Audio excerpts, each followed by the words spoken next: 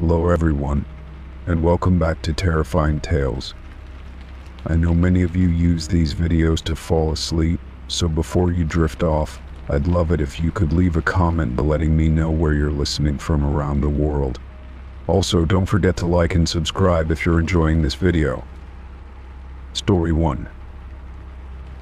1. A message popped up on my computer screen. We're watching you. My webcam was on. I froze, my heart pounding in my chest. I hadn't used my webcam in weeks, and I had certainly never left it on. The small green light next to the lens blinked ominously as if mocking me, telling me someone was behind it, someone who had access to everything. I quickly moved to close the webcam, but it was already too late. I was being watched, and I had no idea how long it had been going on. The message remained on my screen, unblinking, as though it was waiting for me to react. I felt a surge of panic flood through me. Who could be watching me? How had they gained access to my computer? I scanned my desk for anything that could explain it. No strange devices, no unfamiliar wires, but the thought of someone remotely controlling my system, of invading my privacy, made me sick. My hand hovered over the keyboard, but I didn't know what to do next. I couldn't just shut down the computer. I had to understand what was happening. I quickly tried to open the camera settings, but the screen didn't respond. It felt like the system had been locked down, like it was no longer mine to control. A wave of nausea hit me as I realized that someone somewhere was seeing everything I did, every keystroke, every move. What if they had been watching me for days, weeks? I checked the time, but nothing felt real anymore. The blinking light on my webcam was a constant reminder that I was no longer alone in my own space. I moved away from the screen, feeling like I was suffocating. The message on the screen was still there, and the webcam light was still glowing. It felt as though the whole room was closing in around me. My breath quickened, and I forced myself to calm down. I knew I needed to think clearly, but the fear was overwhelming. I had always been careful about security, always taken the necessary precautions. How had they bypassed everything so easily? In a panic, I grabbed my phone and tried to call my friend, hoping they would have some advice. But as I unlocked my phone, another message appeared. This time, it wasn't on my computer. It was on my phone. "We see you too." I froze. My hands shook as I stared at the screen. Was it a coincidence? Or had they somehow accessed my phone as well? I quickly checked my camera app, but the lens was dark. Still, the feeling of being watched lingered. I rushed to unplug my computer, hoping to cut off whatever access they had. I pulled the cord from the wall and powered down the machine. But even as I did, I couldn't shake the feeling that it was too late. Whoever had done this wasn't done with me. The realization was like a weight pressing down on my chest. They knew where I was, what I was doing. It didn't matter that I had disconnected the device, they still had control. I tried to steady my hands and think rationally. I needed help, but who could I trust? How could I explain what was happening? I didn't even understand it myself. I knew I needed to check my other devices. I grabbed my tablet and turned it on, praying it was just a glitch, hoping that somehow the issue was isolated to the computer. But as the screen lit up, a new message popped up, this time on the tablet. "You can't hide."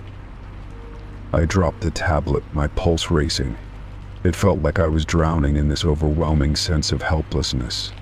The walls around me seemed to close in, and the silence of my house was deafening.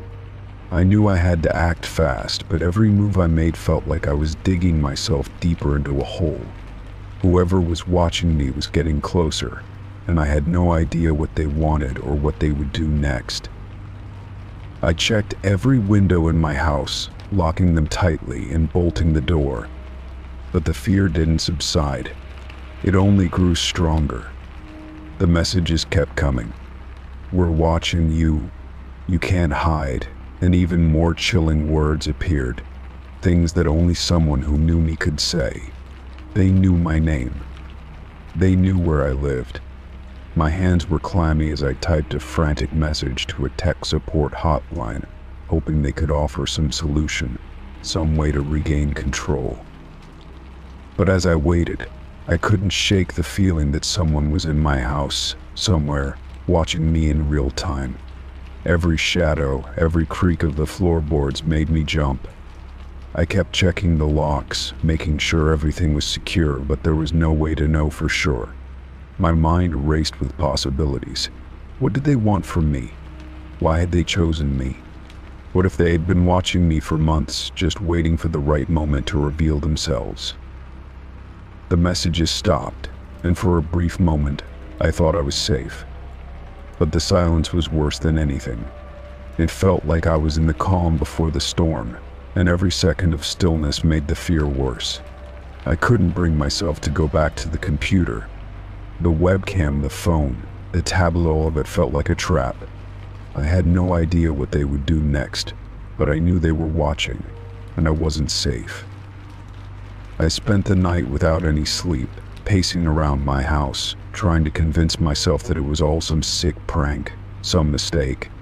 But deep down, I knew the truth. Someone had been watching me, and they had access to everything. I had no control. The fear grew with each passing hour, knowing that they were out there, somewhere, and I was powerless to stop them. Story 2. I woke up to the sound of footsteps in my house, the heavy thud of each step echoing through the silence of the early morning. My eyes shot open, heart hammering in my chest as I tried to make sense of the noise. I lay perfectly still, listening intently, hoping I was just hearing things, maybe still caught in the fog of sleep. But no, the footsteps were real, and they were getting closer, each step sounding like it was drawing nearer to my bedroom door. I had never been so awake in my life. My mind raced, trying to come up with an explanation. Perhaps it was the neighbors, maybe someone had accidentally left their door open and the sound was carrying through the thin walls. Or maybe there was a logical explanation that hadn't crossed my mind yet. But as I lay in my bed, listening to the unmistakable rhythm of the footsteps, I realized something that made my stomach drop. I live alone. There's no one here but me. I reached for my phone on the nightstand, fingers trembling as I unlocked it. I didn't know what I was hoping for, maybe a message, maybe some proof that this was all some sort of bizarre misunderstanding. But the screen was blank. No messages, no missed calls, just the time ticking away relentlessly. The footsteps continued, steady and deliberate. And now they were so close I could almost hear the creak of the floorboards beneath them. I felt frozen, unable to move, as if my body was paralyzed by the growing sense of dread that washed over me. I forced myself to move, slowly sliding out of bed and standing on shaky legs. My feet felt like they were sinking into the carpet with every step as I moved towards the door. The house was unnervingly quiet now, the footsteps gone, but the tension in the air was thick, suffocating. I opened the door slightly, peering out into the hallway, but there was nothing there. No sign of anyone. No shadow slipping by. Just the quiet of my empty house. But something didn't feel right. I checked every room in my apartment, the silence almost deafening as I crept through each one. The bathroom was empty, the kitchen as I had left it dark and undisturbed. I checked the windows, the locks, the doors, but nothing was out of place. Still, I couldn't shake the feeling that I wasn't alone, that something was lurking just out of sight, waiting for the right moment to reveal itself. The sense of being watched was overwhelming, but I couldn't find any logical reason for it. The rest of the day passed in a blur, my nerves frayed and my mind on edge. I kept hearing the faint echo of those footsteps in the back of my mind, like a haunting reminder of something I couldn't quite grasp.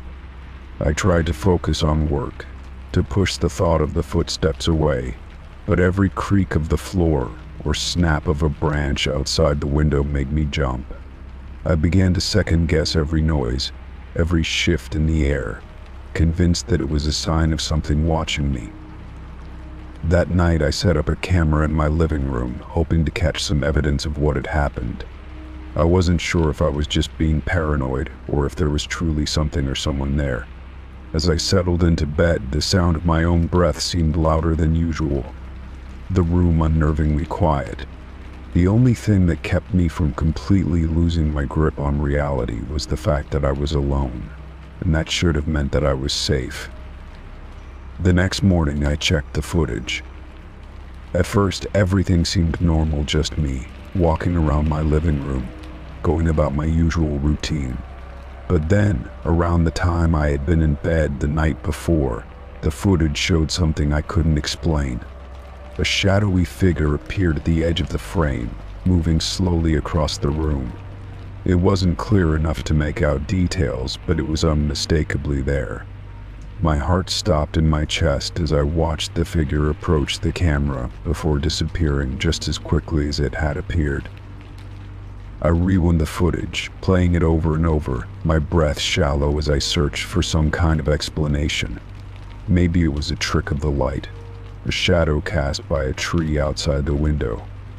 But the more I watched, the less I could convince myself of that. The figure didn't seem like a shadow. It moved with purpose, with intention. It wasn't random. It was someone, or something, and it had been in my house. I spent the rest of the day trying to make sense of it all. Could someone have broken in? I checked all the locks, all the windows, but nothing seemed disturbed. There were no signs of forced entry. No sign that anyone had been there except for what I had seen in the footage. And that footage was chilling. The figure hadn't just been walking, it had been watching. The way it moved, its direction, it all seemed too deliberate, too intentional. That night I locked all the doors, closed all the windows, and made sure everything was in its place. I turned on the security system, just in case. I was determined to get some rest, but every time I closed my eyes, all I could hear were those footsteps, those slow, deliberate steps that had echoed through my house. I thought I heard them again, faintly, in the hallway. My eyes snapped open, my body stiff and tense, but I saw nothing. The next morning I checked the footage again, but this time something was different. The figure was back, but this time it wasn't just moving across the room. It was standing there, staring at the camera. The face was blurry, distorted, but I could see its eyes dark, hollow, and unblinking. I froze, my breath caught in my throat. It felt like the figure was looking directly at me, like it knew I was watching, like it had been waiting for me to see it. I turned off the camera, my mind racing. What was happening? Was someone playing a sick joke on me, or was something far worse at play? I wanted to scream, to run, but there was nowhere to go. I was trapped in my own house, feeling like a prisoner, constantly on edge, always listening for the footsteps that seemed to follow me. But the worst part, I had no idea who or what was behind them, and I didn't know if I would ever find out. Story 3. I woke up that morning feeling disoriented, the kind of grogginess that comes from sleeping too deeply. As I sat up in bed and rubbed my eyes, I couldn't shake the feeling that something wasn't right. The room felt different, like the air had shifted in some way I couldn't quite place. I went about my usual morning routine, trying to push the uneasy feeling out of my mind, but it lingered, following me as I moved through the house. After breakfast, I decided to check my security camera footage. I had installed cameras around the house a few months ago, just for peace of mind. They had been reliable, offering a sense of security when I was home alone. I hadn't thought much of it until now, but the feeling that something was off pushed me to review the footage from the night before. I opened the security app on my phone and selected the video from the previous night. The footage loaded slowly, but I didn't mind. I was used to the slight delay. As I scrubbed through the video, I expected to see the usual nighttime stillness, the faint glow of streetlights through the windows, the occasional rustling of trees in the wind, and nothing more. But when I reached the timestamp marking 3:12 a.m., my stomach dropped. There, on the screen, was a figure moving in front of the door. It was a silhouette hard to make out at first, but it was unmistakable. Someone was standing in the hallway, just outside my front door. I froze, my heart pounding in my chest. How was this possible? I had been asleep the entire time. The figure lingered near the door for a few moments before reaching for the handle and entering. The door creaked open with a slight, almost imperceptible sound, and the figure stepped inside. My mind raced. Who was this person? How had they gotten in? And why hadn't I woken up? I continued watching, my hands trembling as I held the phone. The figure moved through the living room, their movements slow and deliberate. I couldn't make out any features, no face, no details of their clothing, but their presence was undeniable. The camera's resolution wasn't the best, but it was clear enough to show that they were in my home. They weren't rushing or acting in a panic. It was as if they knew exactly where they were going.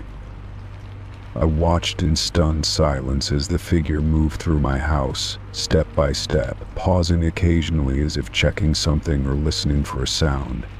The whole time I sat in my bed, completely unaware of the intruder. The footage didn't show me stirring, didn't show any sign that I had even sensed the presence of someone else in the house. It was as though I had been in a deep, unbreakable sleep, entirely disconnected from the world around me. I was shaken to the core. I had no idea how to process what I was seeing. Why hadn't I woken up? I checked the footage again, trying to make sense of it. The intruder stayed in my home for nearly 30 minutes, moving from room to room, examining things. I couldn't tell what they were doing, but they were there, in my home, undetected. When the footage finally showed the figure leaving, they closed the door softly behind them. The timestamp showed that it was now 3:42 a.m. I sat there for a long time, staring at the screen, trying to understand what I had just watched. The video had proven that someone had been inside my house while I slept. But how? And why? I checked the locks on all the doors and windows. Everything seemed normal. The door was locked, the windows were secure. There were no signs of forced entry, nothing to suggest how the person had gotten in.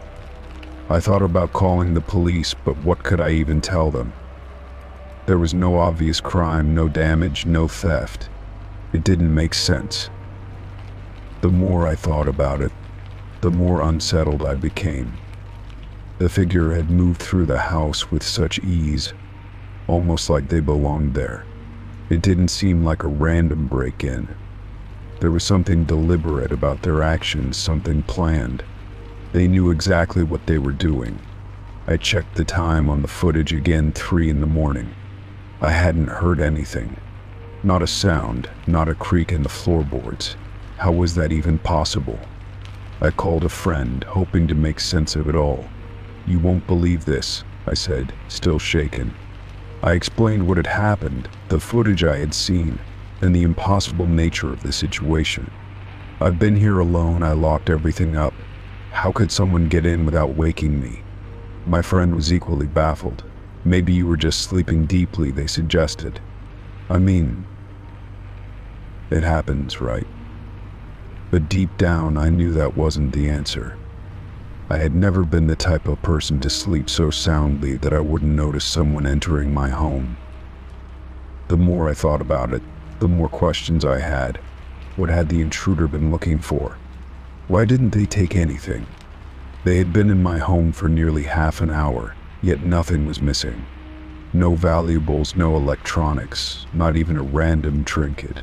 It was almost like they had just been watching. I checked my phone again. The timestamp on the footage didn't lie.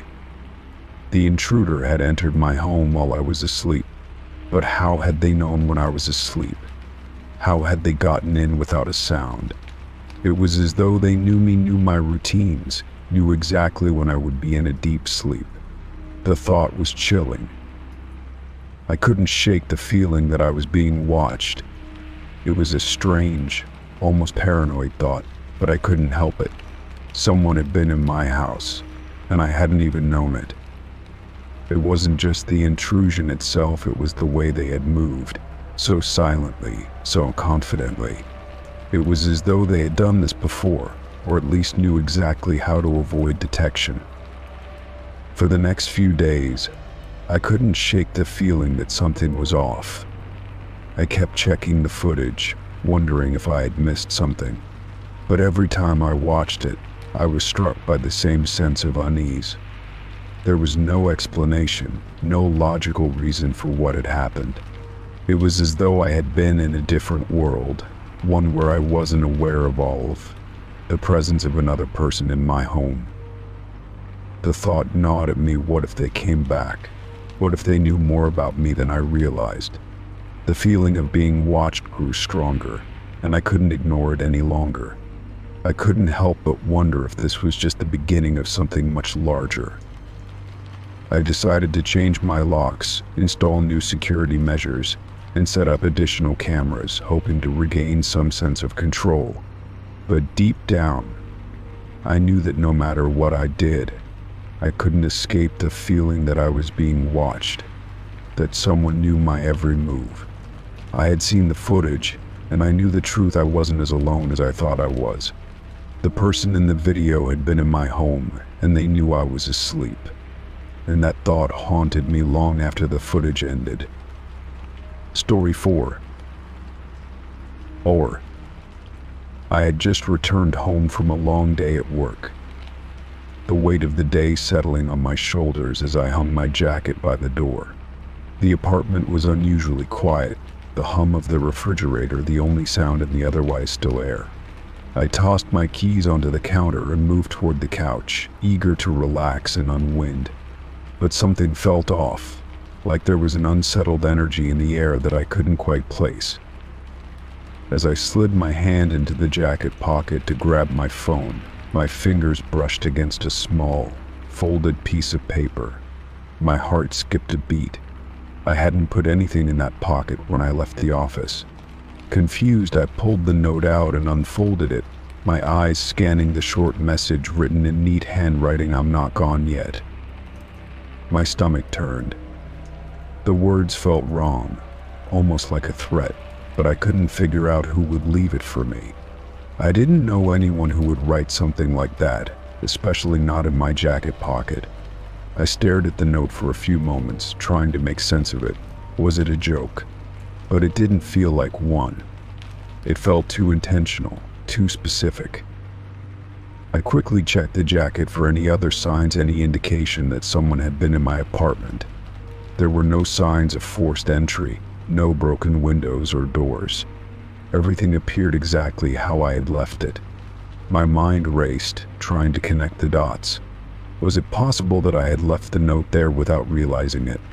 Had I been so distracted by work or something else that I had forgotten?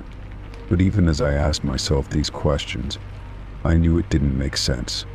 I was certain that the note hadn't been there when I put the jacket on that morning. I felt a chill crawl up my spine, and for a moment I simply stood there, frozen. The note in my hand felt heavier than it should have, like it was laden with some unspoken meaning.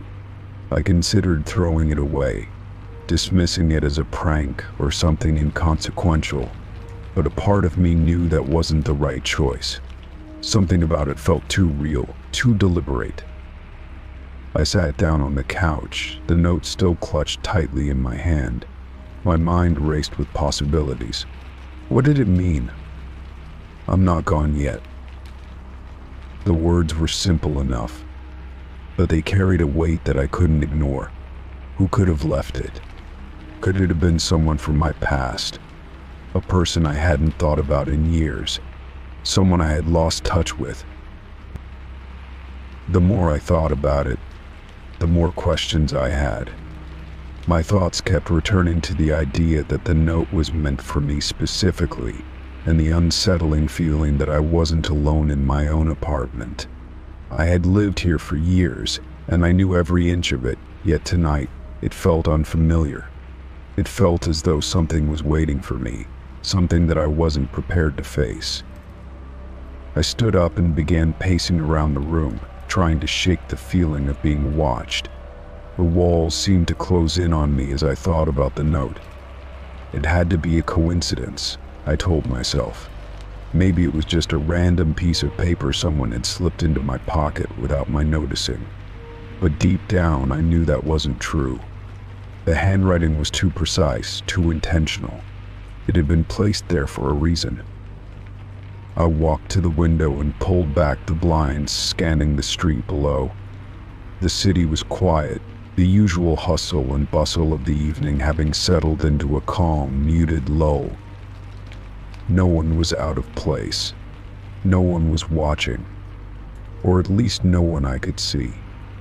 I felt foolish for even considering that someone might be lurking outside my apartment, but the thought lingered. The note still sat on the counter, staring back at me. I couldn't get rid of it, couldn't forget about it. It felt like a message, a reminder of something I hadn't yet understood, and as I looked back at it, the words seemed to echo in my mind, "I'm not gone yet." I spent the rest of the evening trying to distract myself, but the feeling of unease never fully left. I tried to focus on work, on small tasks around the apartment, but nothing seemed to erase the lingering thought that there was something I was missing. Someone or something was still out there, and they knew where I was. As I settled into bed that night, I tried to shake off the thought of the note.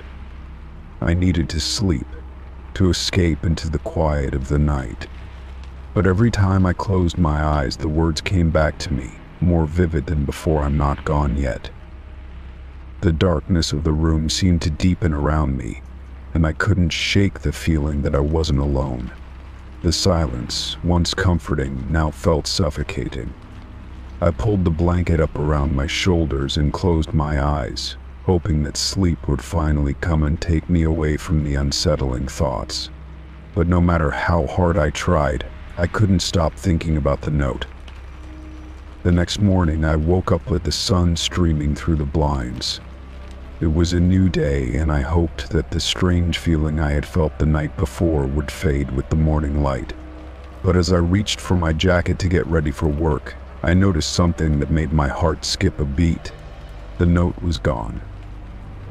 It was gone. I quickly checked my pockets, my desk, the kitchen counter, but it was nowhere to be found. My mind raced again. Had I imagined it? Was it all just a dream? But the memory of the note, the words, were too clear to be a figment of my imagination. I knew it had been real. I shook my head, trying to force the thoughts from my mind as I left for work. But the nagging feeling didn't go away. The unease lingered, following me throughout the day like a shadow I couldn't escape. The note had disappeared, but its message had not. "I'm not gone yet." I didn't know who had left it or why, but one thing was certain: I hadn't heard the last of it. Story 5. The power went out suddenly, plunging my apartment into complete darkness. I had been sitting on the couch, watching a movie when the lights flickered once, and then went out entirely. It wasn't unusual for the power to go out in this building, especially during storms or heavy winds, so I wasn't too concerned at first. I waited a few minutes, hoping it would come back on, and eventually, the lights flickered again, returning with a soft hum. When the power finally returned, I got up and went to the kitchen to check if everything was back to normal. But as soon as I stepped into the room, I stopped in my tracks. The kitchen looked completely different. It wasn't that it was messy or something was out of place. No, the arrangement of everything was completely off. The chairs around the table were facing the wrong way, some even pushed against the wall. The refrigerator door was slightly ajar, and the items on the counter, which I distinctly remembered leaving in a specific order, had been moved. My coffee maker, which I always left in the far corner, was now sitting near the sink. I stood there for a moment, trying to process what I was seeing. It felt like someone had come in and rearranged everything while I wasn't looking. But no one had been here. I lived alone, and I had been sitting on the couch the whole time. There was no way anyone could have gotten in without me noticing, especially with the power being out. I ran my hands over the countertop, as if expecting some clue to explain what had happened, but there was nothing. I walked over to the fridge and closed the door, feeling an odd sense of unease. There was no sound of movement in the apartment, no footsteps, no creaks in the floor, nothing. It was as if I had stepped into a different place altogether. I checked the window, half expecting to see someone watching me from outside, but the street was empty and quiet. I turned back toward the kitchen, my eyes scanning the room, trying to make sense of it. I checked the clock on the wall, but the time seemed off. It had only been about 10 minutes since the power had gone out, but somehow, everything felt distorted. The room felt off, as if something wasn't quite right. I took a deep breath and began to put everything back in its place, hoping that by restoring order, I could shake off the creeping feeling of discomfort that had settled over me. As I was putting the last few items back, I noticed something strange. There was a small note on the table. I had no idea how it got there. I hadn't seen it when I first walked into the kitchen. My heart skipped a beat as I reached for the note, turning it over in my hands. The handwriting was neat and precise, but it was a message I wasn't expecting. "You weren't alone," it said, "but now you are." I stood frozen for a moment, staring at the words. My mind raced as I tried to process the message. Who had written this? Why had they left it for me? I looked around the kitchen again, feeling the weight of the silence press in on me. There was no sign of anyone, no indication that anyone had been in the apartment. But the note was real, and it was there, sitting on my table, as if someone had left it for me to find. I crumpled the note in my hand and threw it in the trash, trying to dismiss the unsettling feeling creeping up my spine. The apartment felt different now, as though I was being watched, though I couldn't see anyone. I glanced at the clock again, but the time seemed to have stopped, as though time itself had been altered while the power was out. I went back to the couch, hoping that if I just sat down and tried to relax, I could shake off the weirdness. But the thought of the note lingered in my mind, and the image of the kitchen being rearranged replayed in my head. It was like everything in the apartment had been shifted, as if it had been touched by something unseen. The more I thought about it, the more I realized that I couldn't explain what had happened. How had everything been moved around? Why had I not noticed the changes when I first walked into the kitchen? Why had the note been left there? And what did it mean? My thoughts spiraled, and I found myself unable to stop thinking about it. I checked all the doors again, making sure they were locked. Everything seemed secure, but still, the feeling of being watched wouldn't go away. I tried to focus on the movie I had been watching before the power went out, but I couldn't concentrate. My mind kept drifting back to the kitchen, back to the rearranged items and the note on the table. The rest of the night passed uneventfully, but I couldn't shake the feeling that something was wrong. I double-checked every lock before going to bed, making sure the windows were all secure. I even moved a chair in front of the front door, something I'd never done before.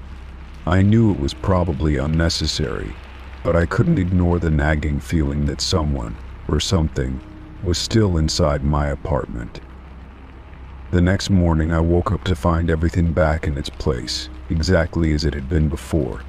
The kitchen looked normal, and there was no sign of the note or anything out of the ordinary. I checked the clock again. It was the same time as before the power had gone out. But even though everything appeared normal, I couldn't shake the sense of unease that lingered in my mind. I didn't know what had happened that night. I didn't know who or what had been in my apartment, or what message they had been trying to send.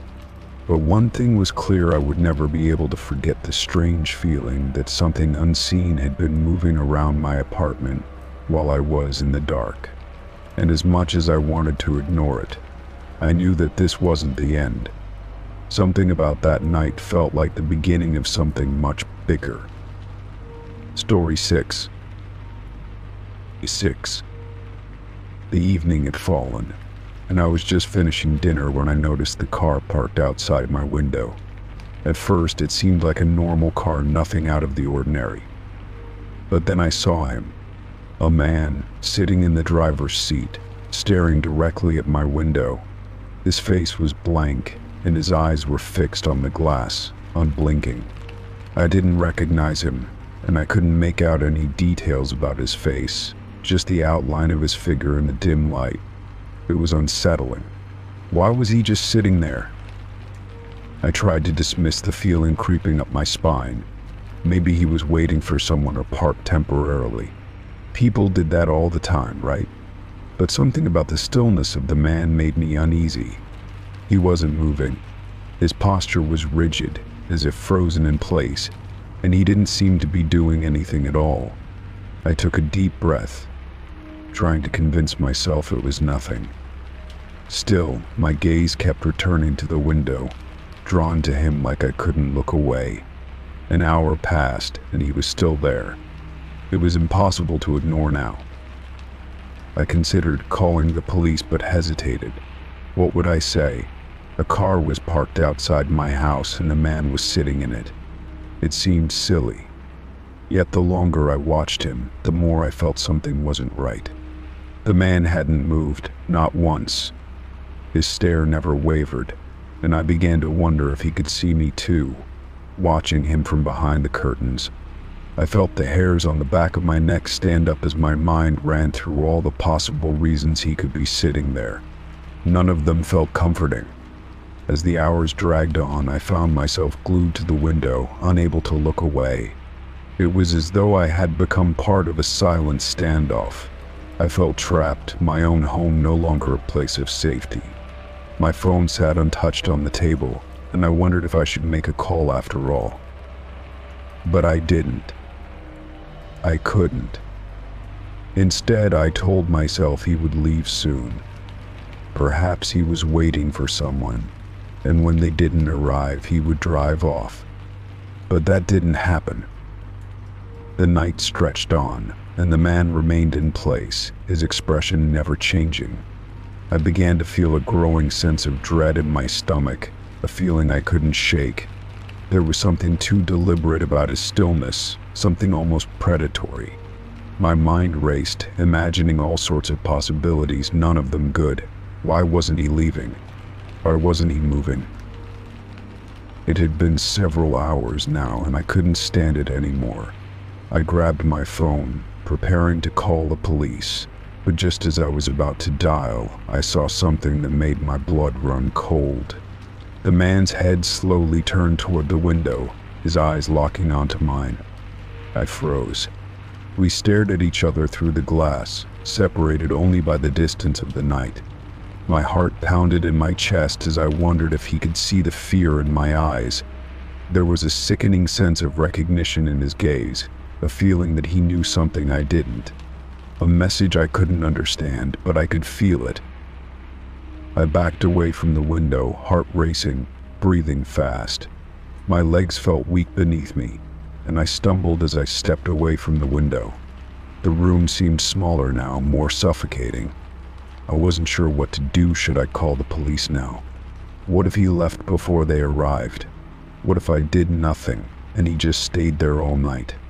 I debated what to do, but the longer I hesitated, the more I felt like the man was inside my head, watching my every move. I took a deep breath and finally dialed the police, giving them my address and a description of the car and the man. My hands shook as I explained what had been happening, the feeling of helplessness gnawing at me. They assured me someone would come out to check on the situation, but the words didn't bring me any comfort. I stayed on the phone, my eyes never leaving the window, terrified that if I looked away for even a second, he would vanish. The officer on the other end of the line continued to talk, but I couldn't focus on the words anymore. My thoughts were too consumed by the man outside. Minutes felt like hours as I waited, the weight of the silence in my house unbearable. I tried to calm my breathing, but the dread kept growing. The man had not moved, not a single inch. His eyes were still fixed on my window, and I couldn't shake the feeling that he was waiting for something from me, or for something to change. Then, just as suddenly as it had started, the man turned the ignition of the car. The sound of the engine coming to life echoed in the quiet night, and for the first time, the man moved. But he didn't drive away. Instead, the car remained in place, the engine idling as the headlights cut through the darkness. I had no idea what was happening. Was he waiting for me to do something? Was he waiting for someone else to show up? I stood frozen in place, staring at the car. My mind raced, trying to figure out what it all meant. The police were on their way, but I couldn't shake the feeling that this man wasn't just some passerby. He had been watching me, studying me, as though he knew something I didn't. The air felt thick with tension as I waited, and every second stretched on, unbearably long. After what felt like an eternity, the headlights of the car flickered, and the engine sputtered. The man reached over, turned the key, and suddenly the car was gone, disappearing into the darkness without a sound. I stood there, staring at the empty street, my heart still racing. The silence was deafening, and the fear that had gripped me only moments before now seemed to be replaced by confusion. Had it all been a dream? Had I imagined the whole thing? My heart was still pounding, but there was nothing left to see. No car, no man, just the empty street. I waited for a few more minutes, just in case, but nothing returned. I slowly pulled away from the window, trying to shake off the lingering unease. The night seemed oddly quiet now, almost too quiet. I couldn't tell if I was relieved or even more afraid than before. The man had gone, but I couldn't stop wondering if he'd be back. Something told me that the eerie encounter wasn't over, that it had only just begun. Story 7. It was a quiet evening, one of those rare moments when everything seemed calm. I had just finished a long day of work and was finally sitting down to relax. I grabbed my phone to check a few messages before turning in for the night. The screen was still bright from the notifications, and I scrolled through them absent-mindedly, half-focused. But something unusual caught my eye. In the corner of the screen, just under the light, was a strange fingerprint, smudged and out of place. I stared at it for a moment, trying to make sense of what I was seeing. The fingerprint was clear, as though someone had just touched the screen. But there was a problem: it didn't make sense. No one else had been around, and I hadn't touched the phone since I had set it down earlier. My mind raced for an explanation. Could it have been there all along and I just didn't notice? But no, the screen had been clean when I last looked at it. I wiped the screen, thinking maybe it was just a smudge or something that had appeared unnoticed. But no matter how much I wiped, the fingerprint remained stubbornly there. It was faint but distinct, an imprint that looked almost deliberate, as though it had been placed with purpose. The more I stared at it, the more unsettled I became. How could this happen? How could a fingerprint appear on my phone screen when no one had touched it? I turned the phone over in my hands, looking at the back and sides to see if there was any sign of another person handling it, but there was nothing. The phone was as untouched as I had left it earlier. I even checked the area around me, expecting to see something, a sign that someone else had been in the room. But everything was as it should be. No one had entered, and no one had touched anything. It was just me, sitting alone in my apartment. I couldn't shake the feeling that something was wrong. I had always been careful with my phone, keeping it locked and out of reach when I wasn't using it. So how could this fingerprint have appeared so suddenly? My thoughts swirled with possibilities, each one more unsettling than the last. Could someone have hacked into my phone somehow, leaving a trace behind? Or was it something more bizarre, something I couldn't even begin to understand? I started to search through my phone's settings, wondering if there was any sign of tampering. My heart rate picked up as I scrolled through the apps and messages, looking for anything out of the ordinary. But everything seemed normal, nothing out of place, no signs of anything unusual. The fingerprint was the only anomaly, and it felt like a mystery I couldn't solve. As I continued to examine the phone, a thought crossed my mind that made me pause. What if the fingerprint was trying to tell me something? What if it wasn't just a random occurrence, but a sign, a message from someone or something trying to communicate? The idea was so strange that I immediately dismissed it, but a part of me couldn't shake the feeling that I was missing something. Something important. I tried to convince myself it was nothing, that I was overthinking it. But every time I looked at the fingerprint, it felt like a presence, like someone or something was silently watching me. The more I stared at it, the more uncomfortable I became. I didn't want to be paranoid, but I couldn't help it. It was as if this small, seemingly insignificant detail had triggered something deeper within me, something primal. I had always felt safe in my apartment, but now, for the first time in a long while, I couldn't shake the feeling that I wasn't alone. I placed the phone down on the table, needing a moment to breathe. I tried to distract myself with a book, but the thought of that fingerprint lingered in my mind, gnawing at me. Every time I glanced over at the phone, it was still there, mocking me.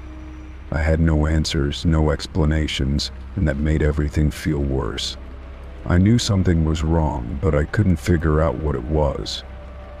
The longer I tried to ignore it, the more the sense of unease built up inside me, like something was slowly creeping into my life. Something I didn't fully understand. Hours passed, but the feeling didn't go away. I couldn't sleep, couldn't relax. Every time I closed my eyes, I saw the fingerprint in my mind. It was as though it was burned into my memory, an image I couldn't erase. I finally got up, grabbed the phone again, and wiped the screen a second time, even though I knew it wouldn't help. The fingerprint was still there. It hadn't faded, hadn't moved, and it didn't belong. By now, I was starting to feel desperate for an explanation. Any explanation. I Googled fingerprint on phone screen and tried to find anything that might offer an answer. But nothing I found seemed to fit. There were articles about smudges, about oils and dirt left behind on the screen, but this wasn't like that. This was different. It wasn't just a stain, it was as if someone had intentionally touched it, leaving an impression. But who? And why? The more I thought about it, the more questions I had. I tried to think back to the last time I had used the phone. Had I put it down somewhere? And had someone accidentally touched it while I wasn't paying attention? But I couldn't think of a single moment when someone else could have interacted with it. I lived alone. I hadn't even left the house in days. The only logical explanation was that I had touched it without realizing, but that didn't explain the perfect nature of the fingerprint, nor how it had appeared so suddenly. I decided to call a friend, hoping they could offer some clarity or even just talk to me about it. When they picked up, I explained the situation, but they laughed it off at first. They suggested I was overthinking it, and that it was probably just a normal smudge I hadn't noticed earlier. But when I held the phone up to the screen during the call, the fingerprint was still there, sharp and unmistakable. My friend grew quiet, sensing the unease in my voice. "Maybe it's nothing," they said, "but maybe you should just take a break from it. Get some sleep. You're probably just tired." I hung up shortly after, still feeling the weight of the fingerprint lingering in my thoughts. Sleep didn't come easily, and every time I closed my eyes, I kept seeing the outline of that strange mark. It was as if it was waiting for me, patiently, like it had been there all along. The next day, I woke up feeling exhausted, the mystery still unresolved. The fingerprint hadn't disappeared, and I still couldn't explain it. It felt like something that didn't belong in my life, something that shouldn't be there. I wondered if I was losing my mind, or if something was happening to me that I wasn't ready to understand. And as the days went on, the feeling of being watched didn't fade. The fingerprint remained, a subtle but constant reminder that there was something strange, something I couldn't explain, lurking in my life. Story 8. When I pulled into the driveway, I immediately noticed something strange. The front door to my house was slightly ajar. It wasn't wide open, just enough for me to see the edge of the doorframe where the lock usually clicks securely. My stomach dropped, and I felt a wave of unease wash over me. I always make sure to lock the door before leaving, so how could this have happened? I sat in my car for a moment, frozen, my mind racing. Could I have forgotten to lock it? But no, I was certain I had. I always checked the door before leaving, and I even double-checked it before I left that morning. Slowly, I stepped out of my car and walked up to the door, my heart pounding in my chest. I reached for the handle and cautiously pushed the door open, the familiar creak of the hinges sounding unusually loud in the silence. Inside, everything looked undisturbed. The living room was in its usual state, and the kitchen appeared to be in order. There were no signs of forced entry, no broken windows or signs of a struggle. But something didn't feel right. The air felt heavier, colder, like something was off in the atmosphere.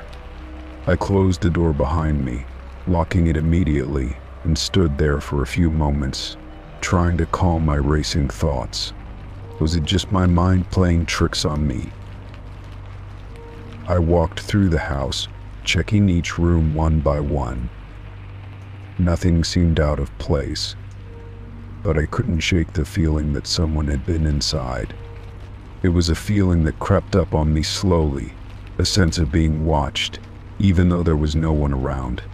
I checked the windows to make sure they were still locked, and I even looked under the couch cushions, just in case. But everything appeared to be normal, almost too normal. As I made my way to the bedroom, I couldn't help but notice the subtle changes. My closet door, which I always leave slightly ajar, was now fully closed. The chair at my desk, which I distinctly remembered leaving pushed in, was now pulled out, as though someone had been sitting there. The more I looked around, the more I noticed small changes that didn't make sense.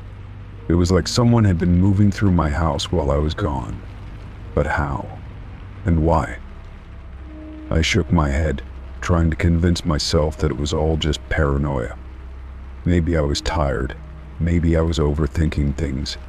After all, it was possible I had simply forgotten about locking the door, and the small changes were nothing more than my imagination running wild.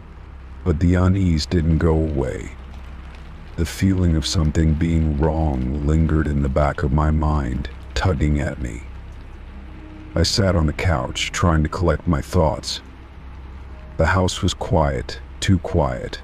The ticking of the clock on the wall seemed louder than usual, almost as though it was the only sound left in the house.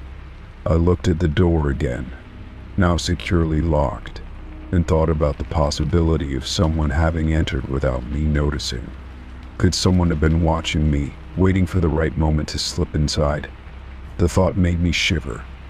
But who would do something like that, and why? I spent the next hour pacing around, checking every lock and window again, just to be sure. I even checked the back door, which was still securely locked.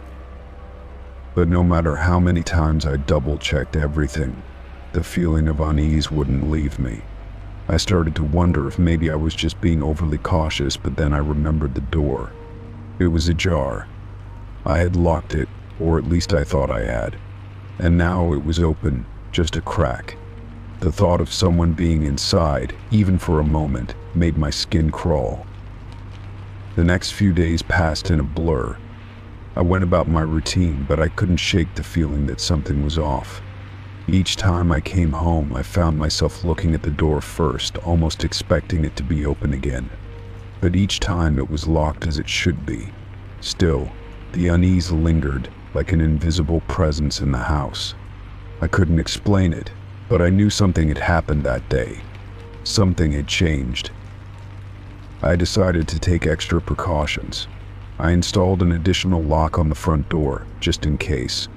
I also started keeping a small camera inside the house, aimed at the front door, hoping to catch any unusual activity. But the more I tried to protect myself, the more I felt trapped in my own home. It was supposed to be a place of comfort and safety, but now it felt like a place I had to watch constantly. A place where I couldn't let my guard down. A few weeks later, I came home to find that nothing had changed. The door was locked, the house was quiet, and there were no signs of anyone having been inside. I was starting to feel a little more at ease, but the memory of that day when the door was ajar still haunted me. I could still see the image in my mind, the door, just barely open, as if waiting for me to step inside. I would never forget that feeling of walking into my home and knowing, deep down, that something wasn't right. I began to question everything. Had I really locked the door? Had I simply imagined the feeling of it being ajar? But every time I thought about it, the memory seemed too vivid, too real, to be a figment of my imagination. It wasn't just the door, it was the feeling, the sense of being watched, the strange changes that seemed to occur without explanation. I couldn't let it go, no matter how hard I tried. The unease lingered, growing stronger with each passing day.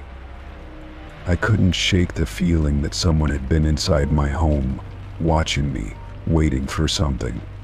Maybe it was all in my head, but the more I thought about it, the more I became convinced that it wasn't. Something had happened that day, something I couldn't explain, and it was changing the way I saw my own home. My front door had been slightly ajar, and no matter how many times I checked, I couldn't forget the feeling of that moment. The feeling that I wasn't alone. Story 9. I received a message that simply read, "I know you're alone right now." My heart skipped a beat as I stared at the screen. The message was from an unknown number, and I had no idea how they knew I was home alone. I had just finished dinner, and the house was silent. Nothing seemed out of the ordinary. But reading those words sent a shiver down my spine. The fact that the message came at a time when I was by myself made it all the more unsettling. Who would send something like that? I tried to convince myself that it was just a prank. Maybe it was someone I knew playing a cruel joke. I scrolled through my contacts, searching for any familiar numbers, but nothing seemed to match the unknown sender. The message seemed so simple, yet so direct, as if the person knew exactly where I was. I tried to dismiss it, but the feeling of unease wouldn't go away. I kept looking over my shoulder, half expecting someone to be standing behind me. I quickly typed out a reply asking who it was, but I didn't get a response. Minutes passed, and then an hour, but no new messages came through. My phone remained silent, yet the words from the message replayed in my mind, echoing through my thoughts. "I know you're alone right now." I couldn't shake the feeling that I was being watched. The house felt too quiet, and the more I thought about it, the more it seemed like the message wasn't a coincidence. It had been sent at the exact moment I was alone. as if the sender knew I would be in this very spot at this very time. I stood up and walked around the house, checking all the windows and doors. Everything was locked, nothing seemed out of place. But the fear didn't leave. I could feel my pulse racing as I went back to the couch and tried to distract myself with the TV, but I couldn't focus. Every sound seemed amplified: the hum of the refrigerator, the wind outside, even the faint creak of the floorboards. I kept thinking about the message. How did they know? What did they want? As I sat there, trying to calm myself down, the phone buzzed again. I froze, staring at the screen. Another message from the same unknown number: "I can see you." My breath caught in my throat, and I felt a wave of panic wash over me. This was no longer just a harmless prank, it felt personal, threatening. How could they see me? I quickly looked around the room, but there was no one there. The curtains were drawn, and I was certain I hadn't seen anyone outside. My heart pounded as I scrambled to block the number, but the message kept coming. "I can hear your breath." The next message read, "You can't hide from me." I had to act fast. I grabbed my phone and called a friend, hoping to hear a familiar voice. I needed to make sure I wasn't imagining things, but the call went straight to voicemail. I tried again and a third time, but there was no answer. Panic began to set in. The house felt too big, too empty. I thought about calling the police, but I hesitated. What could I even tell them? That someone sent me a creepy message. It didn't seem like enough to justify a call to them. I decided to stay inside and lock myself in my room. I moved quickly, checking all the locks again, making sure everything was secure. The messages kept coming, each one more chilling than the last. "I know you can hear me. I'm getting closer." I could feel my hands shaking as I held my phone, wondering what to do next. It was almost like the person was playing some twisted game, taunting me with each message. I sat in my room for what felt like hours, unable to relax. I didn't dare leave, didn't dare check the windows again. It was as if I had become the prey in someone's twisted game, and they were watching me from the shadows. The house felt suffocating, and my mind raced with fear. Every sound made me jump, and every movement outside the window felt like a threat. I didn't know how much longer I could take it. Then, just when I thought I couldn't stand it anymore, the phone buzzed again.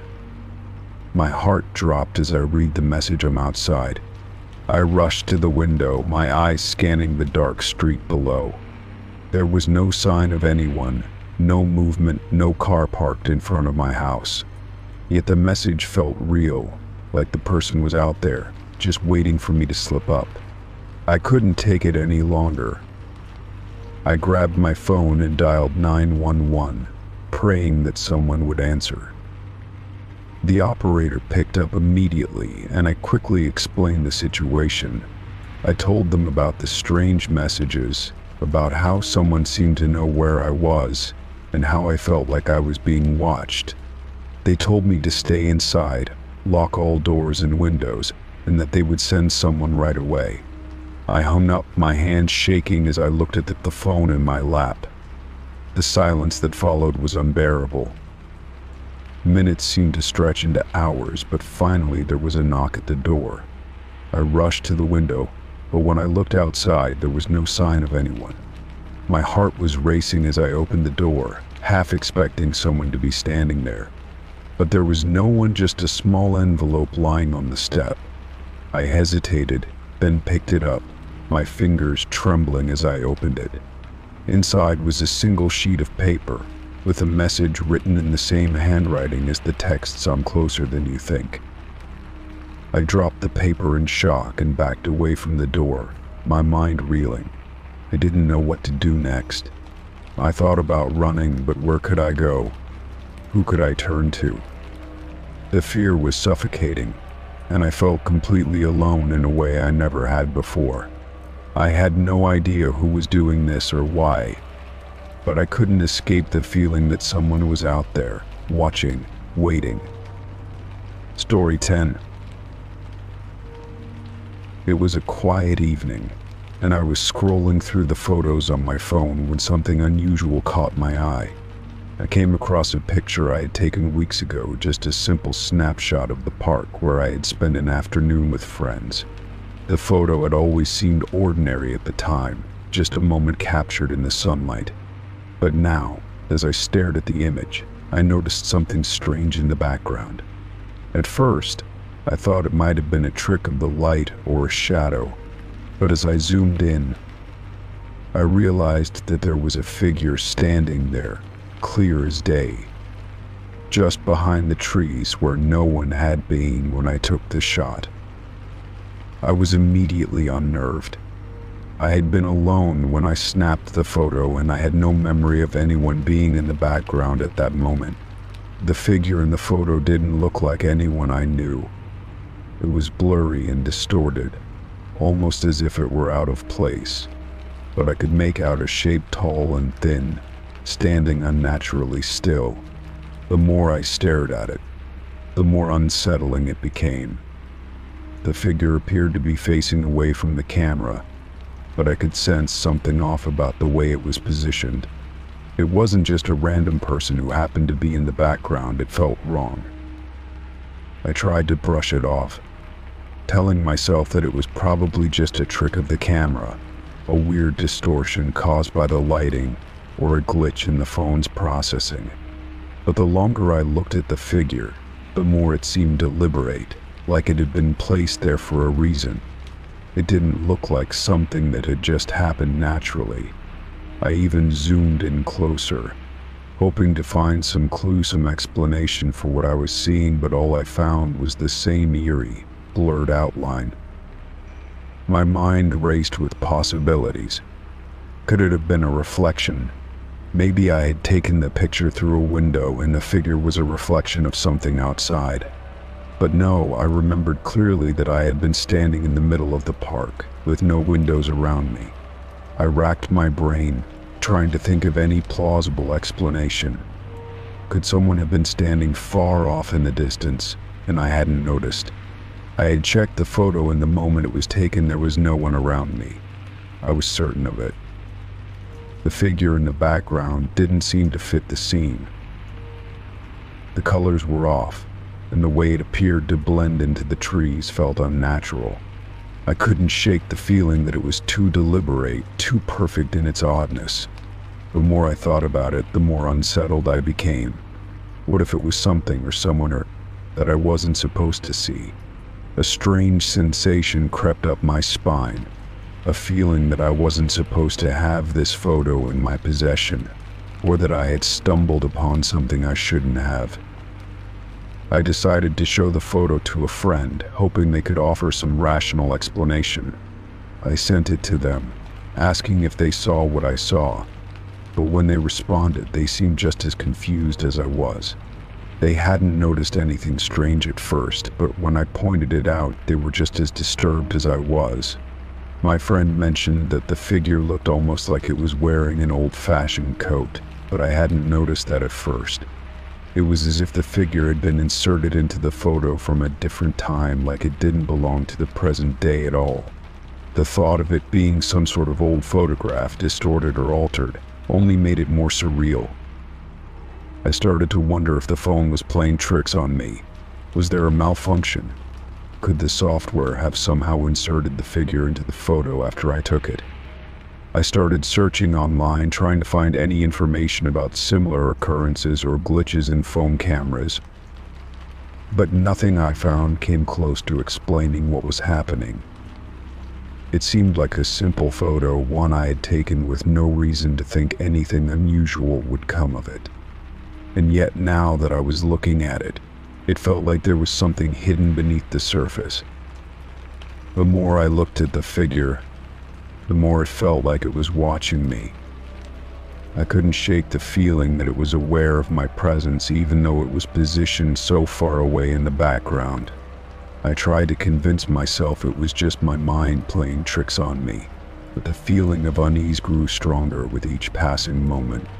The figure seemed almost too lifelike, too real, for something that didn't belong. It felt like it was waiting for something, or worse, like it was waiting for me. In an attempt to calm myself, I opened the photo in a different app, hoping a new perspective would help.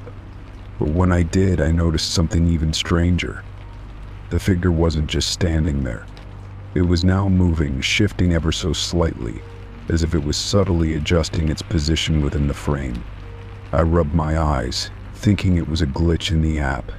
But when I looked again, the figure had indeed changed. The movement was imperceptible, just a slight shift, but it was there. My heart began to race as I realized the figure was no longer static, no longer just a background detail. It had come to life, even if only in the photo itself. The more I examined the photo, the more I felt like I was being drawn into it. It was as if the figure was beckoning me, pulling me toward it. I couldn't understand why it felt so personal, why I felt so connected to something that wasn't even really there. My fingers trembled as I zoomed in again, trying to understand what I was seeing. The figure's outline seemed clearer now, more defined, as though it was somehow becoming more real with each passing second. I wondered if I had somehow been targeted by some sort of prank or hoax. Could someone have altered the photo before it was sent to me? I thought back to the moment when I took the picture. Had anyone been around me? No, I was alone. I had no idea how this could have happened. Was it possible that the phone had somehow recorded someone else without me noticing? But nothing seemed to explain why it felt so real, so connected to me. It was like the figure had always been there, hidden in the background, waiting for me to notice it. I started to feel a growing sense of paranoia. The figure, once a distant blur in the background of a simple photo, had become something far more significant. It was like it was trying to tell me something I wasn't meant to know. My mind raced with possibilities, and none of them brought comfort. The thought that the figure was some kind of warning, or even a threat, lingered in my mind. But what could I do? What was I supposed to do with this strange, distorted image?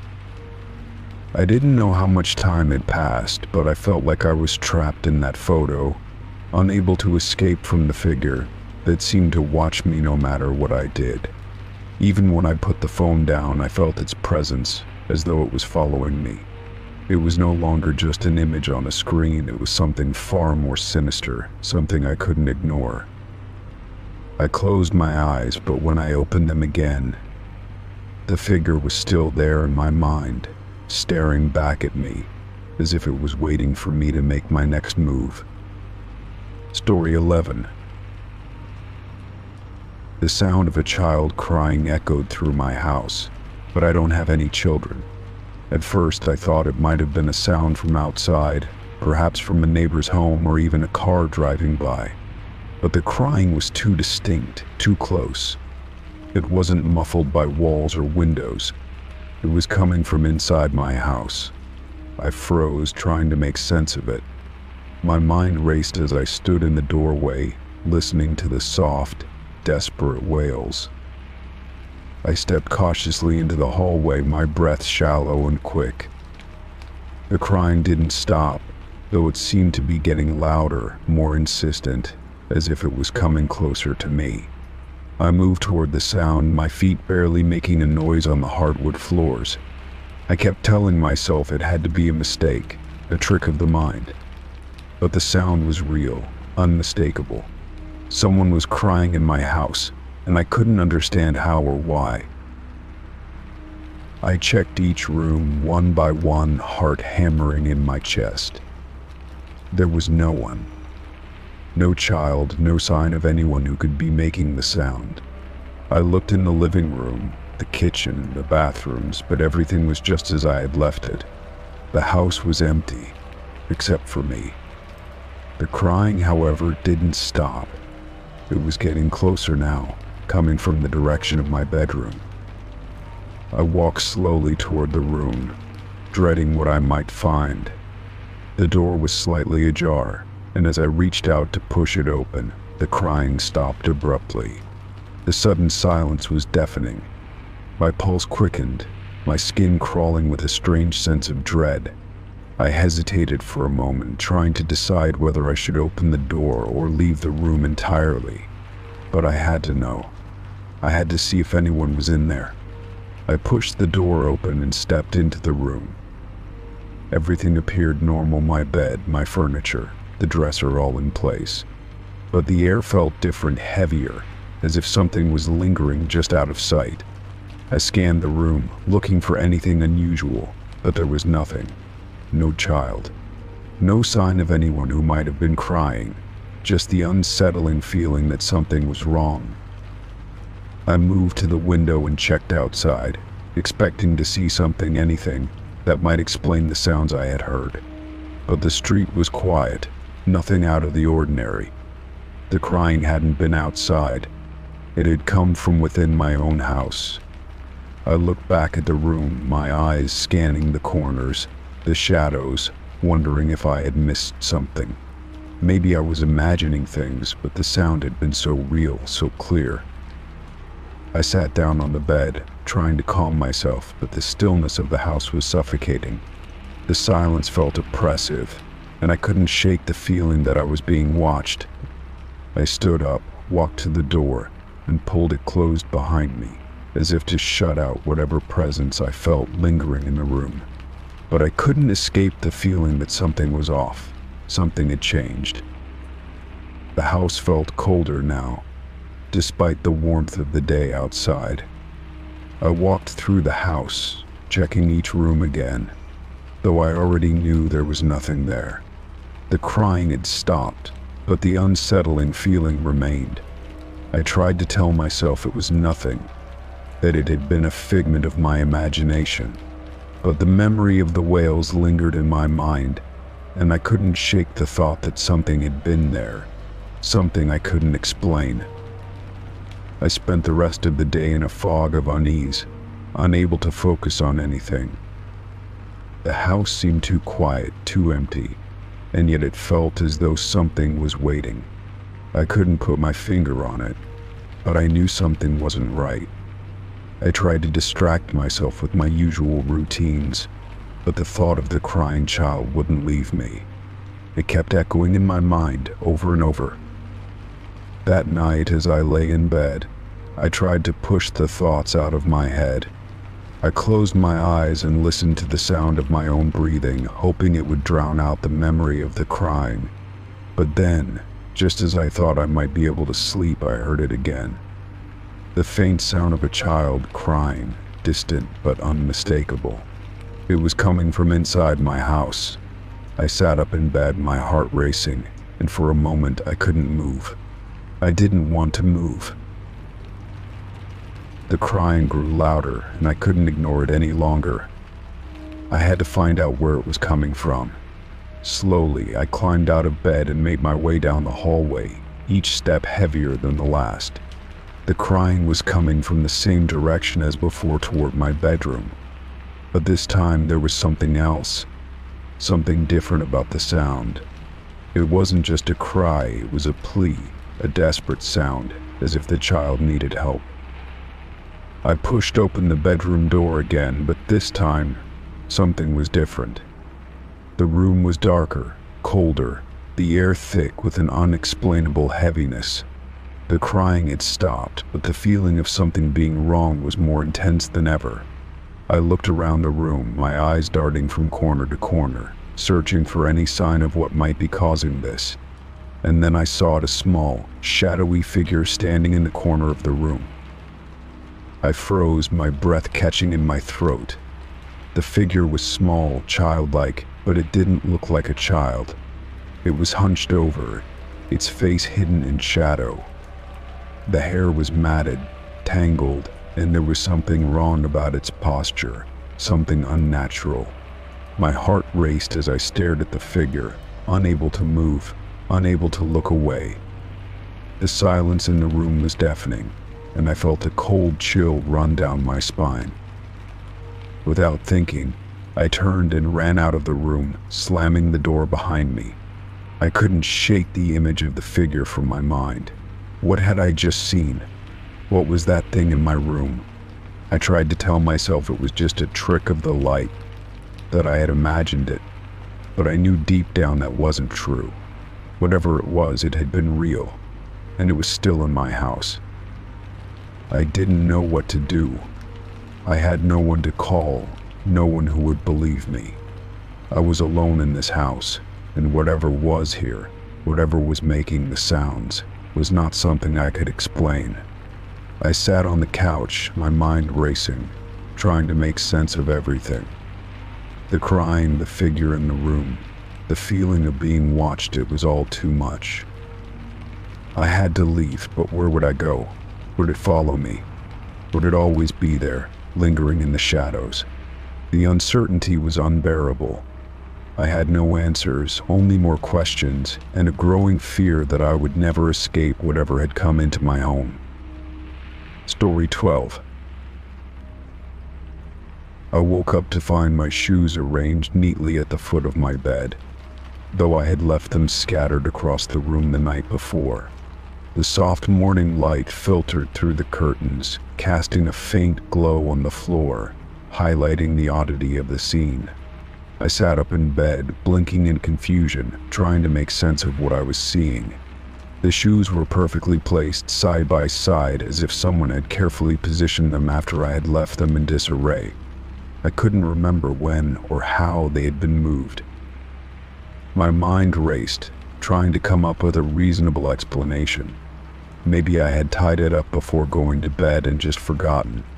But that didn't make sense either. I was sure I had left them where they were. I glanced around the room, searching for any other signs of something out of place. The rest of the room appeared as I had left it. Nothing else seemed disturbed but the shoes. They were the one thing that didn't fit. I slowly stood up, reaching down to touch them, expecting to find something that might explain this strange occurrence.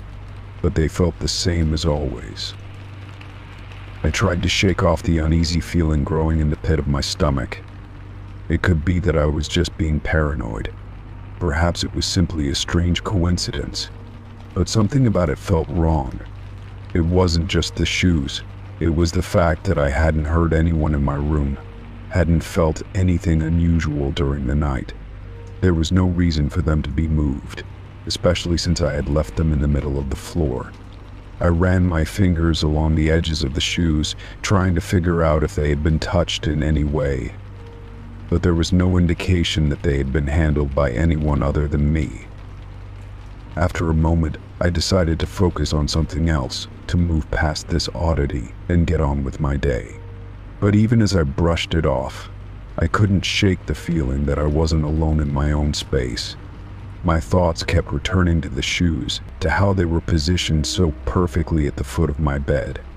The more I tried to distract myself, the more my mind circled back to that one detail. It felt like a small thing, but it gnawed at me, reminding me that sometimes the smallest things could signal something far larger.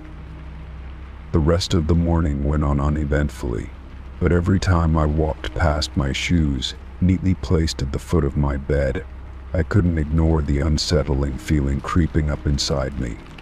I kept wondering if someone had come into my room during the night, moved the shoes, and left without a trace. The idea seemed impossible. The doors were locked, the windows closed. I hadn't heard anyone, and yet the shoes were moved. I even considered calling a friend, asking if they had come over in the night, but I immediately dismissed the thought. They would have told me, or I would have known. As the day passed, I tried to get back into my usual routine, but the unease lingered in the back of my mind. Every time I left the room and came back, I checked the shoes again, as if expecting them to have been moved once more. But they stayed exactly where they were, neatly aligned, no sign of disturbance. I kept telling myself it was nothing, just a figment of my imagination. But deep down I knew it was something more. Something strange had happened, and I couldn't explain it. That night, as I prepared for bed, I decided to leave the shoes exactly where they were, just to see if anything unusual would happen again. I was determined to get to the bottom of it. I laid in bed, staring at the shoes from the corner of my eye. The room still and quiet, the only sound being the occasional creak of the house settling. Hours passed, and nothing happened. But the feeling of being watched, of being unable to escape the sense that something was wrong, never left me. The next morning I woke up early, too early, as if I had been waiting for something all night. My eyes immediately darted to the foot of the bed, and to my surprise, the shoes were still there, in the same exact position. I let out a slow breath of relief, but it was short-lived. There was no sign of anything else, no clue as to why they had been moved in the first place. But then my heart skipped a beat as I noticed something else, a small piece of paper tucked inside one of the shoes. It wasn't there when I had checked before. I hesitated, my hand hovering over the shoe, before I slowly reached down and pulled the paper out. I unfolded it carefully, and there, in a neat, unfamiliar handwriting, were 3 words: "I'm watching you." I stared at the message, my mind racing. Who had left this note? How could they have gotten into my room? I thought back to the night before, trying to recall if I had heard any sounds, if I had noticed anything out of the ordinary. But there was nothing. The house had been quiet. I was alone, and yet someone had been in my space. A chill ran through me as I reread the note, the words etched in my mind like a warning I couldn't ignore. I quickly checked the rest of the room, looking for any other signs, any other notes, any indication that someone else had been there. But there was nothing. The room was just as I had left it, except for the note and the shoes. Still, the unease remained. The sense that someone or something had been inside my house, watching me, following me, was too overwhelming to push aside.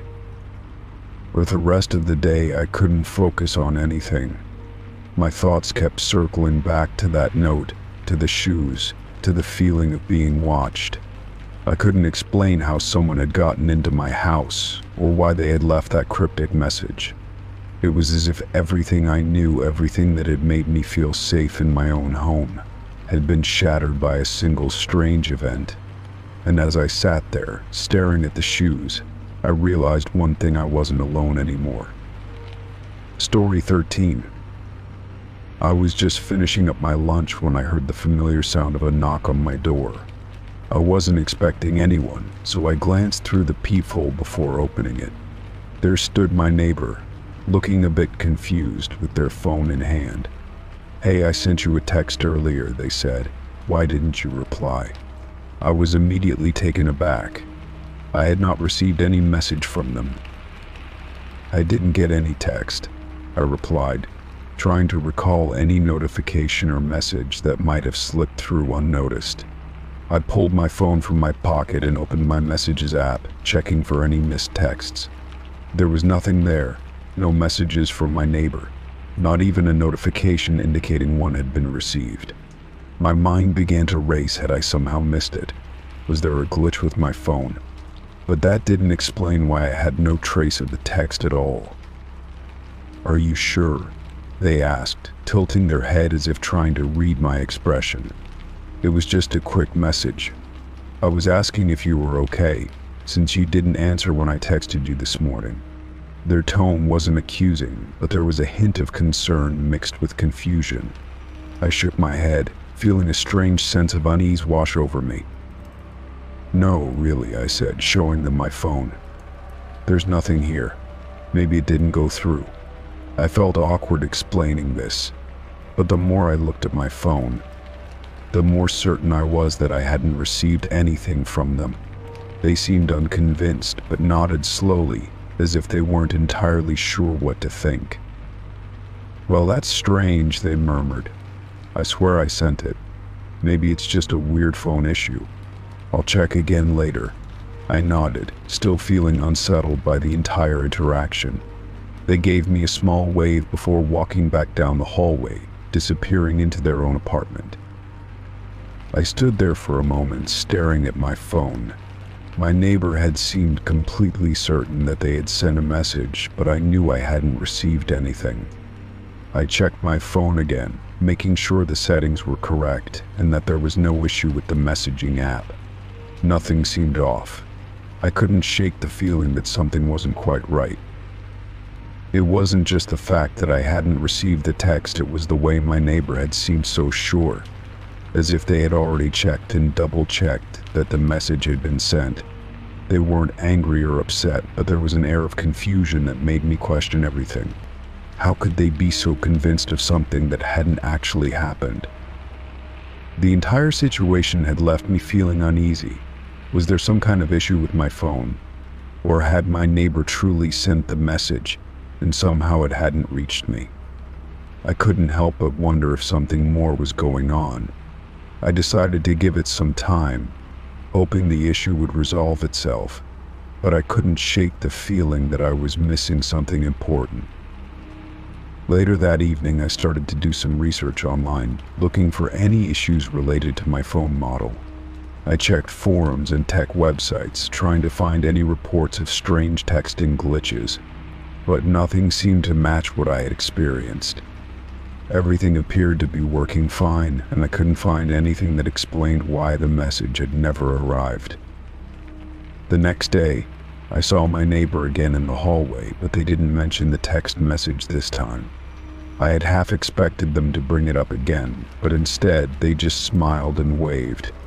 It almost felt as though the conversation had never happened. I found that even stranger than the initial encounter. If they hadn't thought it was important enough to follow up on, did that mean they had forgotten about it already? Or had they realized that something was wrong? I couldn't stop thinking about the text. It wasn't just the fact that I had never received it. It was the certainty with which my neighbor had spoken. The way they had seemed sure that I had seen their message, and yet there was no trace of it anywhere. It felt like I was losing my grip on reality, as if something had slipped through the cracks, but I couldn't figure out what. The next few days passed uneventfully, and life continued as usual. But the incident with the text still nagged at me. I checked my phone every so often, making sure I hadn't missed anything. Nothing out of the ordinary ever came through. I even asked a few friends if they had ever experienced anything like that text disappearing or failing to send, but they all looked at me like I was crazy. As far as they were concerned, if the message didn't show up, it must not have been sent in the first place. But I knew what I had seen, or rather, what I hadn't seen. The message was real. It had existed, at least in my neighbor's mind. It was just the fact that it never reached me that made everything feel so strange. There was no explanation I could find that made sense. And as much as I tried to move on and forget about it, the nagging doubt stayed with me, lingering in the back of my mind like a quiet whisper.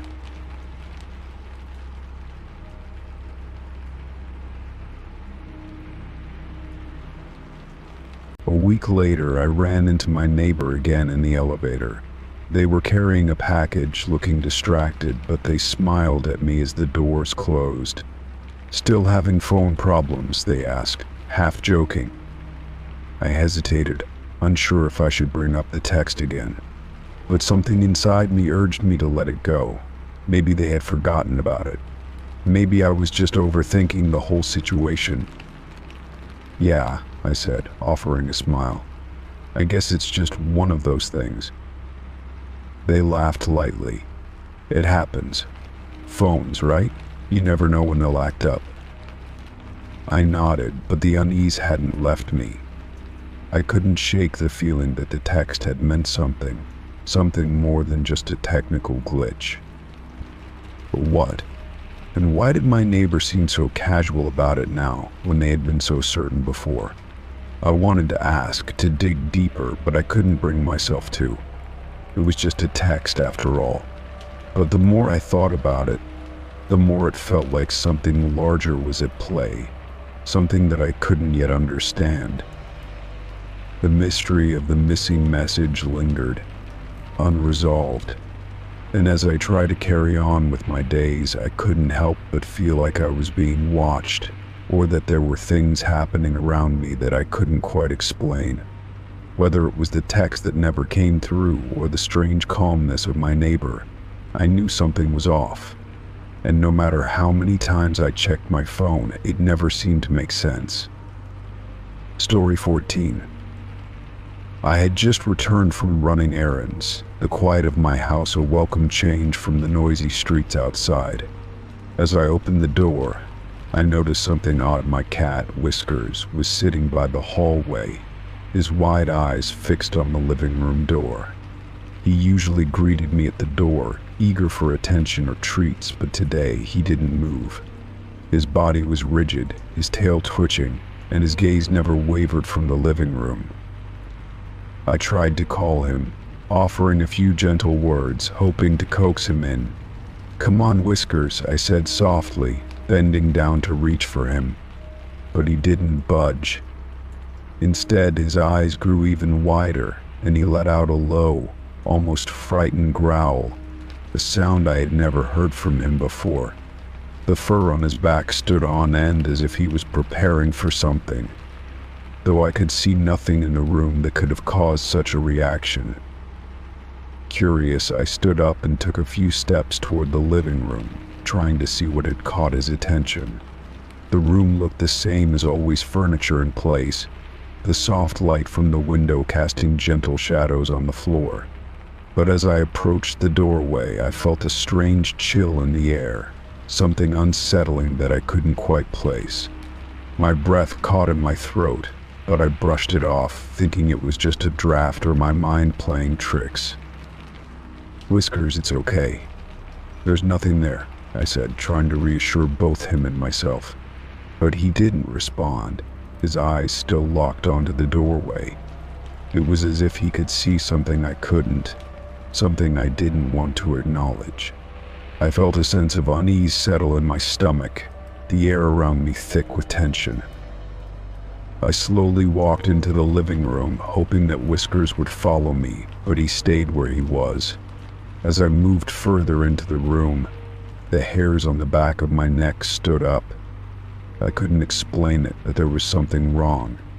The room felt different, colder, almost as if it was holding its breath. My heart began to race, and I felt the weight of the silence pressing down on me. I quickly turned back to Whiskers, who was still watching me from the hallway, his eyes never leaving the living room. "Come on, Whiskers. You're acting strange today," I said, trying to break the tension in my voice. But as I spoke, I felt an inexplicable sense of dread settle over me. It was as though something was in the room, something that wasn't visible to my eyes, but that Whiskers could sense. I decided to leave the room for a moment, hoping the weird feeling would pass. I walked back into the kitchen, and Whiskers finally followed me, but he stayed just outside the doorway, looking back toward the living room. I tried to distract myself with a snack, but my thoughts kept drifting back to the living room and the strange behavior of my cat. I couldn't shake the feeling that something was wrong, that something had shifted in the room while I wasn't looking. After a few minutes, I mustered up the courage to go back and check the living room. This time I called out to Whiskers again, but he refused to follow me. He stood in the kitchen, his gaze fixed on the hallway. "It's just a room," I muttered to myself, trying to convince myself that there was no need to be scared. But as I walked down the hallway, I couldn't help but feel a growing sense of foreboding. When I entered the living room once again, everything appeared the same. Nothing seemed out of place, yet I still felt that uncomfortable chill in the air, as if something were lurking just out of sight. I took a few steps into the room, the floor creaking softly beneath me, and stopped in the center of the room. The silence was almost suffocating, and I found myself holding my breath, waiting for something to happen, though I wasn't sure what. Whiskers had followed me into the room now, but he stayed near the door, his eyes locked onto the far corner. I turned to look, but saw nothing. Yet, I couldn't shake the feeling that something was there, just beyond my sight, watching. I moved a little closer to the corner, trying to see if there was anything unusual, but the room seemed perfectly ordinary. The furniture was arranged as it always had been, and the light continued to filter through the windows. I bent down to check behind the furniture, my heart pounding in my chest. There was nothing there. No hidden creatures, no strange markings on the floor. But as I stood up and turned back toward the door, I caught a glimpse of something out of the corner of my eye. A shadow, fleeting and quick, moving along the wall.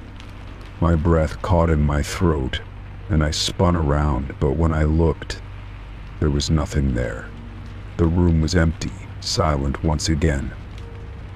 "Whiskers, come here," I called softly, trying to calm myself, but he didn't move. Instead, he continued to stare intently at the same spot in the room, his body rigid.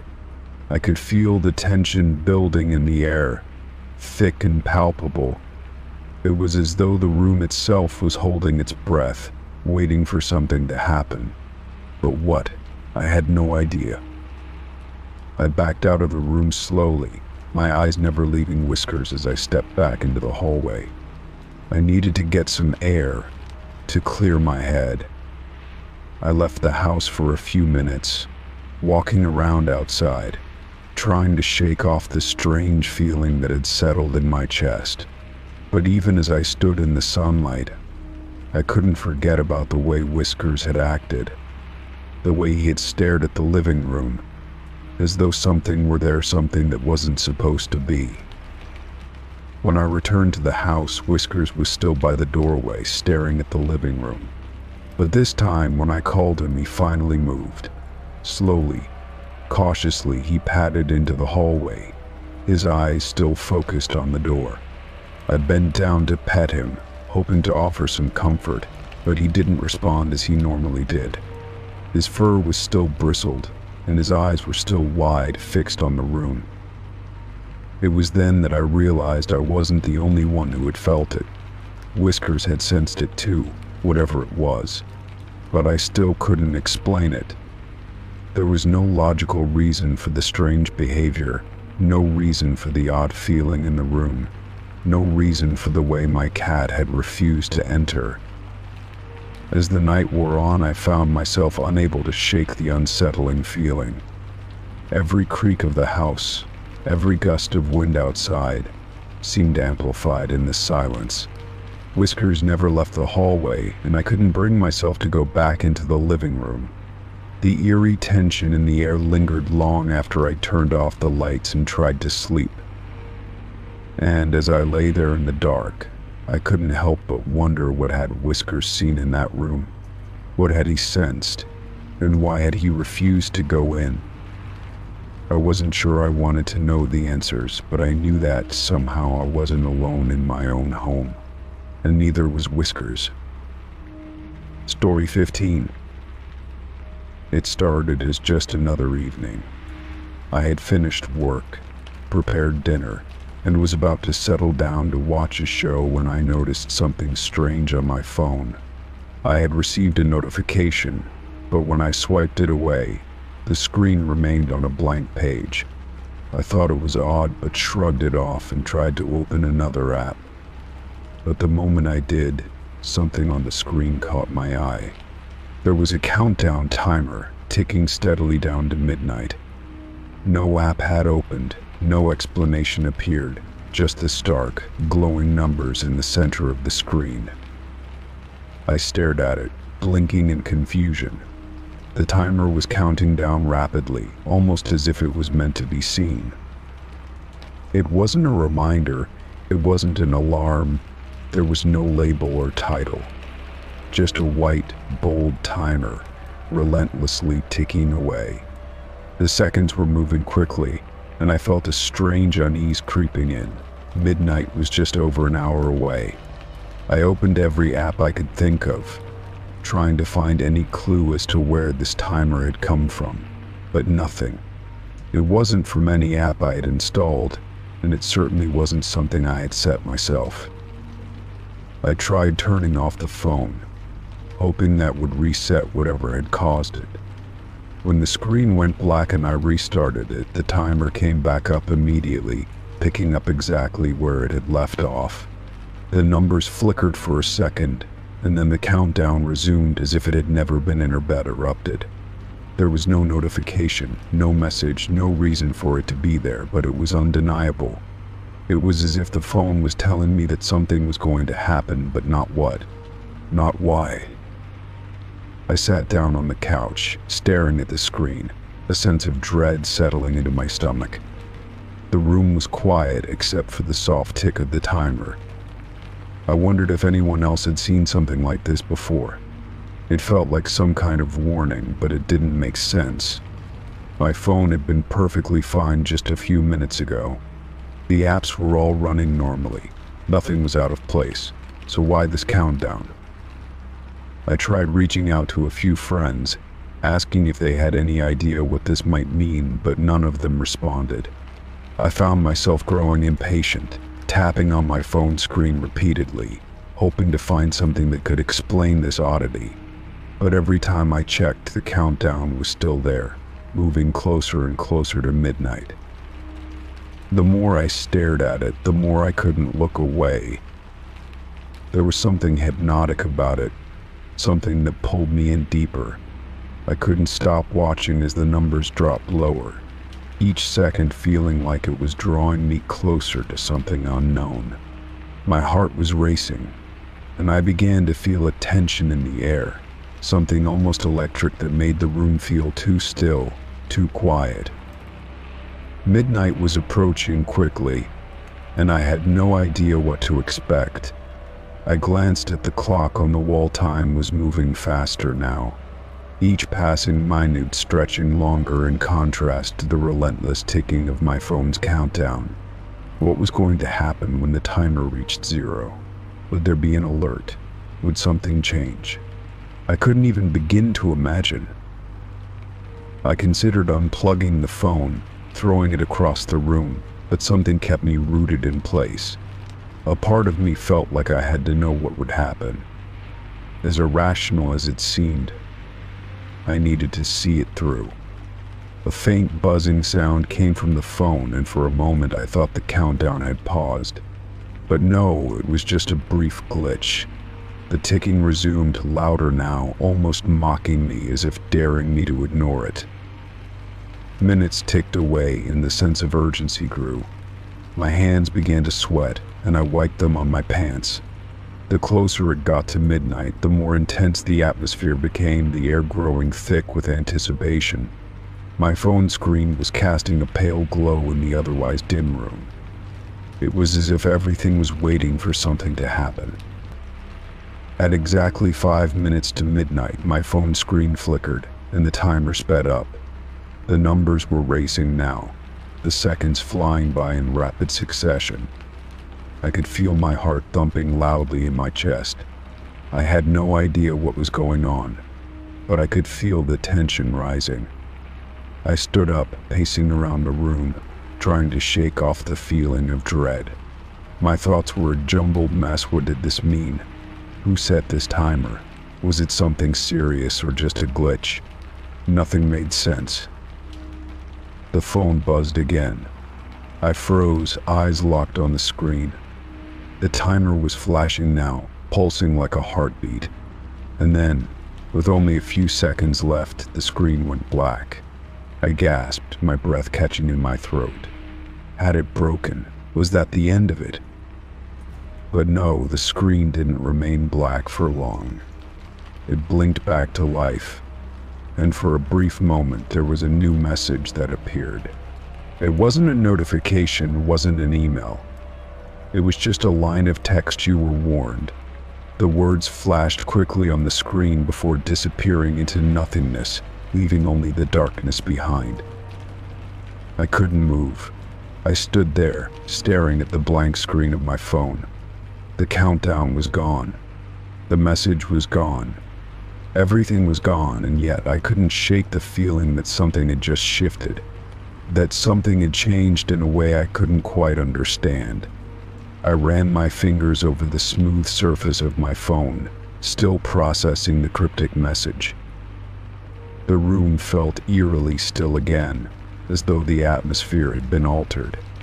I glanced at the time on the clock. Midnight had passed. I hadn't heard a sound. Nothing had physically changed in my apartment, but I knew that the timer wasn't just a glitch. It wasn't a mistake. Something had happened, something I couldn't explain, and I didn't know what it meant. I quickly checked all my apps once more, hoping to find an answer, but everything seemed normal. The phone worked just fine. There were no new notifications, no emails, no messages. Everything was exactly as it should be, except for that moment. That moment when the timer had stopped and the cryptic message had appeared. My stomach twisted with unease. Whatever this was, it wasn't over. It was only just beginning. I placed the phone on the table, standing back for a moment to collect myself. The sensation of something lingering in the air didn't go away. I could still feel it. Something had been set in motion, something I couldn't control or predict. And whatever it was, I knew it wouldn't be the last time I saw that countdown. Story 16. I was sitting on my bed, scrolling through my phone, when I heard it. A soft, faint whisper, as if carried by the wind, barely audible at first. I paused, holding my breath, trying to determine if I had imagined it. But then, the voice came again, clearer this time, unmistakable. Jen. It was my name, spoken in a tone that made my blood run cold.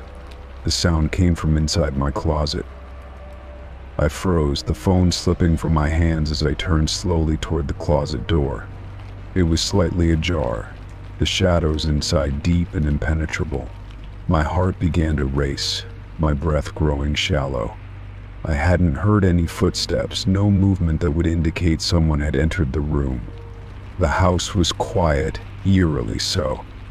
I tried to shake off the fear, telling myself it was just the wind, or maybe a creak from the house settling.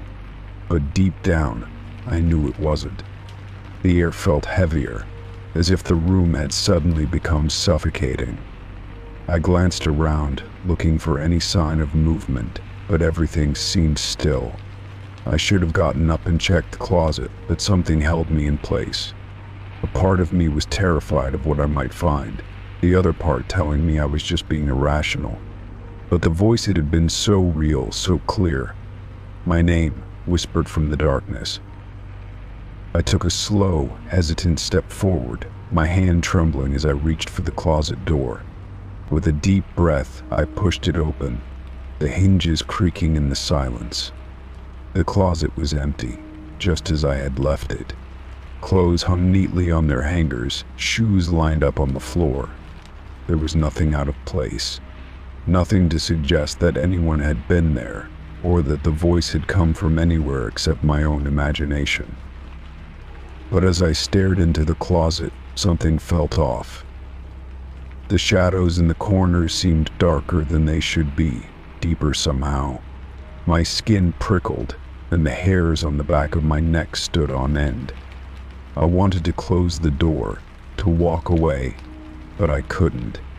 My eyes kept scanning the space, searching for any sign that I had missed. And then, just as I was about to turn away, I heard it again. Jen. The voice was louder now, closer, almost as if it was coming from behind me.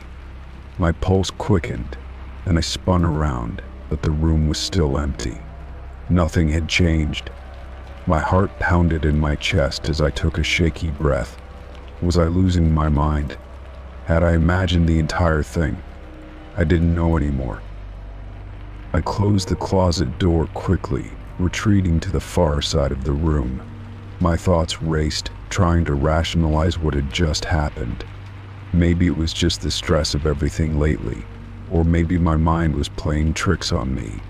I wasn't sure. But the feeling in the room, the sense that something was wrong, wouldn't go away. It clung to me, settling over me like a heavy blanket I couldn't shake off. I spent the next few minutes pacing around my room, trying to distract myself, but every time I passed the closet, I couldn't help but glance at it, half expecting to see something moving inside. It was ridiculous, I knew. There was no one in there, but the voice, the way it had whispered my name, wouldn't let me forget. It felt too real to be a figment of my imagination. I decided to call a friend, someone who could talk me through the panic I was feeling. But just as I picked up the phone, the lights flickered. I paused, staring at the ceiling as the lights buzzed and dimmed for a moment.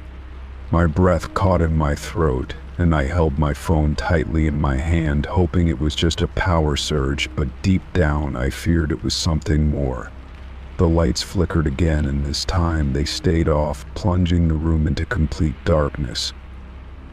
I fumbled for the switch, flipping it on and off, but nothing happened.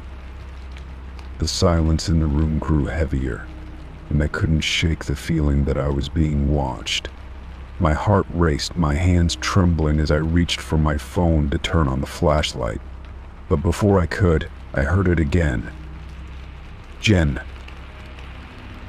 This time, the voice wasn't a whisper, it was clear, distinct, and unmistakable. It came from inside the closet, and it was so loud, so close that I could feel the vibrations in my chest. My body froze, my mind reeling with fear. I couldn't move. I couldn't think. I just stood there, holding my phone in front of me, the light shaking in my hand as I stared at the closet door.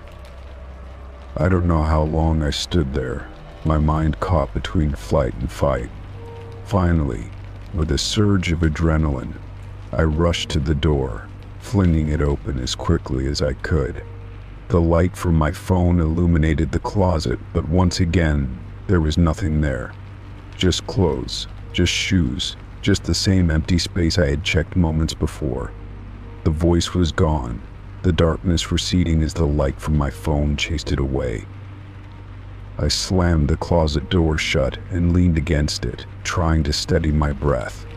My heart was pounding so hard I could hear it in my ears. I wanted to scream, but my throat felt tight, constricted by the fear that had taken over. What was happening? Why was this happening?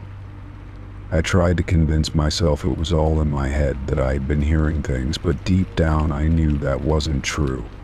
I had heard the voice, and it wasn't just in my mind. I grabbed my phone, dialing my friend's number again, desperate for some kind of reassurance.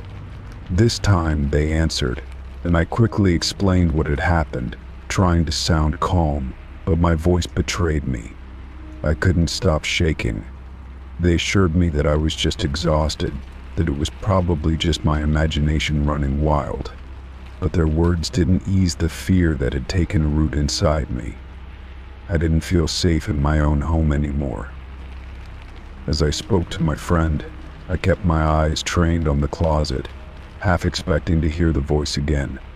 I wanted to close the door, to lock it, to forget the whole thing, but something deep inside me told me not to.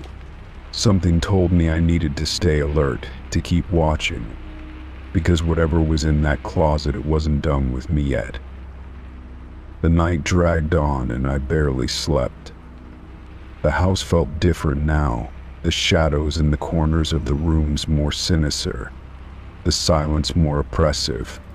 I couldn't shake the feeling that something was waiting for me, something I couldn't see, but that was always just out of reach.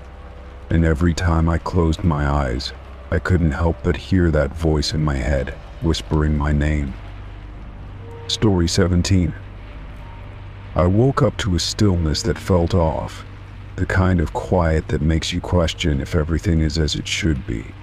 It was early in the morning, the sunlight just beginning to creep through the curtains. As I got out of bed and walked toward the kitchen, something caught my eye. There, on the floor, were footprints. They were clearly visible, dark and solid against the light hardwood floor. But what struck me the most was where they started at the front door and seemed to head straight to my bedroom. My heart skipped a beat. I was alone last night, I was sure of it. I hadn't heard anyone come in, hadn't seen any signs of movement in the house. The door was locked when I went to bed, and I always double-check it before sleep. Yet here were these footprints, as clear as day, leading from the entrance right into the heart of my home. They were barefoot, smudged slightly as if the person had been walking carefully, but not a single trace of mud or dirt. It was as though they had appeared out of thin air. I stood frozen for a moment, trying to process what I was seeing. The prints were not from anyone I knew. They didn't look like they belonged to anyone in my family, and I didn't recognize the size or shape of the foot. Panic started to rise in my chest. Could someone have entered while I was sleeping? I quickly checked my phone for any missed calls or messages, hoping for some explanation. But there was nothing. I couldn't recall hearing any sounds of someone entering during the night. I followed the footprints cautiously, each step feeling heavier than the last. They led all the way to my bedroom door, where the trail stopped. But there was no sign of anyone inside. The door was still shut, just as I had left it before going to bed. I stood outside it for a moment, unsure of what to do. Should I open it? Should I call someone? My mind raced, but no answers came. The house was eerily quiet, and the only sound was the thudding of my own heart. Taking a deep breath, I slowly turned the doorknob and pushed the door open. Nothing. My bedroom was exactly as I had left it, no sign of disturbance, no evidence of someone being there. But the footprint trail still led to this point, and now the questions were multiplying in my mind. If no one had been in my bedroom, then where had the footprints come from? How could they have appeared out of nowhere in such a precise line from the door to my room? I spent the next few minutes going over the house, checking every possible entry point, windows, doors, even the back patio. All were locked and secure. No signs of forced entry. It was like the footprints had materialized from nothing, as if someone had walked through the air itself. I checked my security cameras, but there was nothing on the footage. The cameras hadn't detected any motion, and no one had been recorded entering or leaving the house. Yet the prints remained. As I sat down, trying to make sense of everything, I realized something else. The footprints didn't look fresh. They were faint, as though they had been there for hours, maybe even overnight. How had I not noticed them before? I hadn't been in the living room or hallway since the night before. My gaze shifted nervously toward the front door, where the trail began. Had someone been inside while I slept, and I hadn't even noticed? I couldn't shake the feeling that I was being watched. It was the same sensation I'd gotten when I first woke up to the prints. The air felt heavy, like there was something or someone just out of sight, observing me. My thoughts spiraled into confusion and fear. I had lived in this house for years, and nothing like this had ever happened before. I felt like I was losing my grip on reality, like everything I knew was being questioned. I decided to try to clean up the footprints, thinking perhaps I could erase whatever strange force had left them behind. But as I bent down to wipe away the smudges, I hesitated. The footprints seemed to fade as I touched them, but not entirely. It was as if they were vanishing into the floor, leaving behind just enough evidence to keep me second-guessing. My hands trembled as I wiped the last bit away, but the sense of dread didn't leave. It lingered, filling the room with a quiet, unsettling presence. After cleaning the area, I retreated to my bedroom, closing the door behind me. I sat in bed, staring at the space around me, feeling trapped by the very walls that had always made me feel safe. What was going on? Was I imagining things, or had something truly strange occurred in my home? The unease didn't leave me, and I couldn't shake the thought that the footprints weren't the only thing out of place. The house itself seemed different now, as if it had shifted overnight. I could feel the weight of the silence, the oppressive feeling that something was off. I found myself looking over my shoulder, checking corners, wondering if there was something or someone I was missing. Later that day, I called a friend to talk about what had happened, hoping for some logical explanation. They listened patiently, but their voice wavered when I described the prints. "Are you sure you weren't dreaming?" they asked, sounding more concerned than I expected. But I knew it wasn't a dream. I had seen those footprints with my own eyes, and they had been real. "I'm sure," I said, my voice shaking. "I don't know what's going on, but I need help." We agreed to meet up later that evening so I wouldn't be alone. But even as I hung up, I couldn't shake the feeling of isolation. It wasn't just the footprints anymore. It was everything, the silence in the house, the way it felt like something was lurking just beyond my reach. As night began to fall, I made sure every window and door was securely locked. I kept my phone close just in case I needed to call for help.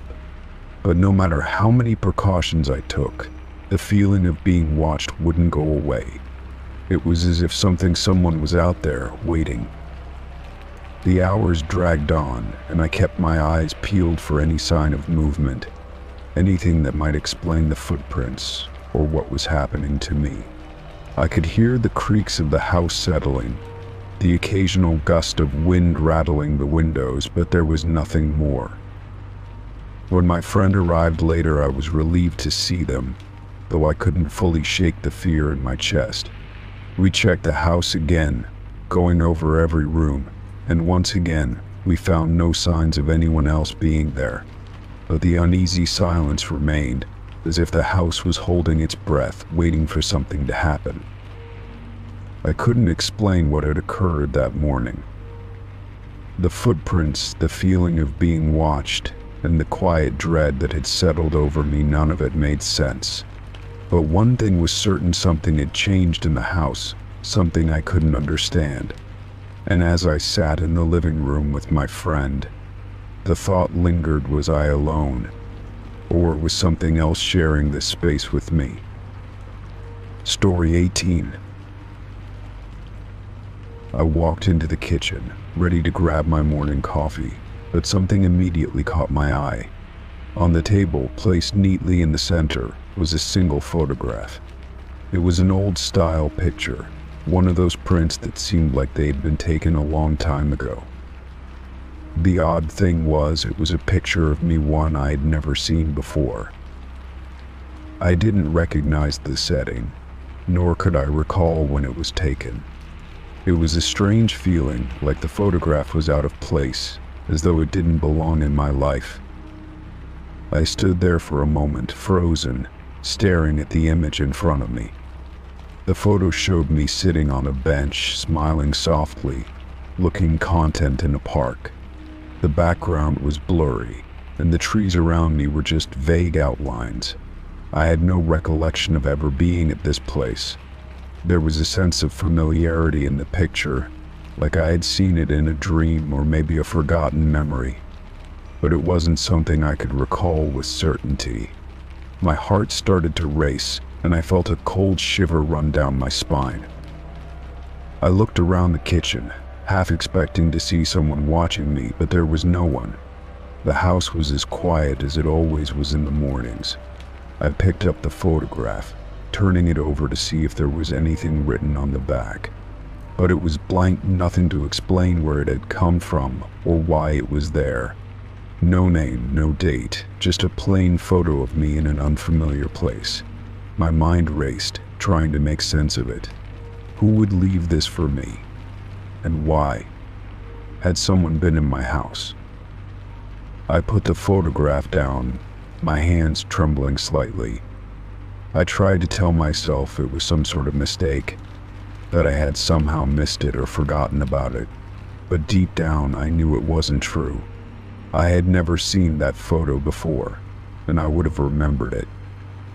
The oddness of it kept gnawing at me, making me feel like something wasn't right. There was no logical explanation for how it had ended up on my kitchen table, and that made it all the more unsettling. I sat down at the table, staring at the photograph again. The smile on my face in the picture seemed too genuine, too real. It was like I was looking at a version of myself that I didn't fully recognize, like someone had captured a piece of my life that I had never lived.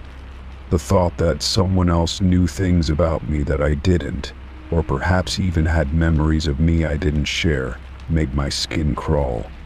The photo felt like an intrusion into my private life, as if someone had been watching me, documenting moments I couldn't even remember.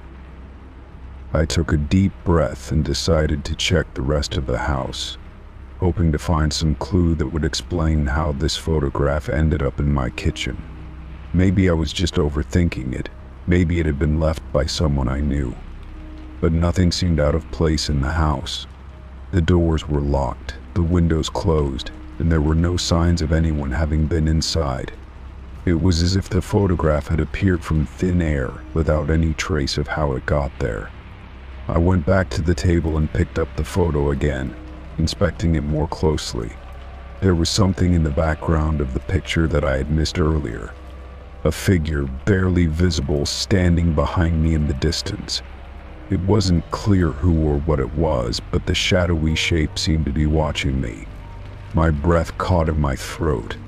I couldn't make out the details, but the presence of the figure made everything feel more surreal. Had someone taken the picture? Was that figure someone I knew, or was it someone else entirely? The questions began to spiral, and I couldn't shake the sense of unease creeping through my mind. I set the photograph back down on the table, my hands trembling now.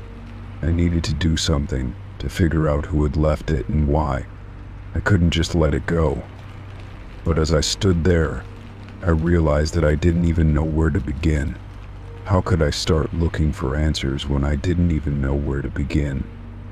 It felt like I had stepped into a strange, unsettling mystery, one that had no clear answers. And the more I tried to understand, the more questions arose. The rest of the day felt like a blur. I went through my routine, trying to shake the thought of the photograph from my mind, but it lingered in the back of my thoughts. I kept wondering if I had missed something, if there was some clue I had overlooked. Each time I looked at the spot where the photograph had been, I felt a jolt of panic, like something was just beyond my reach, waiting to be discovered. Later that night, I found myself lying in bed, unable to sleep. The image of the photograph kept playing in my mind. Who had taken it? How had they gotten into my house? And most importantly, why had they left it for me? I couldn't stop thinking about the figure in the background, the shadowy presence that seemed to be lurking just behind me in the picture. It felt like a warning, like someone was trying to tell me something, but I couldn't understand what it was. I couldn't shake the feeling that I was being watched, that someone was keeping track of my movements, maybe even my thoughts. The feeling of being followed, of having someone in the shadows, had never been so strong before. I had always considered my home a place of safety, a refuge from the world. But now it felt more like a trap, a place where I wasn't in control anymore. Over the next few days, I became obsessed with the photograph. I couldn't stop thinking about it, couldn't stop trying to understand its meaning. I began to check my house more carefully, looking for any signs that someone might have been there. But no matter how much I searched, there was nothing to find. No evidence, no clues, no answers. I tried to tell myself that I was just overreacting, that it was probably nothing. But the unease kept building, and the more I tried to push it away, the stronger it became. I couldn't let it go. The photograph had left a mark on me, one that I couldn't shake. It was as though it had opened a door to something I wasn't ready to face, something that I couldn't explain. Then, one morning, I found the photograph gone. It was no longer on the kitchen table, no longer in my life. At first, I thought maybe I had imagined it all, that it had never really been there. But the memory of it was still vivid in my mind, still lingering like a shadow. I didn't know who had left it, or why, but I knew one thing for certain: it wasn't the last time something like this would happen. The mystery of the photograph had only just begun. Story 19. My reflection in the mirror smiled at me, even though I hadn't. At first, I thought it was just a trick of the light, or some optical illusion. Maybe I had imagined it, or maybe my mind was playing tricks on me. I blinked, rubbed my eyes, and stared at myself again. The smile remained, stretched across my face in a way that was not my own. My lips hadn't moved, my expression had stayed neutral, yet there it was, this smile, wide and unsettling. I took a step back, feeling a cold chill run through my body. I had heard about the idea of mirror ghosts or strange reflections, but I never believed in any of that. Still, seeing my own face smile back at me when I hadn't even moved, let alone smiled, was enough to make the hairs on the back of my neck stand on end. The smile on my reflection wasn't the soft curve of a friendly expression. It was a twisted, almost mocking grin. It was like it knew something I didn't. My heart raced as I tried to convince myself that it was just a trick of my mind. But I couldn't shake the feeling that something was wrong. I leaned closer to the mirror, my breath fogging up the glass as I exhaled. I studied my reflection carefully. The smile was still there, stretching unnaturally wide. I felt the blood rush to my head as I pressed my hand to the cold surface of the mirror, as if trying to make contact with the person on the other side. The reflection didn't change. It didn't fade. The smile lingered, frozen and disturbing. I pulled my hand away, quickly stepping back from the mirror. My pulse was racing, and my skin felt clammy. I tried to force myself to look away, to ignore what was happening, but it was impossible. My own reflection, my own face, was no longer mine. It was like it had taken on a life of its own, smiling at me with intent, almost as if it were mocking my fear. I looked around the room, but it felt as though the walls were closing in. My own reflection seemed to be the only thing real in that moment. I turned away from the mirror, trying to shake off the feeling of dread. I needed to do something, anything, to make the feeling go away. I reached for my phone, hoping to call someone, to make sense of what was happening, but my hands trembled too much to even dial a number. The words on the screen blurred as I struggled to focus. But I couldn't bring myself to look back at the mirror. I could feel it, the presence of my reflection, still there, waiting, smiling. I finally gathered the courage to turn around again, expecting the smile to be gone. But when I looked into the mirror, the smile had only grown wider, more pronounced. The eyes in the reflection weren't even mine anymore.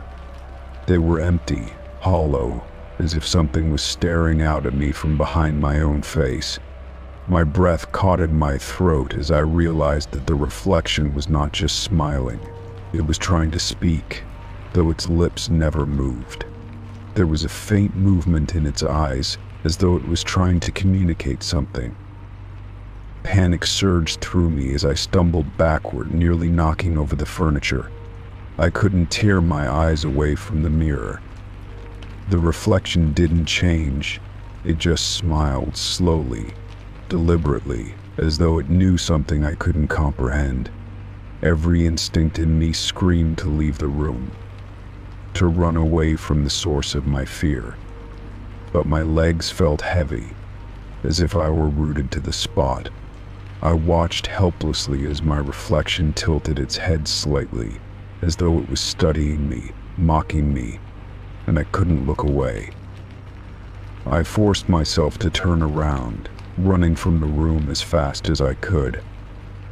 I stumbled down the hallway, my pulse pounding in my ears, but the image of the reflection was burned into my mind. I could still see that smile, still feel it watching me, following me as I fled. I tried to take deep breaths, but they came in shallow gasps. What had just happened? Was I losing my mind, or was something more sinister at play? I hurried out of the house, needing air, needing distance from whatever that was. The street outside was quiet, peaceful even, and for a moment, I almost felt safe. But as I walked down the sidewalk, I couldn't shake the feeling that I was still being watched.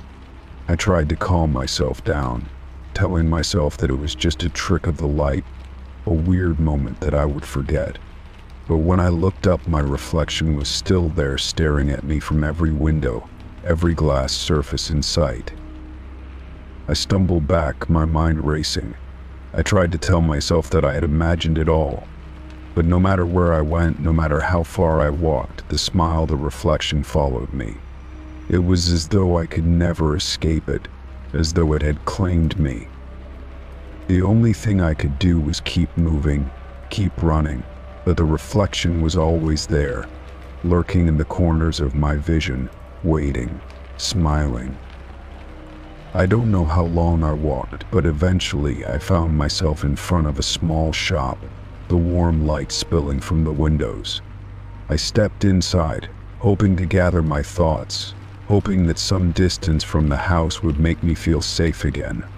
But as I looked into the shop's mirror, I froze. There it was, my reflection, smiling back at me.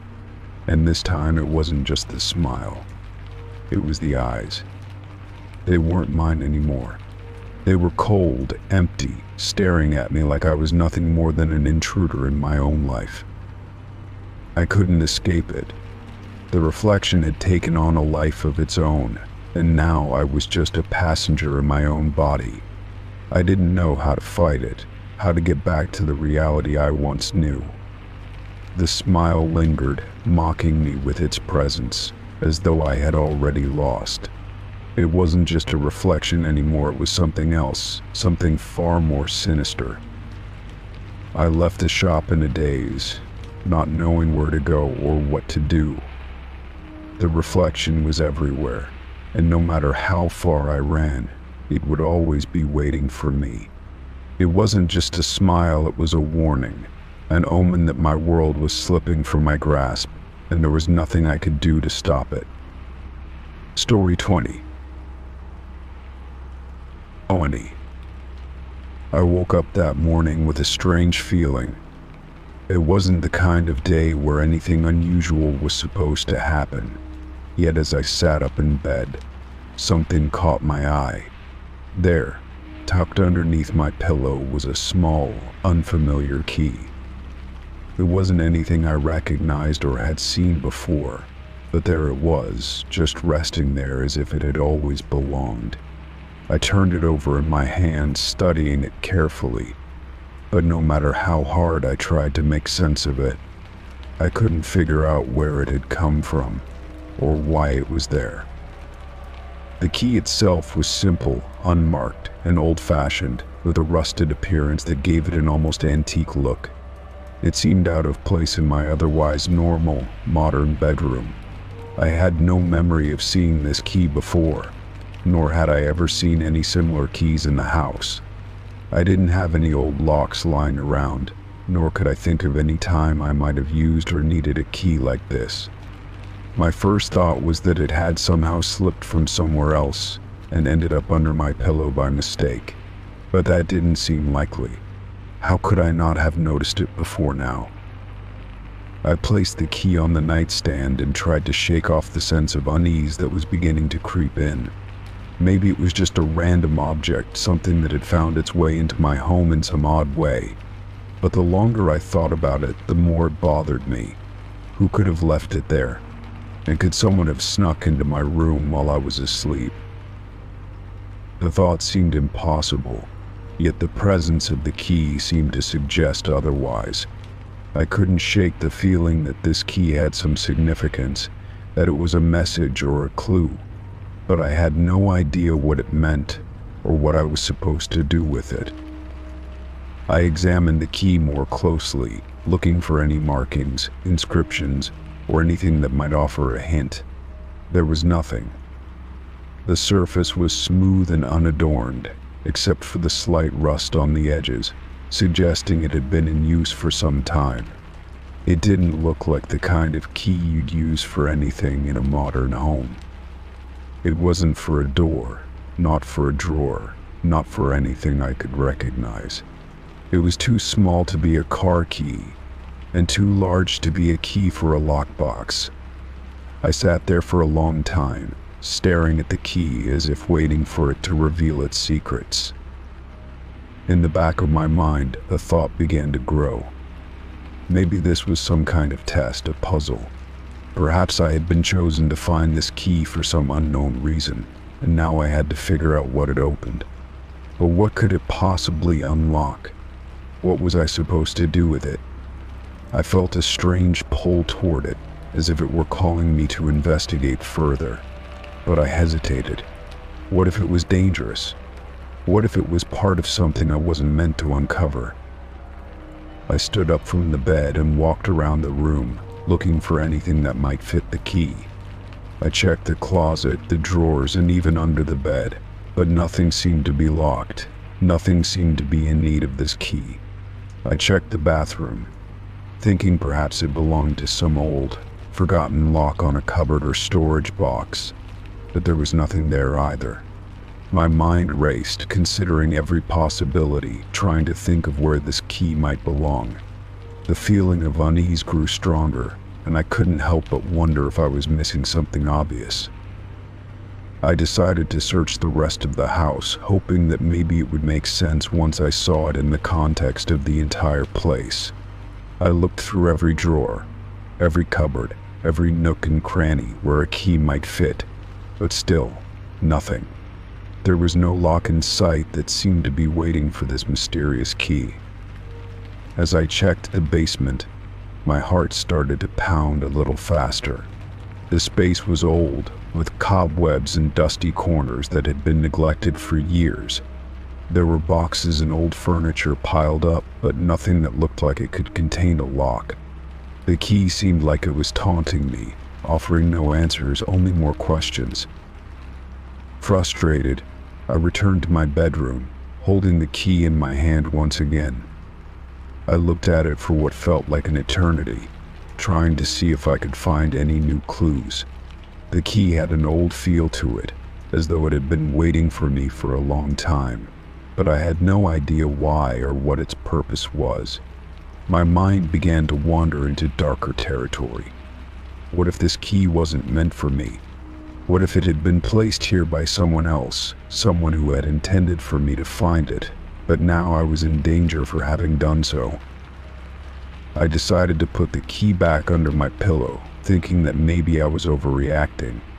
Perhaps I was just imagining things and it really was just a random object.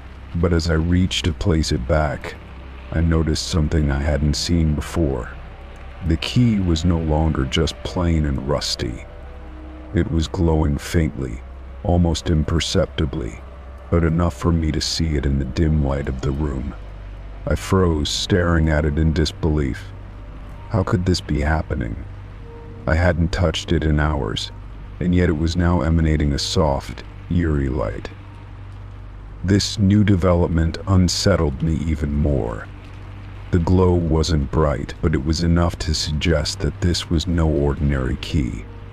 I took a step back, unsure of what to do next. My mind was racing again, and I felt a mixture of fear and curiosity. What could this mean? I had never encountered anything like this before, and the fact that the key seemed to be doing something on its own, without any explanation, was far beyond anything I could comprehend. I thought about calling anyone just to talk to them about what was happening. But who would believe me? Who could I tell that would take me seriously? This felt too strange, too surreal to explain.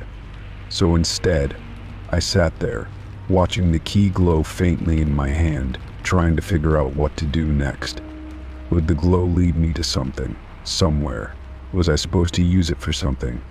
The longer I stared at it, the more it felt like I had been pulled into something I didn't understand, something far larger than just an odd key.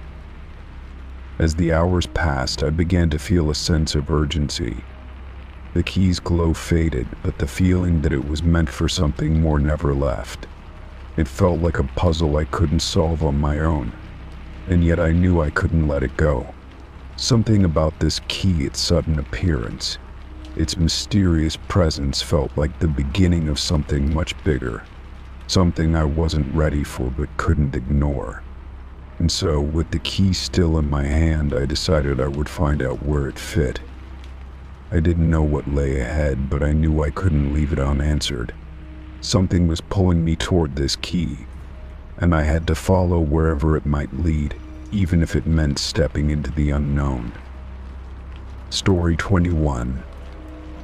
The last thing I remember was falling asleep, but the clock showed hours had passed when I woke up.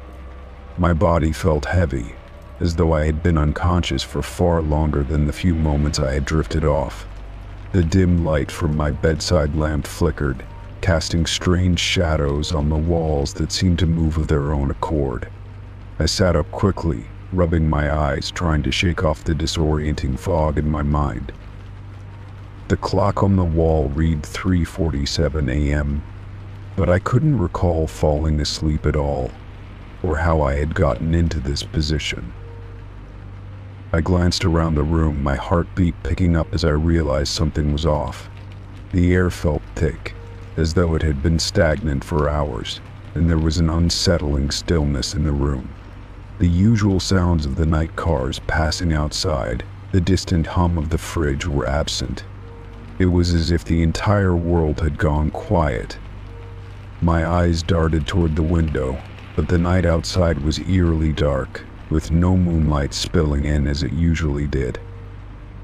I reached for my phone on the nightstand, hoping to get some clarity, but when I unlocked the screen, I was met with an unfamiliar notification. It wasn't from any app I recognized. It simply read, "Don't be scared. You're not alone."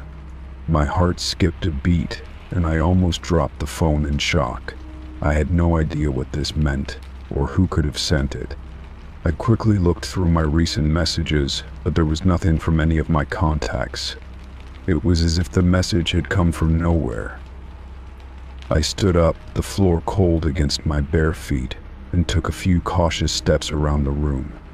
The feeling of being watched was overwhelming. I couldn't explain it, but every shadow in the corner seemed to be alive. Every creak in the floor made me jump. I moved toward the door and hesitated. Was I alone in the house? My family was supposed to be home, but the house was silent, unnervingly so. No sounds from the living room, no movement from any other rooms. I slowly opened the door, stepping out into the hallway. The house was dark, the only light coming from the faint glow of the moon through the window. I called out hello, but my voice sounded small, swallowed by the silence. There was no reply. My footsteps echoed through the empty hallway as I moved toward the stairs. I was searching for any sign of life, anything that could explain the strange feeling that had overtaken me. The more I searched, the more the air seemed to close in around me, tightening with every step I took. At the bottom of the stairs, I paused. I heard something.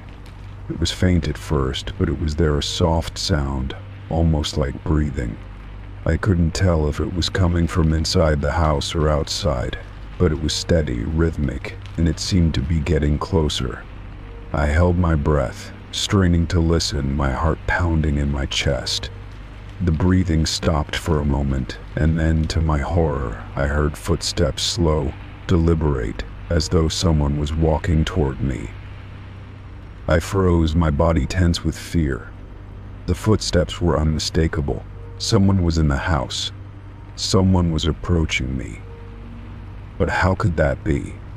I hadn't heard any doors opening, no cars pulling into the driveway. My family should have been home by now, but they weren't. I looked around frantically, trying to find a way out, a way to hide.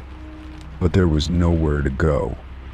The footsteps grew louder, closer, and I felt my stomach tighten with dread. Whoever or whatever was coming for me was already so close. Suddenly the footsteps stopped. The silence that followed was suffocating, and I couldn't move. My mind raced, trying to make sense of the situation. I wanted to call out, to ask who was there, but my throat felt tight, as though my voice was trapped inside. A strange noise broke the silence. It was a low, almost inaudible whisper, but it sounded unmistakably like my name. "Wake up." My blood ran cold, and I realized with a jolt that I hadn't been fully awake. The darkness, the silence, the strange sense of unease, none of it felt real. I was still in my bed, still asleep, trapped in some kind of dream, or worse, a nightmare. I tried to shake myself awake, but I couldn't move, couldn't open my eyes. The whisper came again, louder this time. "Wake up." I jolted awake in bed, gasping for breath, my heart racing in my chest. I looked around the room, now fully aware that I was back in the place where I had started. The clock still read 3:47 a.m. The exact time I had seen before, when I thought I had woken up. But now, everything felt wrong. I wasn't sure if I had actually woken up, or if I had simply fallen deeper into a dream. The feeling of being trapped in between realities persisted, and I couldn't shake the unease that lingered in the air. I sat up again, my mind struggling to grasp what had just happened. Had the footsteps and whispers been real, or had they been a figment of my imagination? I looked around, but nothing seemed out of place. The room was still, the house silent. Yet the sense of unease remained, heavier now, as though something was watching me from the shadows. I reached for my phone again, but when I unlocked the screen, there was no new message this time.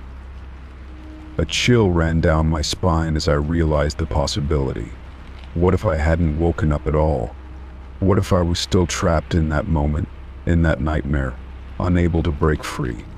The thought clung to me like a shadow, suffocating every ounce of rationality I had left. I glanced at the clock again, and for the briefest moment, I thought I saw it flicker. A glitch, maybe. But when I blinked, it was gone. The world around me felt strangely distant, like it was no longer real, like I was standing on the edge of a dream and reality was slipping away. I tried to steady myself, but my mind raced. Had the hours passed as I thought, or had I simply lost track of time? I didn't know what was real anymore. The fear clawed at me, making it difficult to breathe, difficult to think clearly. I wanted to get up, to leave the room, but something inside me told me I wasn't supposed to. Something told me that if I moved, the nightmare would catch me. I sat there, paralyzed, staring at the clock, waiting for something to change, waiting for something to snap me back to reality. But nothing did. The clock ticked, and the minutes stretched on. And I realized, with a chilling certainty, that I might never wake up again. Story 22. I received a text from my phone number saying, "You're not alone anymore." I stared at the screen in disbelief, my fingers frozen on the phone. I checked the sender's details again, but it was definitely from my own number. My mind raced, trying to piece together any possible explanation. Could I have sent it to myself? But no, I hadn't touched my phone in hours. It didn't make sense. I set the phone down on the table, trying to ignore the growing sense of unease crawling up my spine. The words, though simple, felt heavy, laden with a meaning that I couldn't escape. I wasn't alone anymore. I glanced around the room, half expecting to see someone standing in the shadows, watching me. But the room was still quiet, save for the faint hum of the refrigerator in the kitchen. Yet the air felt thick, as though something had changed in that moment when I read the message.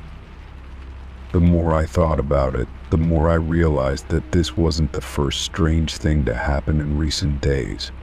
The shoes, the note, the feeling of being watched, it was all adding up to something I couldn't ignore. And now this text. My own number. How could it be? I picked up the phone again, my hands trembling as I unlocked it. I scrolled through my messages, checking for anything unusual, but there was nothing else. No history of that message being sent, no drafts, no sign of it in the thread. The text had come through, yet it hadn't been recorded anywhere. I tried to dismiss it, telling myself that I was just imagining things. But the thought of someone or something being able to send messages from my phone, to reach me in this way, not at me, I felt like I was losing control of my own reality. The simple text, "You're not alone anymore," had shaken me to the core. I wasn't alone anymore. The words repeated in my mind like a haunting echo. Who was behind it? What did it mean? I sat there in silence for what felt like hours, turning the phone over in my hands, contemplating my next move. Should I tell someone? Call a friend? The police? But what would I even say? I didn't have any real evidence that something was wrong. Just a feeling, a creeping sensation that the world around me wasn't quite what it seemed anymore. My thoughts were interrupted by the phone buzzing in my hand.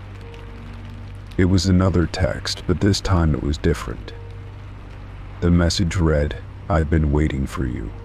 I didn't recognize the number, but somehow I knew it was related to the first message. My heart raced as I stared at the screen, my eyes tracing the words over and over again, trying to understand their meaning. Waiting for me. Who was waiting for me? And for what? I could feel the walls closing in, the air thick with a tension that I couldn't escape. My hands were shaking now, and I could feel the sweat beginning to form on the back of my neck. I had to do something. I couldn't just sit here and wait for whatever was happening to unfold around me. But what could I do? Who could help me? I looked at the phone again, trying to make sense of the situation. It was as though the messages were being sent from a place that was both close and distant, familiar yet foreign. I looked around the room again, searching for any clue, any hint that something was wrong. The room appeared unchanged, everything in its place, just as it should be. But the feeling that I was being watched never left. It was as if something unseen was standing just beyond the edges of my vision, waiting for me to notice it. I had to get out. I had to leave, to go somewhere, anywhere that wasn't here. I quickly grabbed my jacket and my keys, deciding that I couldn't stay in the apartment any longer. I needed to get some air, to clear my head, to escape the weight of the messages that seemed to follow me wherever I went. As I reached for the door, my phone buzzed again, the screen lighting up with a new notification. I froze, my hand on the doorknob. My pulse quickened. The text was from the same number, and the message was short, chilling, "I see you."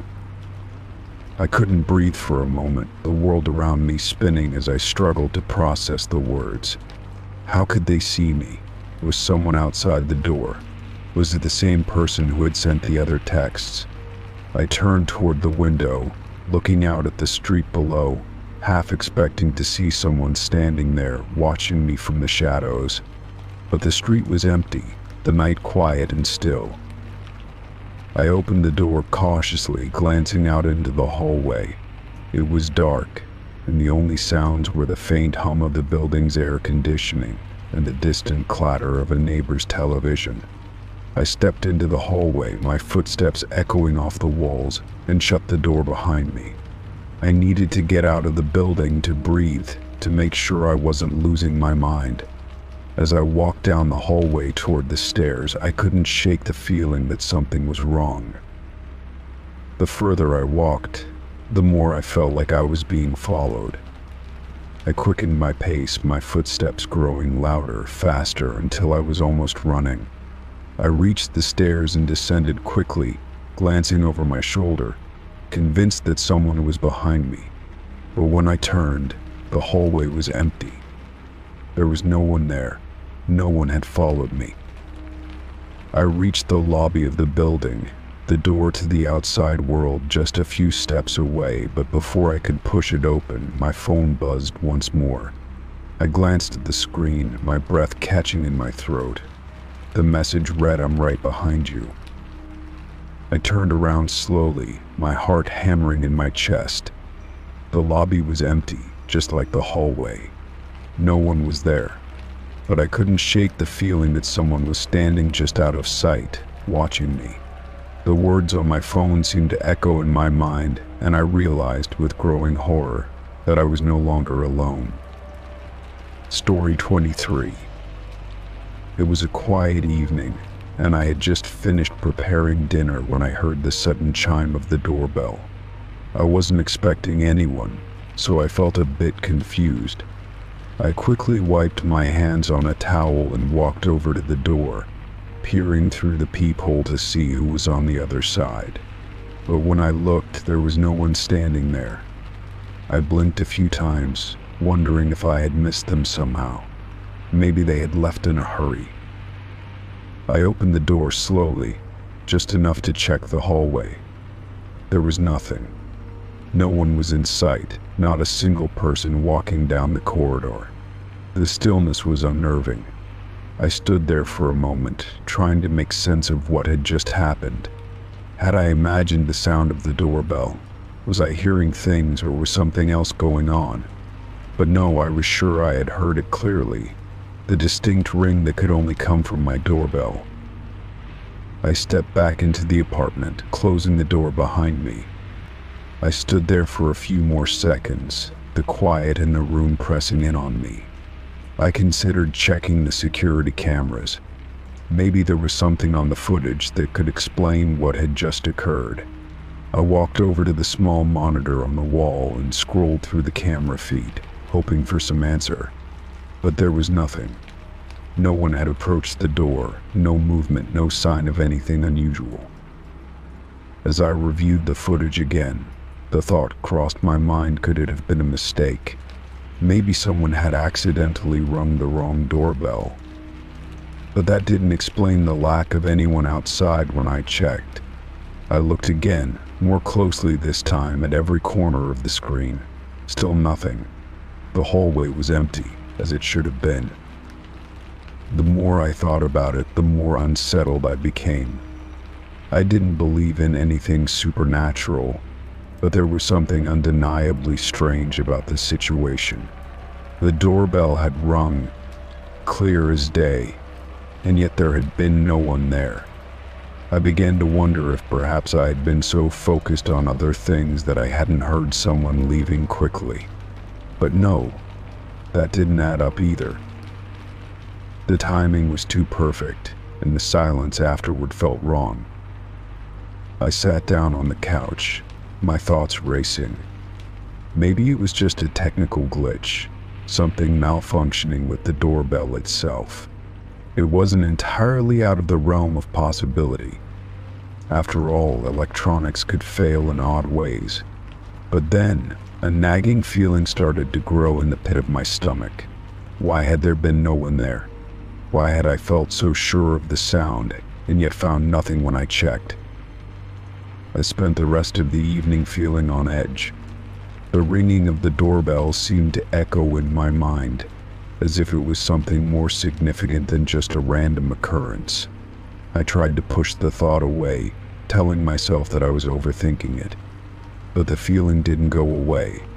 Every time I walked past the door, I found myself glancing over at it, half expecting someone to be standing there, waiting. That night, as I prepared to go to bed, I kept hearing small sounds, distant creaks and bumps, sounds that seemed to come from the walls. It was probably just the house settling, I told myself, but the noise kept distracting me, making it difficult to relax. I couldn't help but feel like something was wrong. The doorbell incident had shaken me more than I wanted to admit. The next morning, I decided to check the doorbell again, hoping to find some sort of clue that could explain what had happened. I examined the outside of the door, looking for any signs of someone standing there the night before. There was nothing, no footprints, no signs of anyone having been there recently. I even checked the ground for anything that might have fallen, but there was no trace of anyone having visited. I felt a growing sense of unease. I didn't want to believe in anything strange or unexplained, but the more I thought about it, the more the events of the previous night didn't make sense. Why had the doorbell rung with no one there? Why hadn't the cameras picked up any footage? Was it possible that something had malfunctioned, or was there something more to it? Over the following days, the thought of that empty hallway and the mysterious doorbell ring kept coming back to me. I told a few friends about it, hoping to get some sort of explanation, but none of them seemed to take it seriously. They all suggested the possibility of a prank, or that maybe someone had been standing just out of sight when I looked through the peephole. But none of these explanations felt right. There was a certain coldness to the entire experience that made me feel like I had missed something important. Then, a week later, something even stranger happened. As I was walking through the hallway of my building, I saw a neighbor standing by their door, fumbling with their keys. I nodded in their direction and asked how they were doing. They smiled but looked a bit distracted. "Hey," they said, glancing at me. "You didn't hear the doorbell ring the other night, did you?" I froze for a moment, surprised by the question. I had barely spoken to this neighbor before, and yet here they were, asking about the very same thing that had been bothering me for days. "I did hear it," I replied, my voice tight. "But when I checked, no one was there." They nodded slowly, a strange look on their face. "Same thing happened to me," they said, lowering their voice a bit. "I thought it was just me, but when I checked the camera footage, there was no one there either. It's happened a few times now, actually." I blinked, trying to process what they had just said. "You mean this has happened more than once?" They nodded again. "Yeah, it's like someone's ringing the bell, but then nothing. No one there, and nothing shows up on the cameras. It's been happening on and off for weeks." My heart raced as I listened. It wasn't just me. Someone else had experienced the same thing. We both stood there, the silence between us feeling heavy with the weight of the shared mystery. What could this mean? Was it some sort of strange coincidence? Or was something else going on? We exchanged a few more words before parting ways, but my mind was still reeling. This couldn't be just a simple glitch. There had to be more to it, something beyond what we could see or understand. I couldn't stop thinking about it, even as I went about my daily routine. The strange occurrences with the doorbell, the empty hallway, and now this new revelation. It was all too much to ignore. I started to question everything in the building. Had anyone else experienced something like this? Were there other things happening that I hadn't noticed? As the days passed, I found myself growing more and more suspicious, checking the cameras, the hallway, even the building's systems to make sure nothing was out of the ordinary. But every time, everything seemed fine. Yet I couldn't shake the feeling that something was waiting just around the corner, just out of sight. The doorbell rang again one night, but this time I didn't rush to answer. Instead, I stood still, listening, waiting to see if anything would happen. There was no one outside, just like before. But this time I wasn't so sure I was imagining it. Something was definitely going on, something that neither I nor my neighbor could explain. And it seemed like we were the only ones who knew. Story 24. It was a quiet evening, the kind where everything felt still and calm. I had just settled onto the couch, ready to enjoy a movie after a long day. I slipped my headphones on, adjusting them to fit just right, and pressed play. The opening credits rolled on the screen, but before the movie could start, I heard a faint sound, like someone else was breathing in my ears. I paused, unsure if it was part of the audio or something outside of it. I took off the headphones, thinking maybe it was just an odd glitch in the sound, but the room was completely silent. I looked around, but everything was as it should be. The windows were closed, and there was no draft, no movement in the house that could explain the noise. I put the headphones back on, figuring it was just my imagination playing tricks on me. But as soon as I resumed the movie, the breathing started again, closer this time. It wasn't just a faint sound, it was slow, deliberate, like someone was sitting right beside me, just breathing in my ear. I felt my heart rate pick up as the hairs on the back of my neck stood on end. I quickly paused the movie and took off the headphones again, looking around the room, my pulse quickening. I was alone in the house, and there was no way anyone could have snuck in without me hearing. The house was quiet, too quiet. I stood up, walked to the door, and checked the locks. Everything was secure. I went into the kitchen, checked the windows, and then walked back through the hallway, but there was no sign of anyone. The silence returned, and I started to feel a little ridiculous for being so jumpy. Maybe it was just some strange noise from the headphones, I thought, trying to calm myself. I sat back down on the couch and decided to push through it, putting the headphones on once again. But the moment I pressed play, the breathing started again, this time unmistakable. It was steady and rhythmic, as if whoever it was had settled in, just waiting. It was in my left ear, then my right, like they were moving around me, circling without a sound. My chest tightened, and I quickly yanked the headphones off, my hands trembling. I glanced around the room once more, the sense of being watched creeping up on me, but there was nothing, no one. I was still completely alone. I considered calling someone, but I didn't want to sound paranoid. Maybe it was just the sound system acting up, I thought.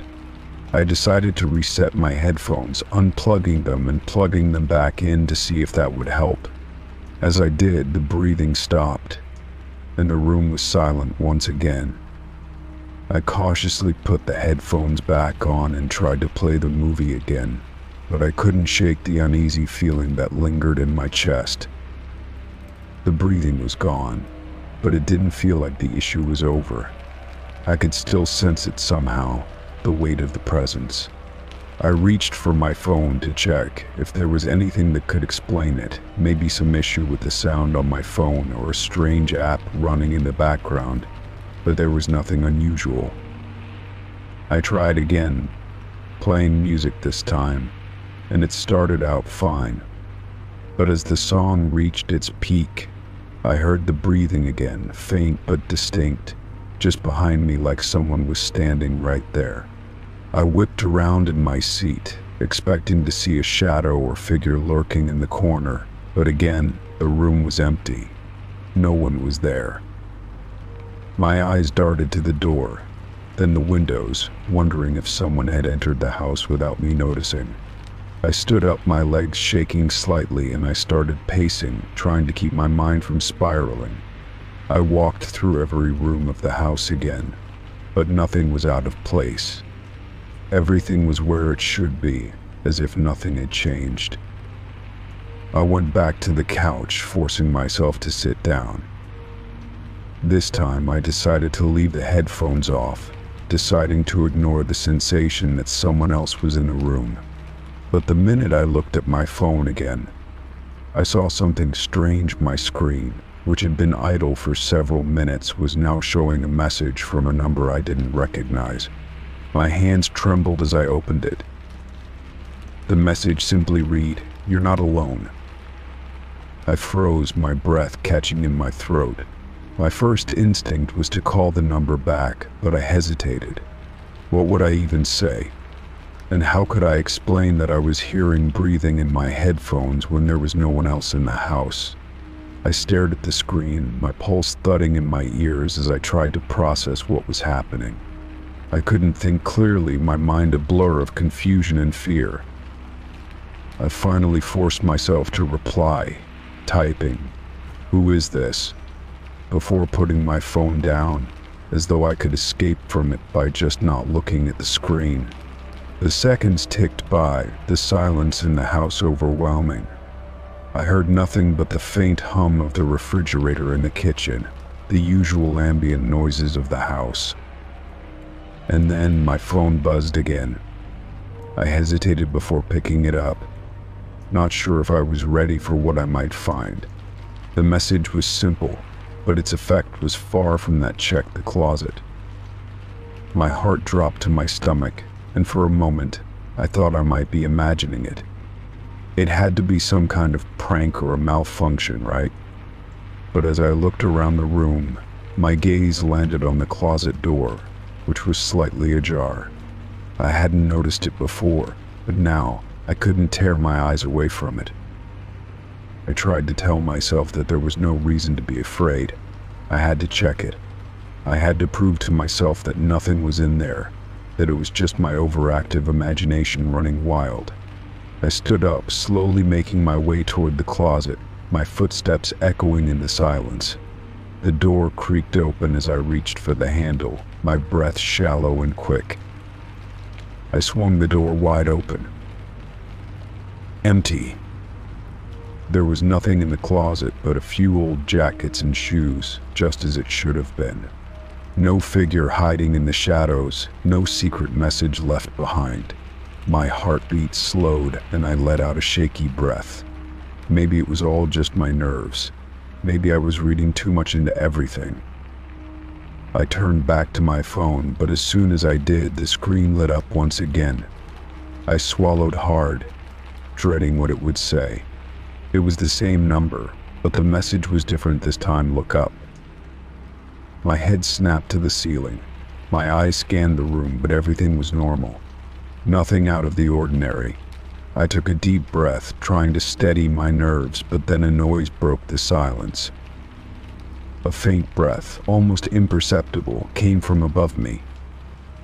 I looked up at the ceiling, my eyes wide with fear, as the breathing continued, slower and louder now. The weight of the presence grew stronger, closer.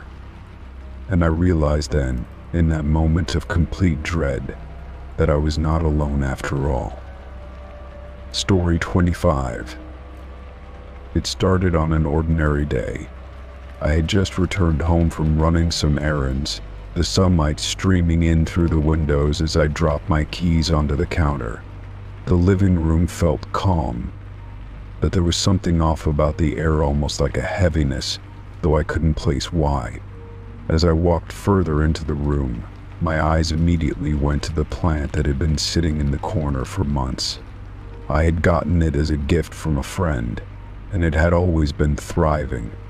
But today something was wrong. The plant, once lush and green, was now wilted and brown, its leaves shriveled and lifeless. I blinked in confusion, stepping closer. I had watered it just a few days ago, and I made sure it had enough sunlight. So how could it have died so suddenly? I knelt down to examine it, running my fingers over the dry soil. The pot was undisturbed, and there was no sign of pests or damage. But as I looked around, something caught my eye, a faint trail of green scattered across the floor. I gasped, leaning in for a closer look. The leaves from the plant were everywhere. They weren't just fallen, some of them were ripped, torn in jagged pieces as if something had violently pulled them off the plant. They were scattered across the floor, and the mess seemed too deliberate, too unnatural. I stood up, my heart pounding in my chest. This wasn't just a case of the plant dying on its own. No, something had happened. Something or someone had destroyed it, but there was no one here. I lived alone, and the apartment was completely still, except for the breeze coming through the open window. I started walking around the room, looking for any other signs that something was amiss. But everything else seemed untouched. It was just the plant that had been torn apart. I swallowed hard, trying to shake off the strange feeling growing in the pit of my stomach. I bent down again, gently picking up the pieces of leaves that were scattered across the floor. My mind raced with questions I couldn't answer. How had this happened? I was sure that no one had come into the apartment. I had been gone for only a few hours. I checked the front door again, double-locked it just to be sure. But the thought of someone sneaking in, tearing apart my plant, and leaving no other trace made my skin crawl. It was almost too unsettling to consider. I decided to clean up the mess, trying to calm my nerves. I used a small dustpan to collect the leaves, each one feeling heavier than the last. But as I swept the floor, I noticed something strange. There was a small piece of leaf stuck under the coffee table. It wasn't just a torn fragment, though it looked as if it had been placed there deliberately. I reached under the table and pulled it out, holding it between my fingers. It felt wrong in my hand, as though it didn't belong there. Something about it felt out of place. I stared at it for a long moment, feeling the hairs on the back of my neck stand up. I began to feel as if I was being watched. It was irrational, I knew, but the sensation wouldn't leave. Every time I moved to another part of the room, I felt the air grow heavier around me. I couldn't shake the feeling that something was off, that something had happened while I was away, even if I couldn't see it. My gaze kept drifting back to the plant's empty pot, the once green leaves now gone, replaced by nothing but dry, cracked stems. The rest of the day passed uneventfully, but I couldn't forget what I had found. Every time I entered the living room, my eyes would be drawn to the corner where the plant had once stood. It felt like a void now, an empty space that somehow seemed unnatural. I told myself it was just a plant, just a stupid plant, but deep down I knew it wasn't. There was something more to it. Something I couldn't explain. The next morning I woke up to a feeling of unease in the pit of my stomach. I couldn't shake the thought of the plant. As I stood up and made my way to the kitchen, I glanced over at the empty corner of the room. To my horror, I noticed something else. A single leaf from the plant had appeared on the floor, but I hadn't seen it there the night before. I wasn't sure if I had just missed it, or if it had appeared overnight, but the sight of it made my stomach drop. It wasn't just any leaf. It was one of the larger leaves, the kind that had been torn apart the day before. It was almost whole now, but it was different. The edges were slightly frayed, as if it had been through something rough. I picked it up, my hands trembling slightly as I examined it. The leaf felt cold, colder than it should have been. I couldn't explain it, but it was almost as if it had been frozen or preserved in some way. I stared at it for what felt like an eternity, wondering what was happening. Why was this happening? I didn't know what to think anymore. As the day went on, the strange events continued. I kept finding leaves in places they shouldn't have been. A few were tucked under the couch cushions. One was on the windowsill, as if it had been carefully placed there. Each time I found a new leaf, I felt the same cold sense of dread. How was this possible? It was as if the plant had started to regenerate itself, but in a way that didn't make sense. The leaves seemed to appear out of nowhere, like they were being pulled from the air and placed in my apartment. And yet the plant was still dead. It hadn't been revived. It was still dried up and withered, just as it had been before. The situation began to spiral out of control. I kept finding more leaves, each one in a different spot. Sometimes they would be on the floor, other times on the furniture. No matter how much I cleaned, no matter how many times I checked the plant, they kept appearing. It was as if something was trying to communicate with me, trying to tell me something through these leaves. I couldn't take it anymore. The sense of being watched, the constant appearance of the leaves, it was too much. I started locking the door behind me whenever I left, even though I was still the only one living in the apartment. I tried to ignore the growing sense of dread, but it was impossible. The plant was gone. The leaves were scattered, torn, and placed around my apartment, like a message I couldn't understand. I couldn't explain what was happening, and I didn't know if I wanted to. But one thing was clear: whatever it wasn't over. And whatever force was behind it, whatever had torn apart my plant, it wasn't finished with me yet. Story 26. I sat at my desk, scrolling through my phone as I usually did at night, checking messages and notifications. I had no reason to think anything was out of the ordinary.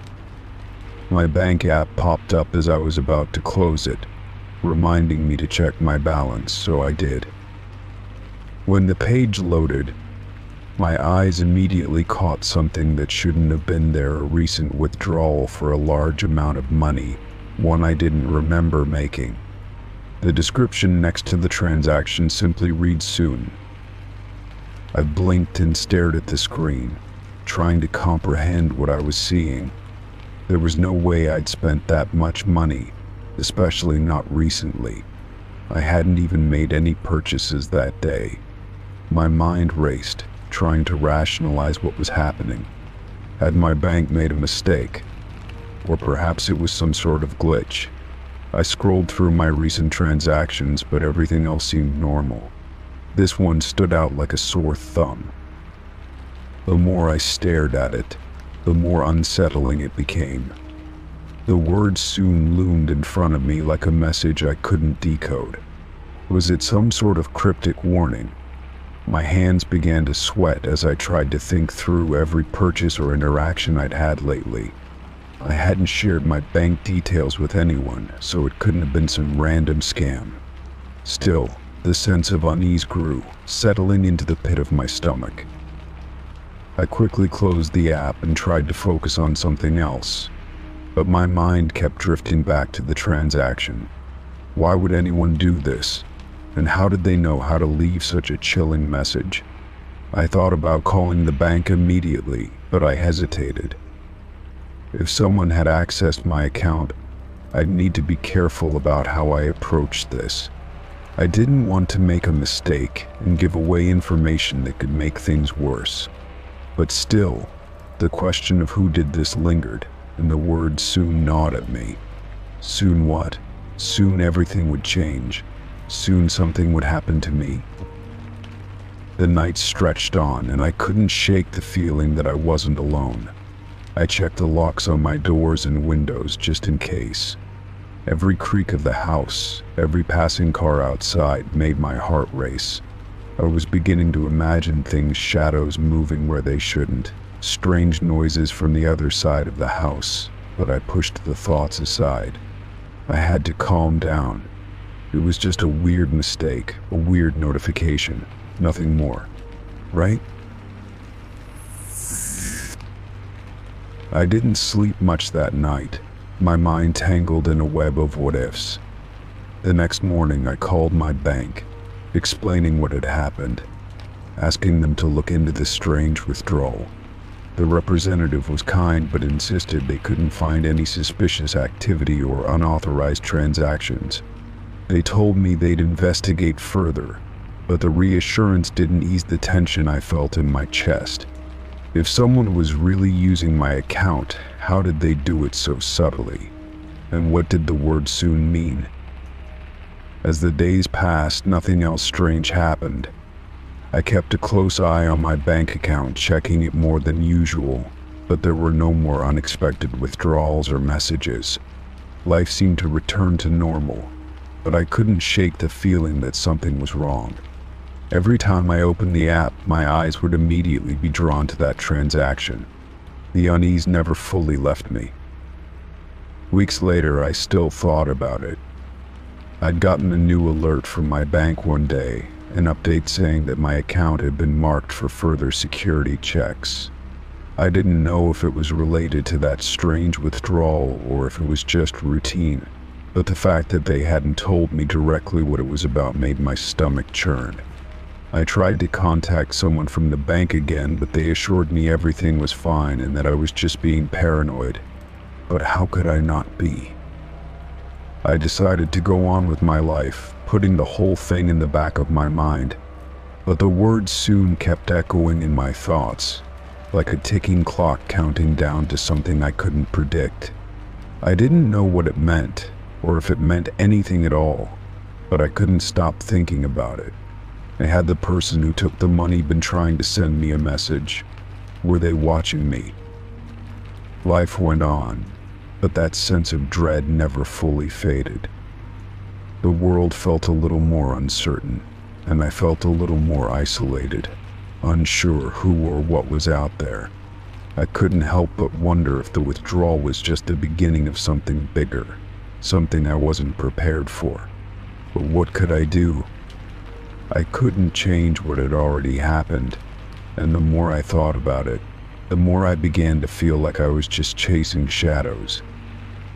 The words soon stayed with me, haunting me in the quiet moments, like a prophecy waiting to unfold. I didn't know when it would come to pass, or if it ever would, but the sense of something looming over me, something just out of reach, lingered in my mind. Would soon be the start of a series of events I couldn't escape. Or was it a warning, a signal to be more aware, to be ready for something unexpected? I couldn't escape the feeling that the future, for better or worse, was already in motion, and I had no way of stopping it. The unanswered question of what soon meant haunted me, twisting its way through every thought. And deep down, I couldn't shake the gnawing feeling that whatever came next was already on its way. Story 27. I had just finished working on a report when my computer screen flickered. It wasn't the usual kind of flicker, no. This one felt different. I stared at the screen, waiting for the normal load-up sequence to return, but it didn't. Instead, a message began to appear on the screen, slowly typing itself out, letter by letter. My heart raced as I read the words that formed before my eyes. We've been watching you since yesterday. I sat frozen in front of my desk, the blood draining from my face. My first thought was that it was some sort of prank. Maybe one of my colleagues had hacked into my system for a laugh. But then, I realized something that made my stomach drop. I hadn't shared my computer with anyone recently.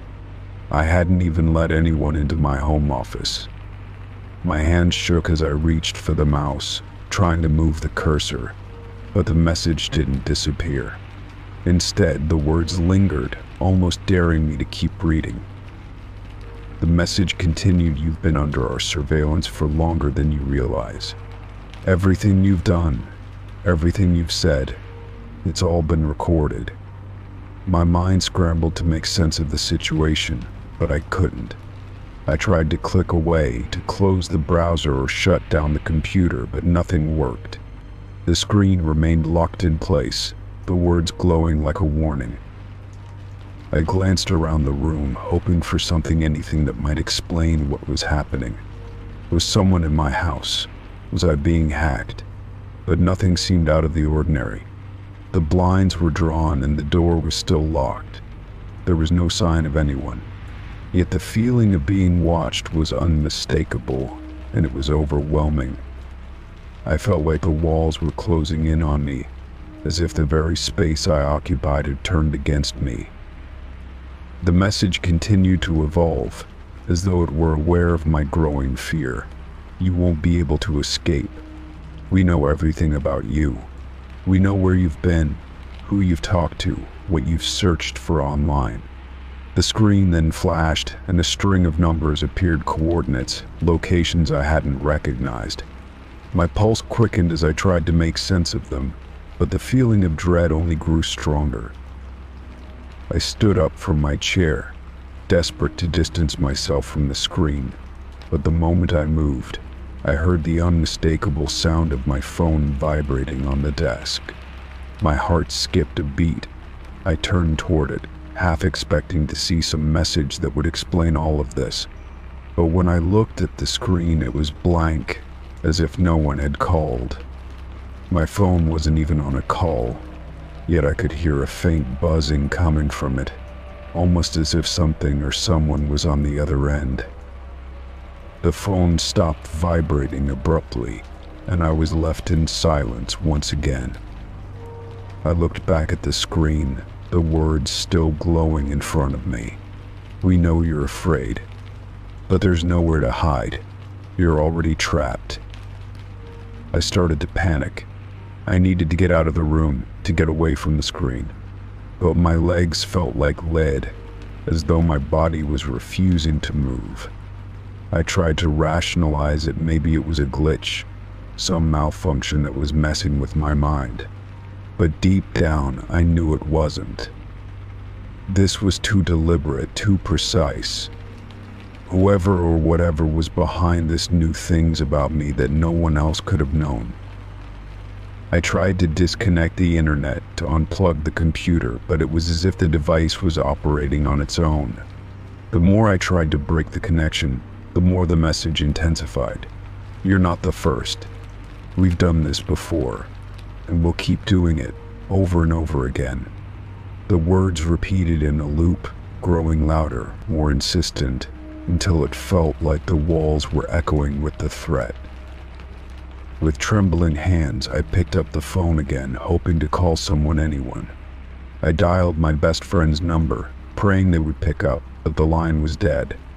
Not a single ring. I hung up and tried again, but there was no response. It was as if the world outside had gone silent. Panic surged through me. My breath quickened, and I began to feel lightheaded, as though the air around me was growing thicker, harder to breathe. I turned back to the screen, unable to stop myself from reading more. "You can't escape us. We're always watching. We've been here all along." The words seemed to crawl across the screen, rearranging themselves in new patterns, new warnings. The screen flickered again, and this time a new message appeared. It was a picture, just a simple image of my house. It was taken from outside, the angle showing my living room window. My stomach churned. The photo was recent. The same window I had been sitting next to just moments ago. I stumbled backward, heart pounding in my chest. How could they have known? How could they have been watching me? The sense of dread deepened as I realized that this wasn't just a prank, it was something far more sinister. I thought of the many times I'd been alone in this house. The times I'd thought I was safe, that no one could see or hear me. But now the walls felt too thin, the air too heavy, as if something was lurking just beyond the edge of my vision. The message on the screen changed again, and this time the words hit me like a punch to the gut. "You think you're safe. You think you can escape us. But we're already here. We've been here all along." I could feel my hands shaking uncontrollably as I tried to grab the mouse, but it slipped from my grip. My mind raced. I had to do something, but I didn't know what. I scrambled for my phone again, hoping to call the police. I dialed 911 in desperation, but the call wouldn't go through. It was as if the network itself was being blocked. I checked my phone settings, tried to disconnect from the Wi-Fi, but nothing worked. The world felt like it was slipping away from me. I turned back to the screen, eyes wide with fear. The message was no longer just words, it was an image now. A distorted face appeared, its features hidden in shadows, but I could tell it was watching me. The face seemed to move, as though it were alive, and I couldn't tear my eyes away from it. The image blinked, and I swore I saw a faint smile forming on its lips. It was then that I realized the truth. The thing that had been watching me, following me, was not just in my computer. It was inside my house, inside my life, and there was nothing I could do to stop it. No place to hide, no escape. The walls were closing in, and there was no one left to help. The face on the screen grew closer, its smile widening as if it was pleased with my terror. The last thing I saw before everything went black was that face, smiling, knowing it had won. Story 28. I had just finished a long day at work and was eager to get home, unwind, and maybe catch up on some sleep. As I walked up to my front door, something unusual caught my attention.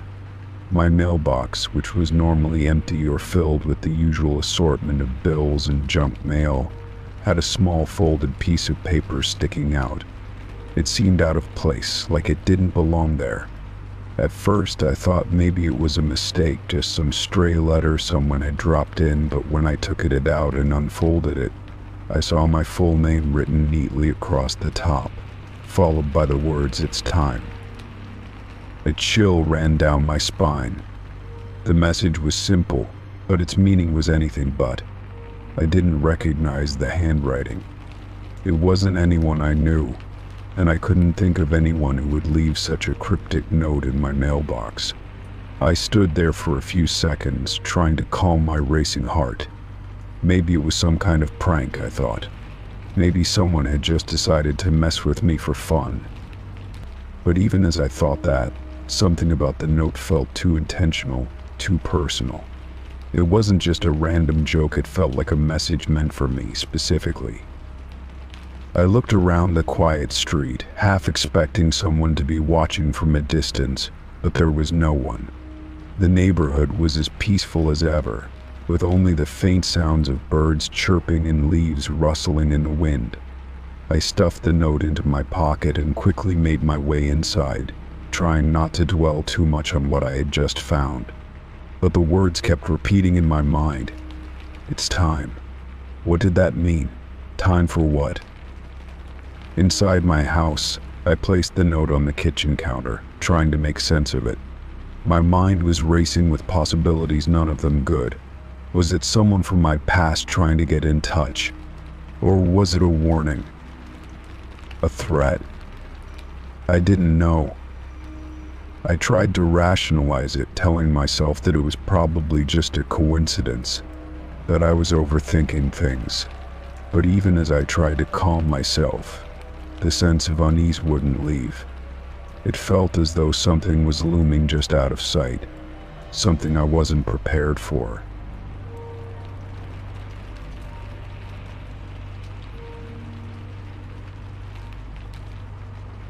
I couldn't shake the feeling that this note was just the beginning, that whatever its time meant was going to unfold soon. The more I thought about it, the more my anxiety grew. I started pacing around the house, looking out the windows, half expecting to see someone standing on the sidewalk, watching. But no one was there. Just my empty street, peaceful and still, like it always was. Yet I felt anything but peaceful. I decided to take action. Maybe if I could find out who had left the note, I could get some answers. I thought about going through my phone contacts, checking if anyone had sent me a message, or if there had been any signs that something was happening. But there was nothing. No missed calls, no texts, no emails, just silence. It made the note feel even more unsettling. It was like a message from nowhere, appearing out of the blue with no context and no explanation. I tried to focus on something else, something to distract myself from the anxiety creeping in. I made myself a cup of tea and sat on the couch, flipping through the channels on the TV. But I couldn't concentrate. My mind kept drifting back to the note. It's time. What could that mean? Was there something in my life I had been ignoring, some responsibility or event that I had been avoiding? Or was it something more serious, something I wasn't ready to face? As the evening wore on, I found it harder and harder to push the thoughts away. I had the strange feeling that I was waiting for something, waiting for a phone call, a knock on the door, or some other sign that the message was true. But nothing happened. The night passed quietly, almost too quietly, and I went to bed, hoping that when I woke up, everything would feel normal again. But it didn't. The feeling that something was about to happen, that the note was the first in a series of events, only intensified. I spent the next few days on edge, constantly looking over my shoulder, half expecting to see someone watching me. But there was nothing. No more notes, no strange encounters, just the normal rhythm of life. I went to work, came home, and tried to go about my day as usual, but the nagging feeling of impending change never left me. Each time I checked my mailbox, I half expected to find another note, another cryptic message. But there was nothing. It was as if the note had been a one-time thing, a single, strange occurrence that left me with more questions than answers. I tried to ignore the sense of dread that hung over me, but it was difficult. The note, though simple in its wording, had left an imprint on my mind, and every time I tried to let it go, the words its time would resurface, reminding me that whatever was coming, I wasn't prepared for it. A week passed, and things seemed to return to normal, but the unease remained. I would wake up in the middle of the night, feeling like I was being watched, like something was just beyond my reach, waiting for me to realize it. I started to second-guess everything in my life, my routine, my choices, the people around me. Was I missing something? Was I being prepared for something without even knowing it? One evening, after another day that felt much like the rest, I decided to take a walk to clear my mind. Maybe a change of scenery would help me sort through the thoughts that had been circling in my head. As I walked down the familiar streets of my neighborhood, I noticed a car parked a little farther down the block. It wasn't a car I recognized, but that wasn't unusual. People came and went all the time, but something about it caught my eye. It was a dark, nondescript vehicle, parked near a corner where I couldn't see the license plate clearly. As I walked past, I couldn't shake the feeling that someone inside was watching me. I glanced over, but there was no one in the car. The windows were tinted too dark for me to make out anyone inside, but my instincts told me that the car had been there for a while, waiting for something. I quickened my pace, trying to shake off the sense of paranoia that was growing within me. My heart was pounding as I turned the corner, heading back to my house. But I couldn't ignore the feeling that I had just seen something I wasn't supposed to. When I got home, I checked my mailbox again, even though I knew it was empty. I couldn't help myself. I half expected to find another note, something that would explain the strange events of the past few days. But again, there was nothing. Just the usual mail, no messages, no clues. I felt a strange sense of relief mixed with disappointment. The waiting was unbearable, but it also felt like the silence was worse than any answer. The next morning, I woke up to find that the unease was still there, lingering like a shadow. And for the first time, I couldn't help but wonder if I would ever know what the note really meant. Would it ever come true, or was it just a strange coincidence? Only time would tell, and the question still haunted me: what exactly was time waiting for? Story 29. I woke up to find all my windows open, even though I'd closed them before going to sleep. At first, I thought I had just forgotten, maybe in a half-asleep haze, but as I stood up and looked around, something didn't feel right. The cool morning breeze filled the room, and I could hear the faint rustling of leaves outside. But it wasn't the breeze that unsettled me, it was the realization that I had definitely closed those windows. I distinctly remember checking them before I climbed into bed, making sure everything was secure. I quickly moved around the room, closing each window one by one. My mind raced with questions. Who could have opened them? Why would anyone do that? I hadn't heard any sounds during the night, no creaking floorboards or movement. Everything had been silent, peaceful. It was unsettling to think that someone had been in my home without me knowing, especially while I slept. I tried to push the thought aside, telling myself it was probably just my mind playing tricks on me. But as I looked around, the feeling of unease lingered, thick in the air. I went downstairs, hoping that the rest of the house would make more sense. But as I passed through the living room, I noticed that the front door, which I was sure I had locked the night before, was slightly ajar.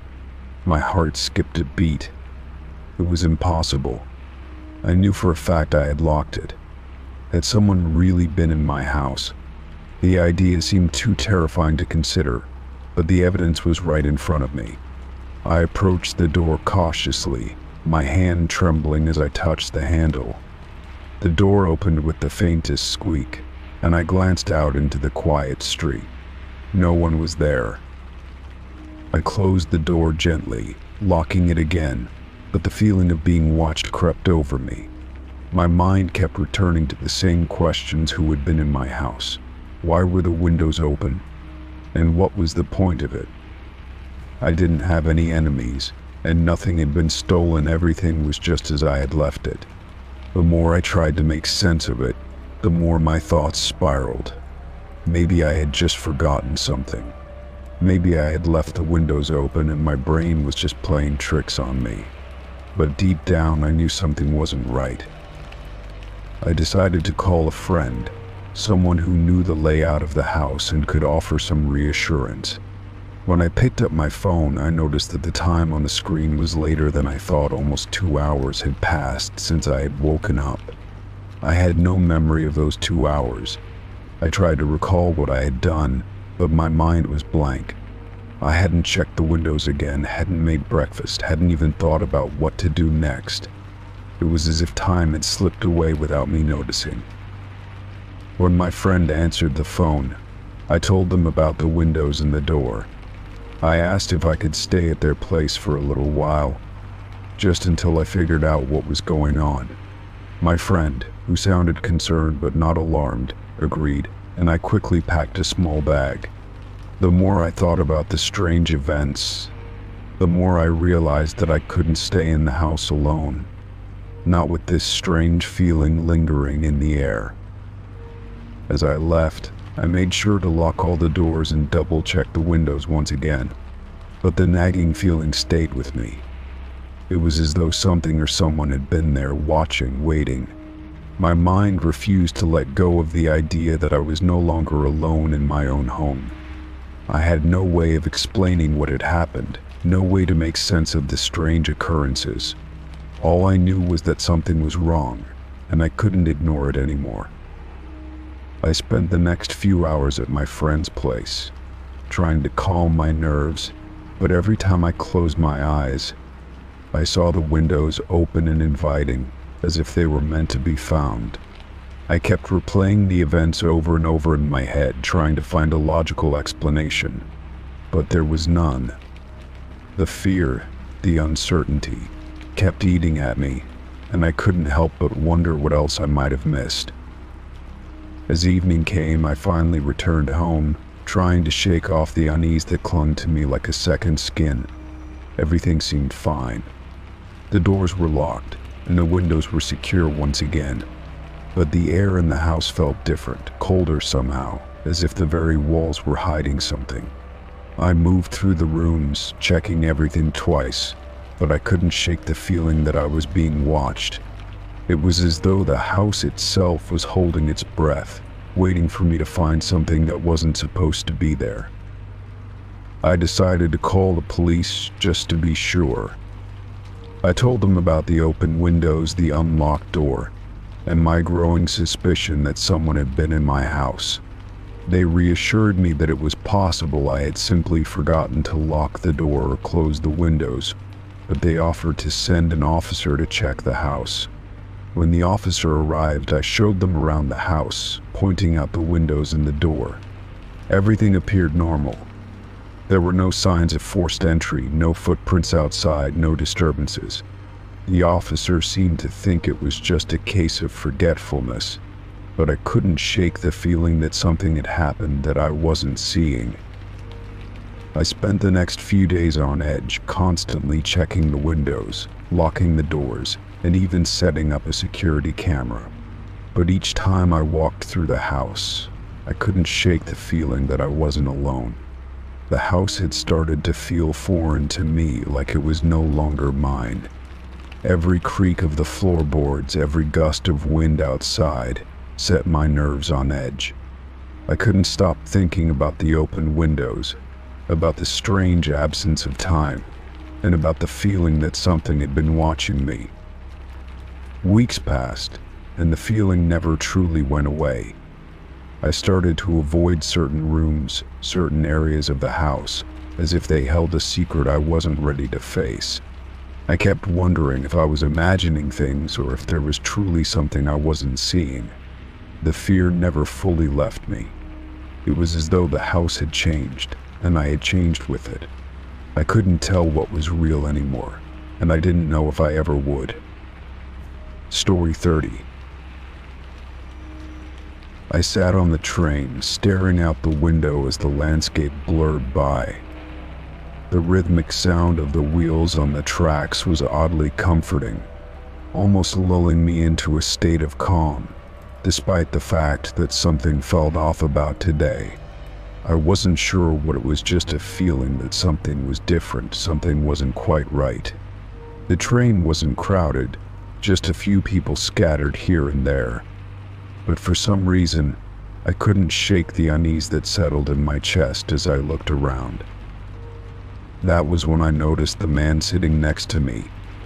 He had appeared out of nowhere, as far as I could tell, slipping into the seat without a sound. I hadn't noticed him when I first sat down, but there he was, staring straight ahead, his presence suddenly so much more noticeable than it had been a moment ago. He was dressed simply, in a gray jacket, his hands folded in his lap, and his eyes seemed to be locked on me, though not in a way that felt invasive, more like he was waiting for something. Then, without any warning, he turned to me and asked in a calm, measured voice, "Do you know why you're here?" The question caught me off guard, and I blinked in confusion, unsure of how to respond. Was he talking about the train? About the stop I was going to? Or was he referring to something deeper, something that didn't make sense? I hadn't said anything to him before that moment, and I certainly hadn't noticed him staring at me, but now it felt like his question was laced with some kind of hidden meaning. The words hung in the air, and for a brief moment, the world outside the train seemed to slow down, everything becoming distant and muted. "Excuse me," I asked, trying to sound normal, even though my voice faltered slightly. "What do you mean? Why I'm here?" He didn't seem to be in a hurry, didn't rush to clarify, but just sat there, his gaze unwavering. The silence stretched between us, thick and uncomfortable, until he finally spoke again, this time more softly. "You've been chosen. This place, this moment, it's all part of something. Don't you feel it?" His words were cryptic, and I found myself staring at him, trying to make sense of what he was saying. My heart beat a little faster, my palms suddenly feeling damp. Chosen? What did that even mean? I didn't feel any different, didn't feel like I was part of some grand plan or anything. I was just on a train like any other day. I hadn't even been thinking much about where I was headed, just lost in the monotonous rhythm of my commute. I looked at the man again, trying to read his expression, but there was nothing there, no emotion, no sign of how I was supposed to respond. It was as though he expected me to know exactly what he was talking about, and his calm demeanor only made the whole situation more unsettling. My eyes flicked over to the other passengers, hoping to find some clue, some indication that this was normal, that this was just some strange but harmless conversation. But no one else seemed to be paying attention to us. The train car was as still and silent as ever, with everyone lost in their own worlds. "Chosen for what?" I asked, my voice shaking slightly now. I couldn't keep the fear out of it, not when the words he spoke seemed to carry so much weight. so much expectation. My mind raced, trying to come up with an explanation for this moment, for this encounter, but nothing made sense. He didn't answer immediately, but instead seemed to consider my question for a long moment. Finally, he turned his gaze back to me, and for the first time I saw something flicker in his eyes, something that looked almost like pity. "It's not something you can understand right now," he said, his voice gentle but firm. "But you'll get there. In time." I swallowed hard, trying to push down the rising panic. This was insane. How could this stranger be talking to me like this? Why was he saying these things? And why did it feel like I was being drawn into something I didn't even understand? I opened my mouth to ask more questions, to demand answers, but before I could speak, the man stood up, as if our conversation was over. "You'll know when the time is right," he said, as though it were a matter of fact. And then, without another word, he turned and walked down the aisle, disappearing into the next car. I was left sitting there, stunned, with my mind spinning. I glanced around the train car, expecting to see someone else react, to hear someone else voice the confusion that was surging within me. But everyone remained motionless, oblivious to what had just transpired. The quiet hum of the train, the soft creaking of the seats, the occasional sound of someone's foot tapping it was all the same as it had been before he spoke to me. No one seemed to notice the strange exchange. No one seemed to care. For a long time I sat there, trying to make sense of it all. What did he mean by chosen? What did he mean by "you'll know when the time is right"? Was this some kind of strange joke? Some performance art? Or was it something more serious, something darker? The longer I thought about it, the more questions filled my mind, each one spiraling deeper into uncertainty. The train continued on its route, and the city outside the windows blurred into a series of indistinct shapes, lights, and shadows. My stop was coming up soon, but I wasn't sure if I even wanted to get off now. What if something was waiting for me on the other side? What if the man's words were part of something I couldn't escape? My fingers gripped the edge of the seat, and I could feel my heart thumping in my chest. I needed answers, but where could I go for them? Who would I even talk to about something like this? Before I could even begin to process everything, the train slowed as it neared my stop. The announcement came over the speaker, and the other passengers began to stir, preparing to disembark. I glanced around, but the man was gone, vanished as if he had never been there. I could still hear his words echoing in my mind, like an unanswered riddle that refused to let go. The train came to a stop, and I stood up, feeling a strange heaviness in my legs as I moved toward the door. The sense of unease hadn't left me. If anything, it had grown stronger. As I stepped off the train and onto the platform, the world around me seemed too quiet, too still. I wasn't sure if I was meant to do something, if the man's words were a warning or an invitation. But one thing was clear: my life had just taken a turn I couldn't understand, and there was no going back. Story 31. I got a phone call from my mom, but she had passed away years ago. The number that appeared on my screen was unfamiliar, and the name displayed was just a series of random letters, nothing like her usual contact name. I hesitated for a moment, unsure if I should answer, but my heart raced as I pressed the green button. The moment I did, a familiar voice came through the receiver. It was unmistakable, her voice, the tone, the warmth in it. "Hello?" I whispered, unsure if I was imagining things. My hands were shaking, my breath caught in my chest. There was a long pause on the other end, and then she spoke again, her voice a bit strained, as though she was trying to force words out from some great distance. "Are you okay?" she asked, her voice soft and comforting, just like it used to be. The words sent a chill through my spine, but I couldn't respond at first. I had to be dreaming. I had to be. I had to be. Mom? I finally managed my voice barely above a whisper. Is that really you? There was no immediate response. The line crackled for a second, and then the voice came again, clearer now, as if she was right next to me. I'm here, she said, her voice laden with an eerie calmness that I couldn't place. I never left, not really. I sat there in stunned silence, my heart racing, my mind struggling to comprehend what was happening. I glanced around the room, hoping this was some kind of mistake, maybe a glitch or a wrong number. But everything felt wrong. It felt like she was there, as if somehow impossibly she had returned. I tried to steady my breathing, trying to focus on the sound of her voice. Mom, how is this possible? You're gone. You passed away.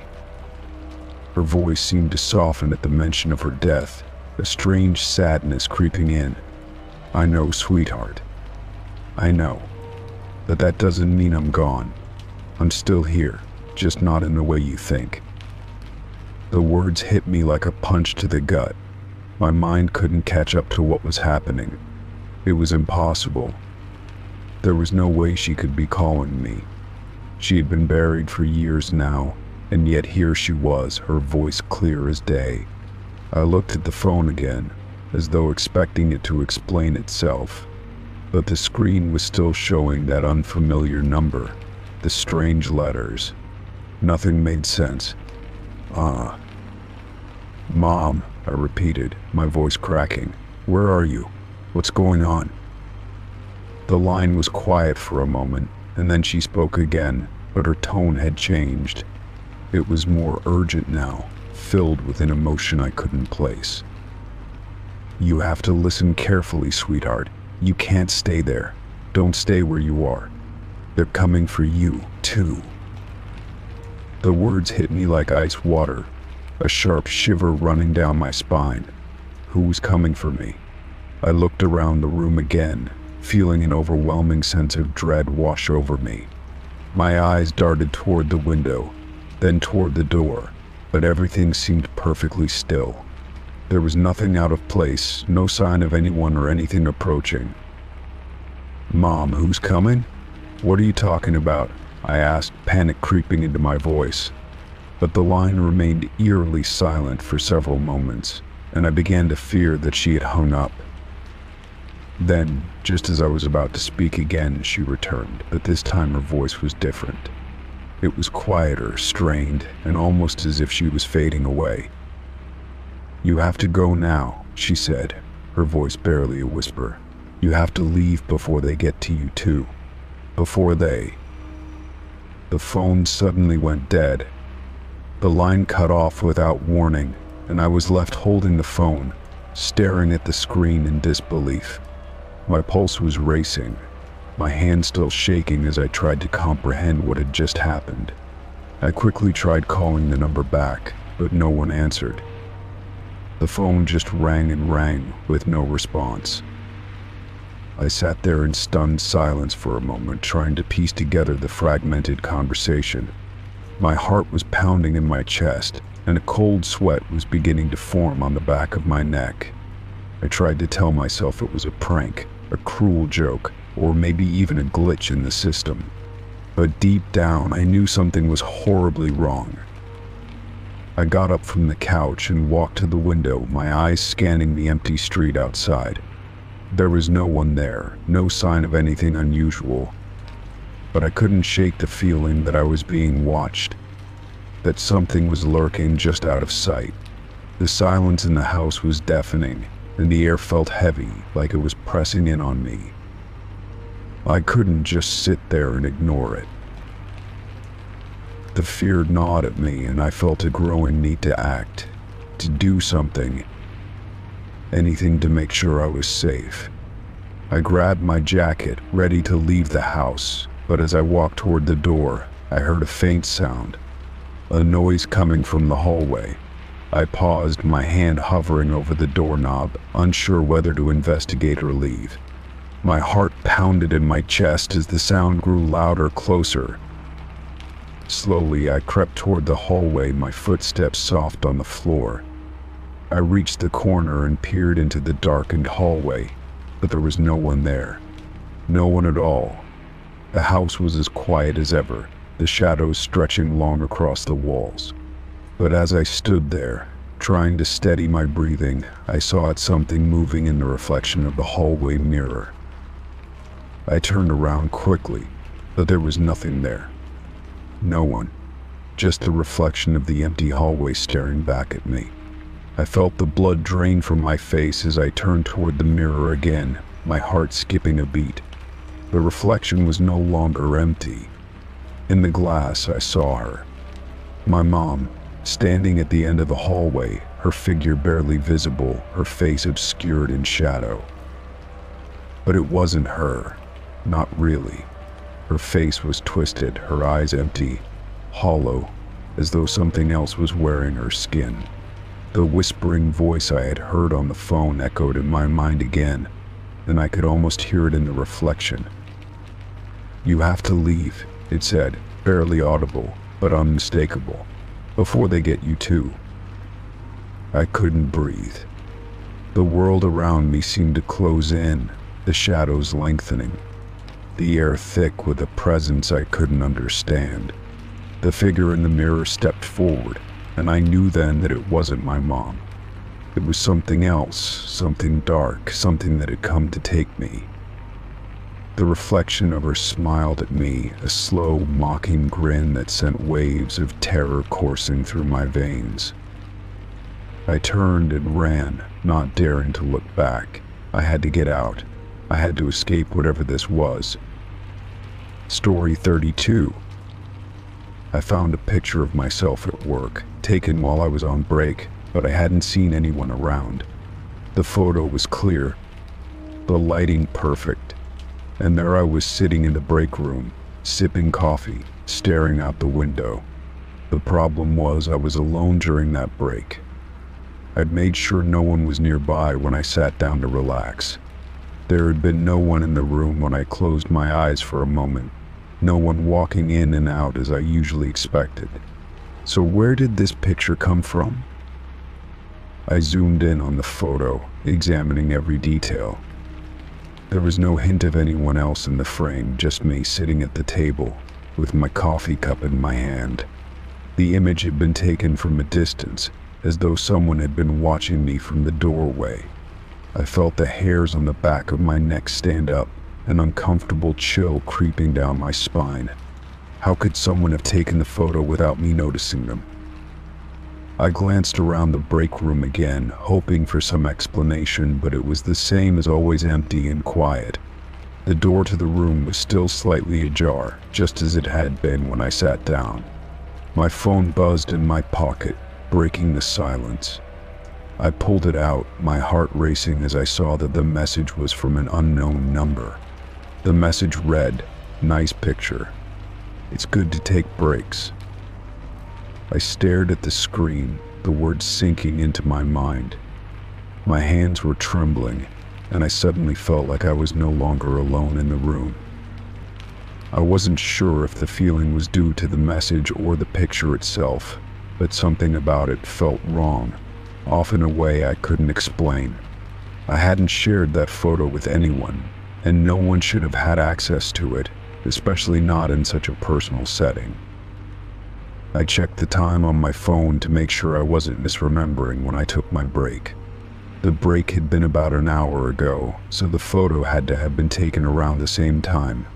The thought that someone had been in the break room without me noticing was unsettling, but I had no concrete evidence. I felt my breath catch in my throat as I wondered if someone had been watching me for longer than I realized. I decided to show the picture to my coworker, hoping they could provide some sort of explanation. Maybe it was just a mistake, a fluke, or even a coincidence. I wasn't sure what I was hoping for, but I needed some reassurance. As I walked over to their desk, I tried to shake off the unease gnawing at me, but it was hard to ignore the lingering sense of being watched. I couldn't explain it, But something about that picture felt like it was meant for me, like it was sending a message I wasn't ready to understand. When I showed the picture to my coworker, their reaction was immediate. They looked at it for a moment, then back at me, their eyes widening. "I didn't take this," they said, their voice shaking. "I don't even know how it ended up on your phone." Their reaction only deepened the confusion. I hadn't expected them to claim responsibility, but hearing them deny it made it all the more real. If they hadn't taken the picture, then who had? And how? Was there someone else in the building? Someone who had access to the break room when I thought I was alone? I tried to push away the growing panic and started thinking logically. The break room was always locked when it wasn't in use, so how had someone gotten in without me noticing? Was it possible that the photo had been taken through the door when I wasn't paying attention? That didn't feel right though. The angle of the photo was too precise, too intentional. Whoever had taken it knew exactly what they were doing. I left the break room and returned to my desk, my thoughts swirling. The picture and the message had left me unsettled, but I couldn't let it distract me for too long. I had work to do. Still, I couldn't shake the feeling that something was very wrong. That someone had been watching me for longer than I realized. I felt my gaze drift toward the door, half expecting to see someone standing there, waiting for me. As the day wore on, I found it harder and harder to focus on my tasks. The picture kept popping into my mind, replaying in my thoughts like a loop I couldn't escape. I checked my phone again, hoping for a new message that might offer some explanation or clear things up, but there was nothing. The only message that remained was the one from earlier. "Nice picture. It's good to take breaks." It was as though whoever had sent it was deliberately trying to make me paranoid. The words seemed so innocuous, but the tone behind them felt menacing. I could almost feel the weight of the message pressing down on me, as though it was a reminder that someone was paying attention to my every move. And as much as I wanted to ignore it, the more I thought about it, the more I felt like there was something I was missing, something important. At the end of the workday, I decided to take a different route home, hoping the change of scenery might help clear my mind. I walked quickly, trying to push aside the lingering thoughts of the picture and the strange message. But even as I walked, I couldn't escape the feeling that I was being watched. It was as though the world around me had changed, and I was no longer in control of my surroundings. When I got home, I immediately checked my phone again. No new messages, no more pictures. It seemed like everything had stopped, but the unease still clung to me like a second skin. I set my phone down on the counter, trying to shake off the feeling, but it wasn't enough. Something inside me told me that this wasn't over. Whoever had taken the picture, whoever had sent the message, was still out there, and I wasn't sure how long I could avoid them. I lay down in bed that night, my mind racing with questions. What did the picture mean? Who had taken it? And why was I being targeted? There were too many unknowns, too many unanswered questions. And as I drifted off to sleep, I couldn't help but wonder if the person who had sent the message was already watching me, waiting for the right moment to make their next move. Story 33. It was an ordinary afternoon when I sat down at my desk, ready to catch up on some work. The sun was low in the sky, casting long shadows across the room. I had just opened my laptop when a strange sound interrupted my thoughts. It was a voice, my voice. At first I thought it was just a notification or an app starting up, but the words that followed made me freeze in place. "You're not going anywhere." I blinked several times, unsure if I had heard it right. The voice was unmistakably mine, but I had not recorded anything recently. I leaned forward, glancing at the laptop screen, but nothing seemed out of the ordinary. I checked the volume, wondering if perhaps a video or recording had played by accident. But no, the screen was still and everything appeared normal. The voice had come from nowhere, and it left a chilling silence in its wake. I felt my heart start to race as I tried to rationalize what had just happened. Maybe it was a glitch in my software, a strange echo from a forgotten recording. I searched through my laptop, scrolling through files and apps, but there was nothing that explained the voice. No audio files, no recent recordings, nothing that could account for the words I had just heard. The more I searched, the more unsettled I became. I sat back in my chair, trying to make sense of it. The voice was clear, it was my own voice, and yet I had not spoken those words. It wasn't a prank either. I lived alone, and there was no one else who could have used my voice in such a manner. I checked my phone, hoping for some clue, but there were no messages or notifications that could have triggered it. Everything in the room felt too still, too quiet. The feeling of unease only grew stronger as I began to wonder about the source of the voice. Could it have been someone hacking into my devices? Was someone in my home without me realizing it? The more I thought about it, the more possibilities seemed to flood my mind, each one darker than the last. I glanced around the room nervously, half expecting to see someone standing behind me. But there was no one, just the empty space that had felt safe moments before. I couldn't shake the feeling that something was wrong. The voice had been so direct, so personal. "You're not going anywhere." What did that mean? It was as if someone or something knew my every move, knew my plans before I even made them. It was unsettling to think that I was being watched, that my private thoughts could somehow be known by an unknown force. I felt a growing sense of panic, but I pushed it aside, telling myself that I was just overthinking it. I took a deep breath and decided to move forward with my day. Maybe it was just a fluke, I told myself. Maybe the software had malfunctioned, or perhaps I had accidentally triggered a voice command I didn't remember. But the more I tried to convince myself, the more the words echoed in my mind. "You're not going anywhere." The phrase felt like a warning, like a threat hanging in the air, and it refused to leave my thoughts. Later that night, as I tried to relax on the couch, the voice came back. It was softer this time, but still unmistakable. "You're not going anywhere." I jumped up, my heart pounding in my chest. I glanced around the room, my eyes wide, but again, there was nothing. No one was there, and yet I had heard it, clear as day. I grabbed my phone, determined to document whatever was happening. I recorded a video, hoping that if it happened again, I would have proof. I sat there for a while, waiting for something to happen, but the room remained silent. I almost felt foolish for being so paranoid, but deep down I knew something wasn't right. The next few days passed in a haze. I couldn't shake the feeling that I was being followed, that someone or something was watching me. Every little noise made me jump, and every time I checked my phone or laptop, I half expected the voice to appear again. But it didn't. I began to wonder if I had imagined it, if I had simply been stressed out and hearing things.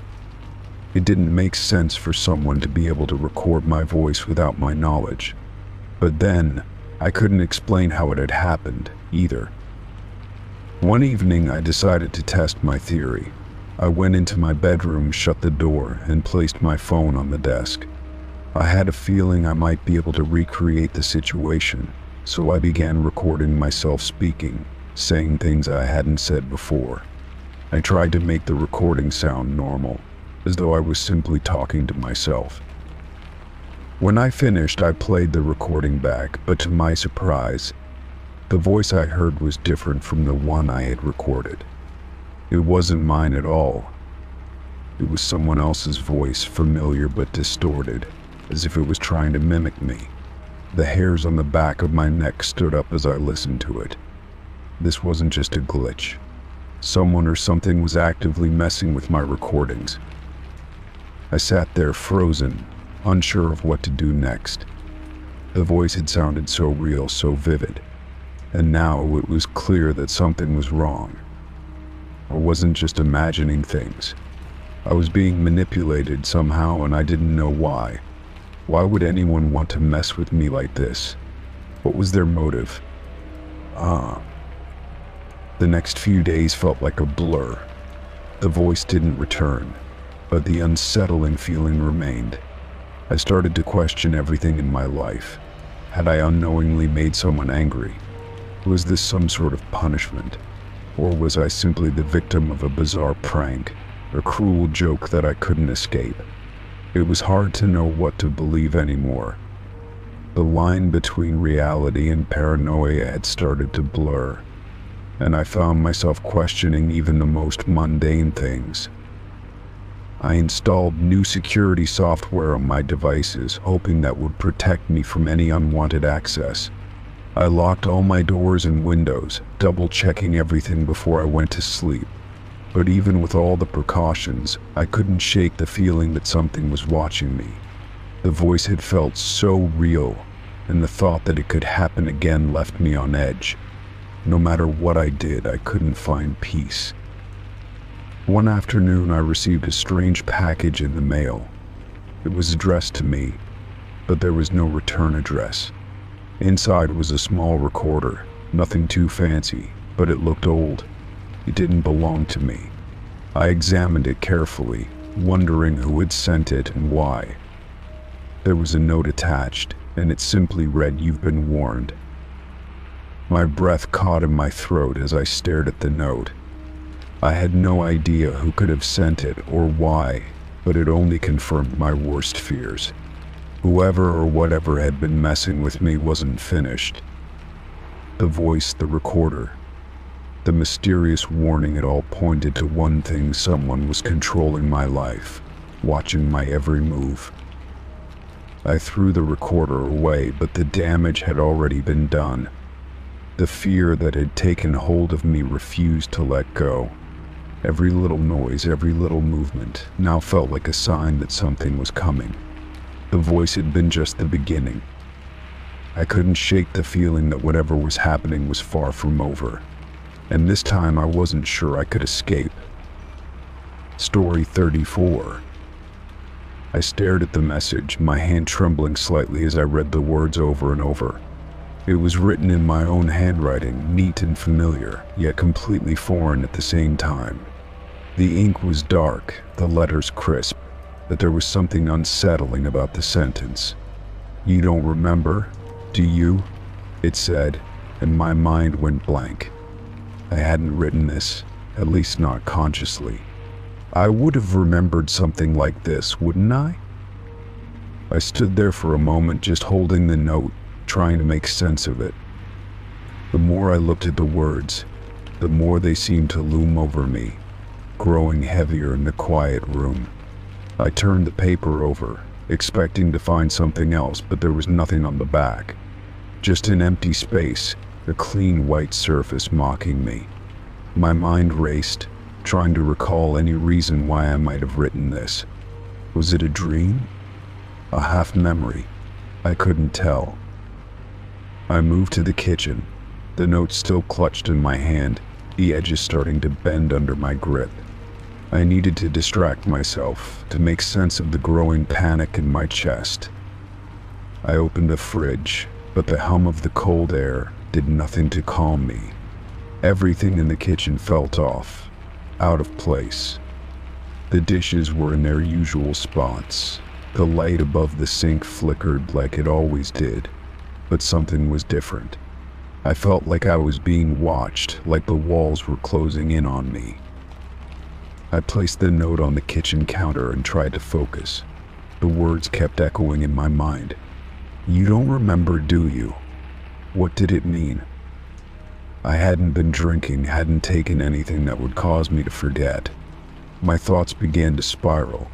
Was it possible that I was losing my mind?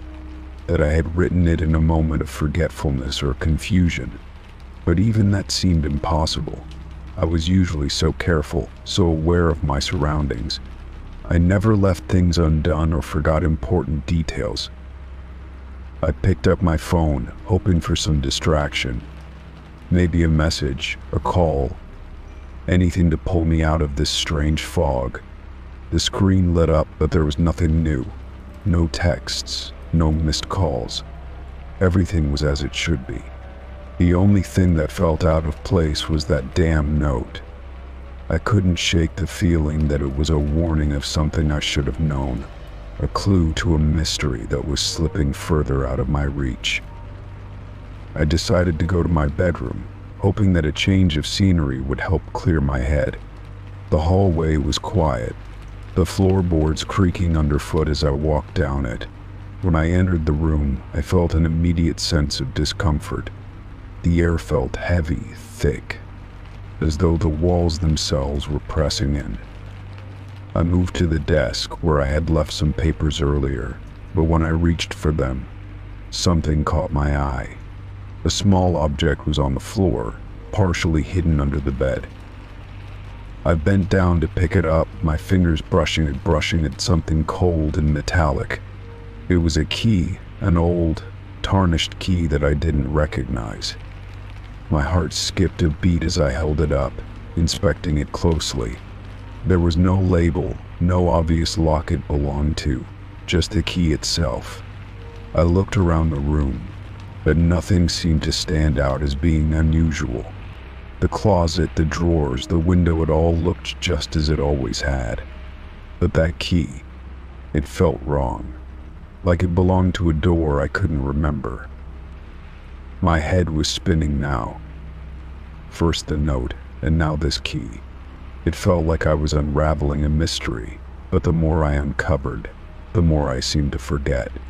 I went to my bedside table and opened the drawer, searching for something, anything that might explain what was happening.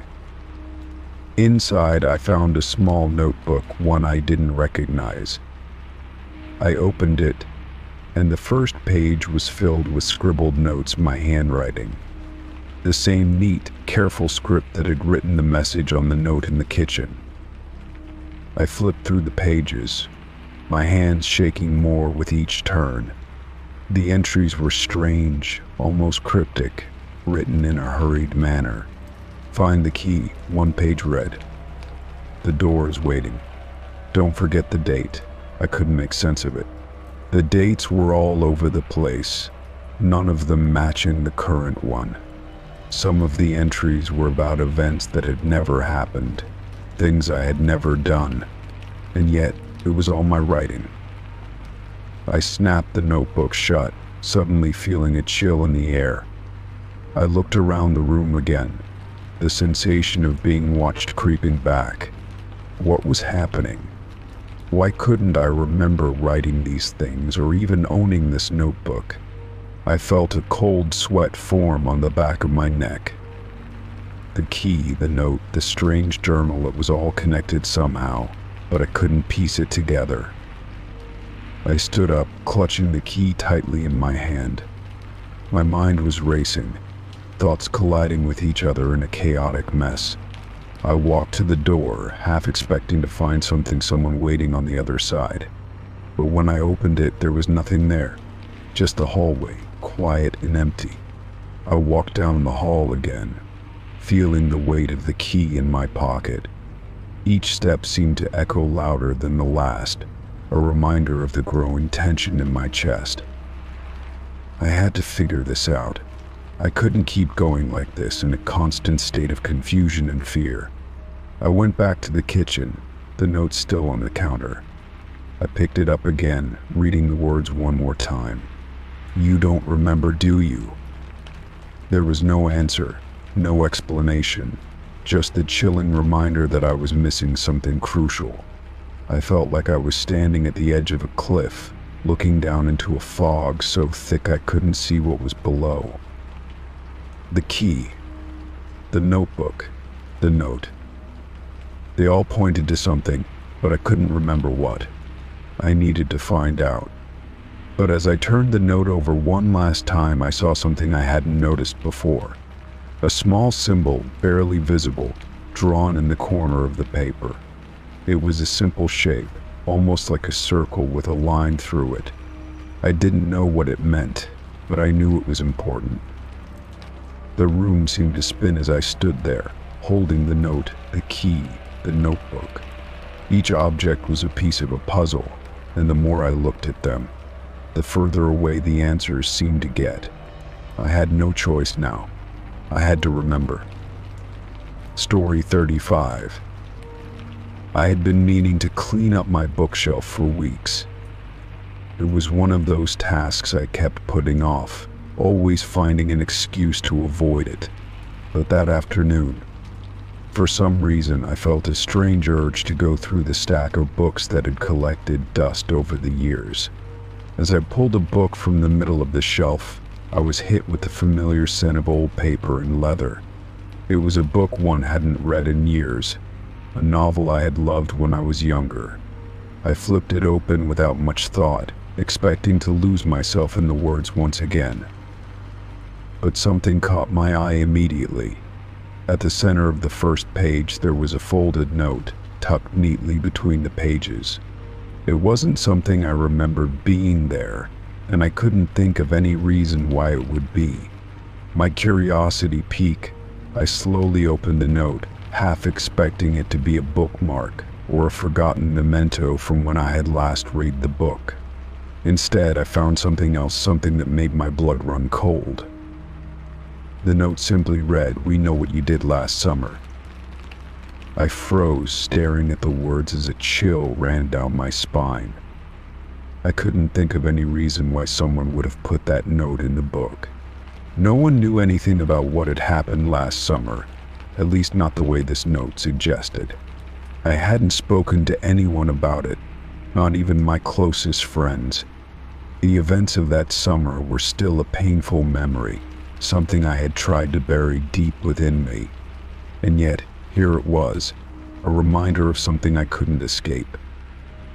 My hands trembled as I held the note, trying to steady myself. I thought back to the summer in question when everything had changed. It was a time I had tried to forget, something I had hoped no one else would remember either. But now, as I stared at the words on the page, it seemed like someone knew. Someone out there was aware of what had happened, and that knowledge was now staring me in the face. I had to think back, piece together the memories, and wonder how this could be possible. Who would have sent this note? Who would know? I had kept it all to myself, not daring to share it with anyone, fearing the consequences of what might happen if the truth ever came out. But now, with this simple note, it felt like the truth was slipping through my fingers. I turned the page of the book, hoping for some sort of clue, some explanation, but there was nothing. The book itself was unchanged. Its pages were filled with the same story I had read years ago. Nothing more, nothing less.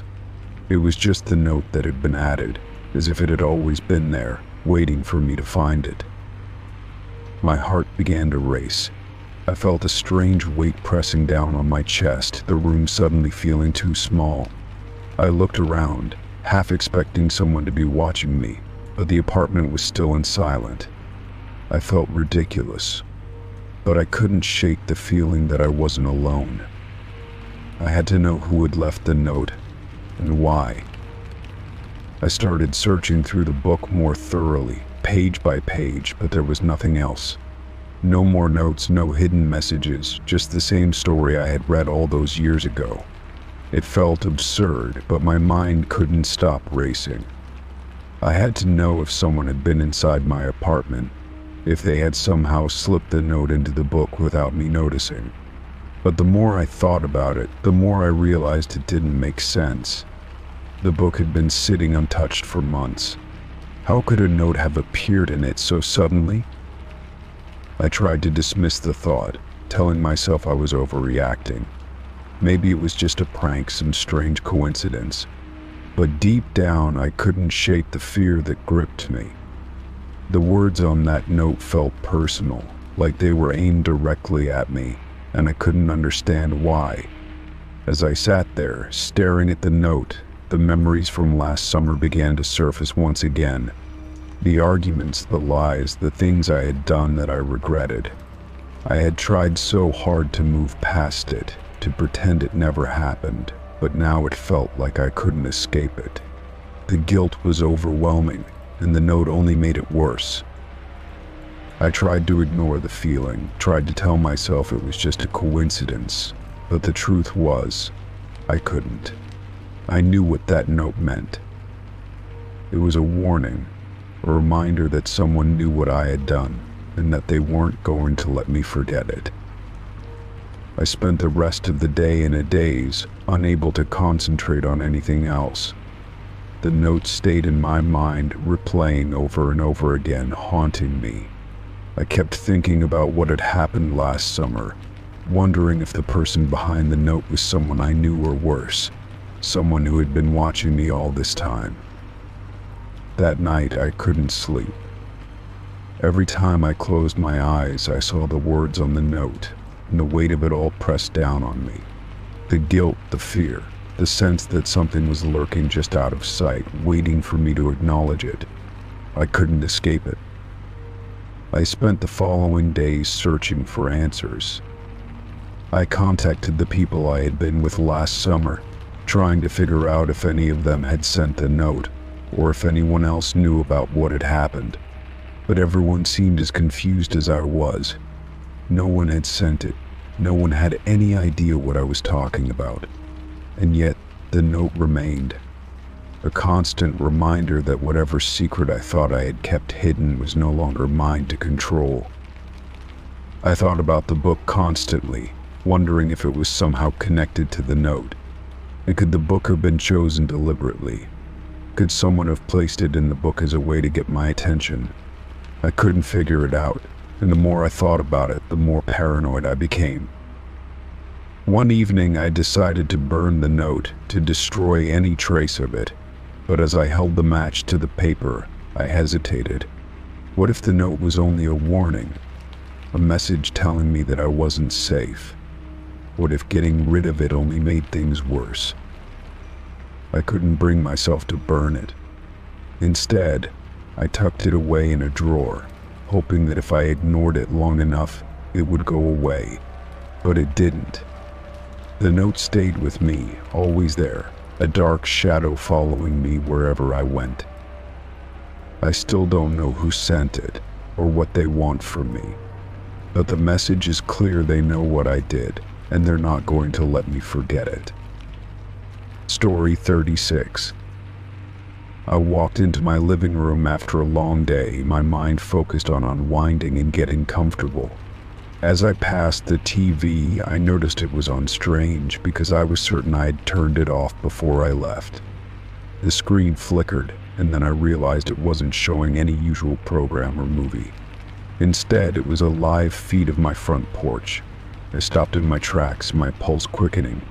What made it even more unsettling was the timestamp in the corner of the screen hours ago. I felt a chill run down my spine as I stared at the feed. There, on the porch, was a clear image of my front steps, the door, and the area surrounding it. I recognized it immediately. The trees swaying gently in the breeze, the faint light from the street lamp outside, everything was exactly as it should be, except for the fact that it was hours old. My mind raced. How could this be happening? Who had been recording this footage? And why was it showing up on my TV? I reached for the remote control, pressing buttons in a frantic attempt to change the channel or turn off the TV, but nothing happened. The screen remained fixed on that live feed, and a deep sense of unease began to settle over me. I glanced around the room, checking for anything out of the ordinary. Everything seemed normal, but the TV feed the knowledge that someone had been watching my front porch hours ago, without me knowing, made my stomach churn. I tried to rationalize it. Maybe it was some sort of glitch. Maybe the cable company had accidentally switched to a security camera feed, or some other technical malfunction had caused this odd display. But deep down, I knew that explanation didn't feel right. This wasn't just some accident. Whoever had captured this footage had to have been watching for a reason. And the fact that it had appeared on my TV with no explanation was almost worse than the image itself. I stood frozen in front of the screen, trying to process everything. The footage didn't look like it had been filmed by a traditional security camera. It was too clear, too high quality. There were no obvious signs of distortion or glitching, just a calm, unbroken image of my porch, like someone had been sitting there, watching, for hours. I didn't know how much time passed as I stood there, feeling a sense of dread creeping in, but I knew I couldn't stand it much longer. Finally, I reached for the power button on the TV itself, hoping it would turn off manually. After a few seconds of hesitation, I pressed it. The screen went black and the house was silent again. The feeling of unease didn't vanish, though. If anything, it only deepened. Who had been watching? And how had they gotten access to my front porch, to my home, without me knowing? I checked all of the doors and windows, making sure they were securely locked, but everything seemed normal. There were no signs of forced entry, no indications that anyone had been inside. Still, I couldn't shake the feeling that I wasn't alone. That something had been watching me, even though I hadn't seen it. I tried to tell myself it was nothing, that I was just being paranoid, but the thought of that feed of someone recording my porch and then transmitting it to my TV was hard to shake. The next morning, I called a technician to check the TV and the cable box, hoping for a simple explanation. I explained what had happened, and they assured me they would run diagnostics to check for any issues. The technician arrived later that afternoon, and after some time spent looking at the system, he shook his head. "Everything seems fine," he said. "No issues with the hardware or the feed. No signs of anything out of the ordinary." I felt a knot tighten in my stomach. It didn't make sense. If there was nothing wrong with the system, then how had that footage appeared? He left after performing his checks, and I was left alone with my thoughts. The idea that there was no explanation made everything worse. The feed had been real. Someone had been watching, and I couldn't figure out who or why. The only thing I knew for sure was that it had been real, and the sense of being watched never left me. The house felt different now, like it was no longer just mine. I tried to go about my day, tried to move past the strange occurrence, but I kept returning to the same questions. Had someone been sitting outside my house? Had they been there while I was gone, or had they been there even longer? Why would they watch me, and how did they know to put that footage on my TV? What was their end goal? It was these questions that I couldn't stop asking myself. The next few days passed, but the feeling of being watched didn't fade. I double-checked my security cameras, making sure they were working properly, but they had recorded nothing unusual. No strange vehicles, no unfamiliar faces, no signs of someone lurking outside my house. Still, the feeling gnawed at me. It felt like someone was just out of sight, always just beyond my reach, watching from the shadows. It wasn't until a week later that I received an anonymous package in the mail. Inside was a small envelope with a single piece of paper. On it were a few words, written in bold, sharp handwriting. "Soon you'll know." I stared at the note, my heart racing. The handwriting was unfamiliar, the words sending a jolt of panic through me. The same word soon appeared again, just like the cryptic message I had seen before in my bank account. And just like that message, I had no idea what it meant. My mind raced, trying to piece together any connection between the strange TV feed the bank withdrawal, and now this note. I felt like I was being pulled into something I couldn't understand, something I wasn't prepared for. The next few days were filled with uncertainty. I had no idea who was behind it all, or what they wanted from me. My thoughts constantly returned to the live feed on the TV, how it had been recorded hours before, and how it had ended up on my screen. I began to feel like I was being stalked, hunted by an unseen force. Every noise in the house made me jump. Every knock on the door made my heart race. I couldn't shake the sense that I was being drawn into something much bigger than I had ever anticipated. And then, as if in response to my growing paranoia, the feed appeared again. This time it wasn't on the TV. I had been sitting in the living room, trying to distract myself with something else, when I heard the familiar click of the television turning on. I turned around, my blood running cold. The screen was filled with an image of my front porch, but this time it wasn't from hours ago. It was live. And there, standing in the middle of the porch, was a shadowy figure, looking directly at the camera. The figure didn't move. It just stared, as if it had been waiting for me to notice. My stomach churned. Who was it? Why were they watching me? And what did they want? Story 37. I was in the middle of sorting through some paperwork when I heard the knock. It was quiet at first, almost hesitant, but persistent enough to pull me away from my work. I stood up from my desk, thinking it might be the delivery I had been expecting. But when I reached the door and peeked through the peephole, there was no sign of a package or familiar face. Just a man standing still, waiting. I opened the door slowly, keeping a careful distance. He didn't look familiar at all, neither a neighbor nor anyone I'd ever met. His clothes were nondescript, just a dark jacket and jeans, but his expression was something I couldn't quite place. His eyes seemed tired, almost as if he had been waiting for something for a very long time. The man took a step forward, his gaze fixed on me. "Is it safe to come in now?" he asked, his voice calm but with an undercurrent of something that sent an unsettling chill through me.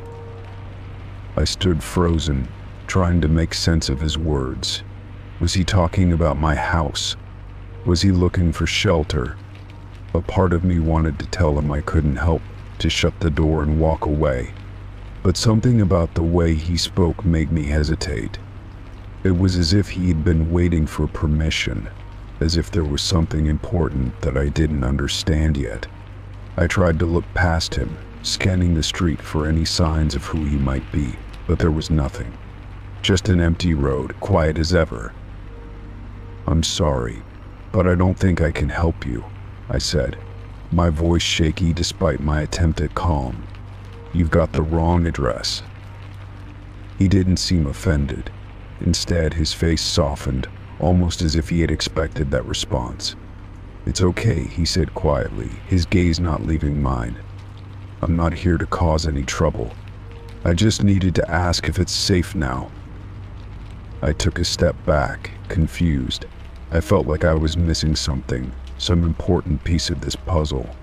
My mind raced, wondering if I should call someone, if I should even let him speak. He didn't seem dangerous, but then again I had no idea who he was or what he wanted. "I'm sorry," I repeated, "but I think you have the wrong house. Maybe you should go." His eyes flickered briefly, and for a moment he looked almost disappointed. But then, as if it didn't matter, he gave a slight nod. "Maybe you're right," he said, turning to leave. I watched him walk down the porch steps and then stop at the end of the driveway, as if he were waiting for something or someone. He didn't look back. I stood there for a moment, the door half open, unsure whether I should follow him, watch him more closely, or just forget the entire encounter. The strangest feeling settled over me, a sense that this wasn't a random visit.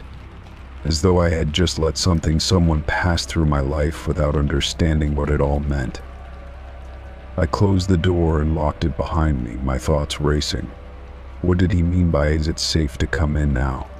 And why did he seem so calm, almost resigned, as if he knew something I didn't? I couldn't shake the feeling that the encounter wasn't over, that this stranger's presence in my life was no accident. The rest of the night passed without incident, but I kept replaying the interaction in my mind.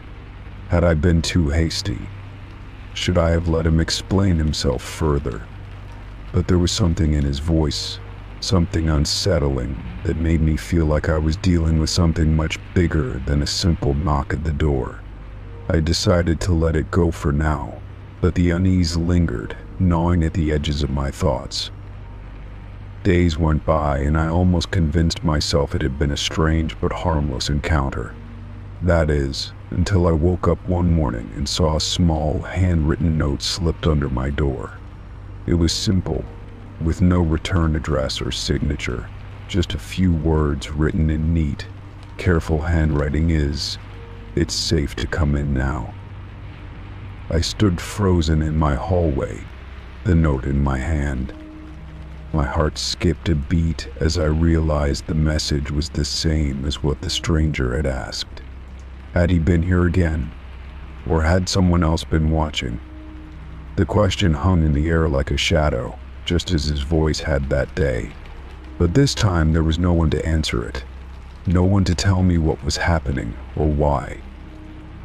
I wanted to call someone, perhaps the police, maybe a friend, but there was a strange sense of fear that held me back. The question, "Is it safe to come in now?" echoed in my mind, taunting me. What did it mean? Who was asking? And more importantly, what were they waiting for? The day passed with an uncomfortable stillness. I couldn't shake the feeling that someone was watching, waiting for something to happen. It was like being in the midst of a story I couldn't quite understand, one where the answers were just out of reach. And I was afraid of what might happen if I kept ignoring it. That night, as I lay in bed trying to sleep, I heard another knock, soft, like the first one. This time I didn't go to the door. Instead, I stayed silent, holding my breath, listening for any other sound that might follow. The knock came again, then another. 3 in total. I didn't open the door. I couldn't bring myself to. The strange feeling of dread was overwhelming, and I didn't want to confront whatever or whoever was out there. The knocking stopped, and just like before, I heard nothing else. It was as though the world outside had returned to normal, but I couldn't shake the feeling that something had changed. Something was waiting. The next morning, the note was there again. This time the words were different, but the tone was the same: "You should have let me in." I didn't know what to do. Should I keep pretending it wasn't happening? Or should I take the risk and find out what it all meant? The stranger had asked if it was safe, but what if it wasn't? What if this was just the beginning? Story 38. I was sitting in my living room, scrolling through my phone when it rang. The screen displayed my best friend's name, Sarah. I smiled, thinking she probably wanted to talk about something fun or random, like we always did. Without hesitating, I answered the call and brought the phone to my ear, eager to catch up. But as soon as I did, I was met with an unsettling silence. It wasn't the typical hello or greeting I expected, but only heavy breathing. I frowned, confused, trying to figure out what was happening. I waited for Sarah to speak, wondering if she was just messing with me, playing some kind of prank. But there was nothing, just the steady sound of her breath, slow and labored, like she was standing right there but couldn't speak. My heart began to race. Sarah wasn't one for pranks, and this didn't feel right.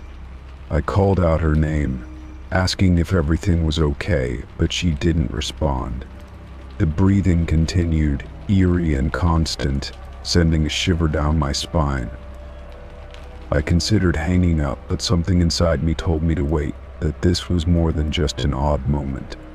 I tried calling out again, louder this time, but still, there was nothing but the sound of her breath. It was as if she was just standing there, breathing heavily into the phone but not acknowledging me. I could feel the hairs on the back of my neck standing up.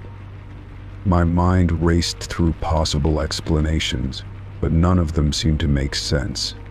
Maybe she was in trouble, or maybe her phone was malfunctioning. But the longer the silence dragged on, the more unsettling it became. The breathing continued, but it wasn't random. It sounded almost rhythmic, like it was intentional.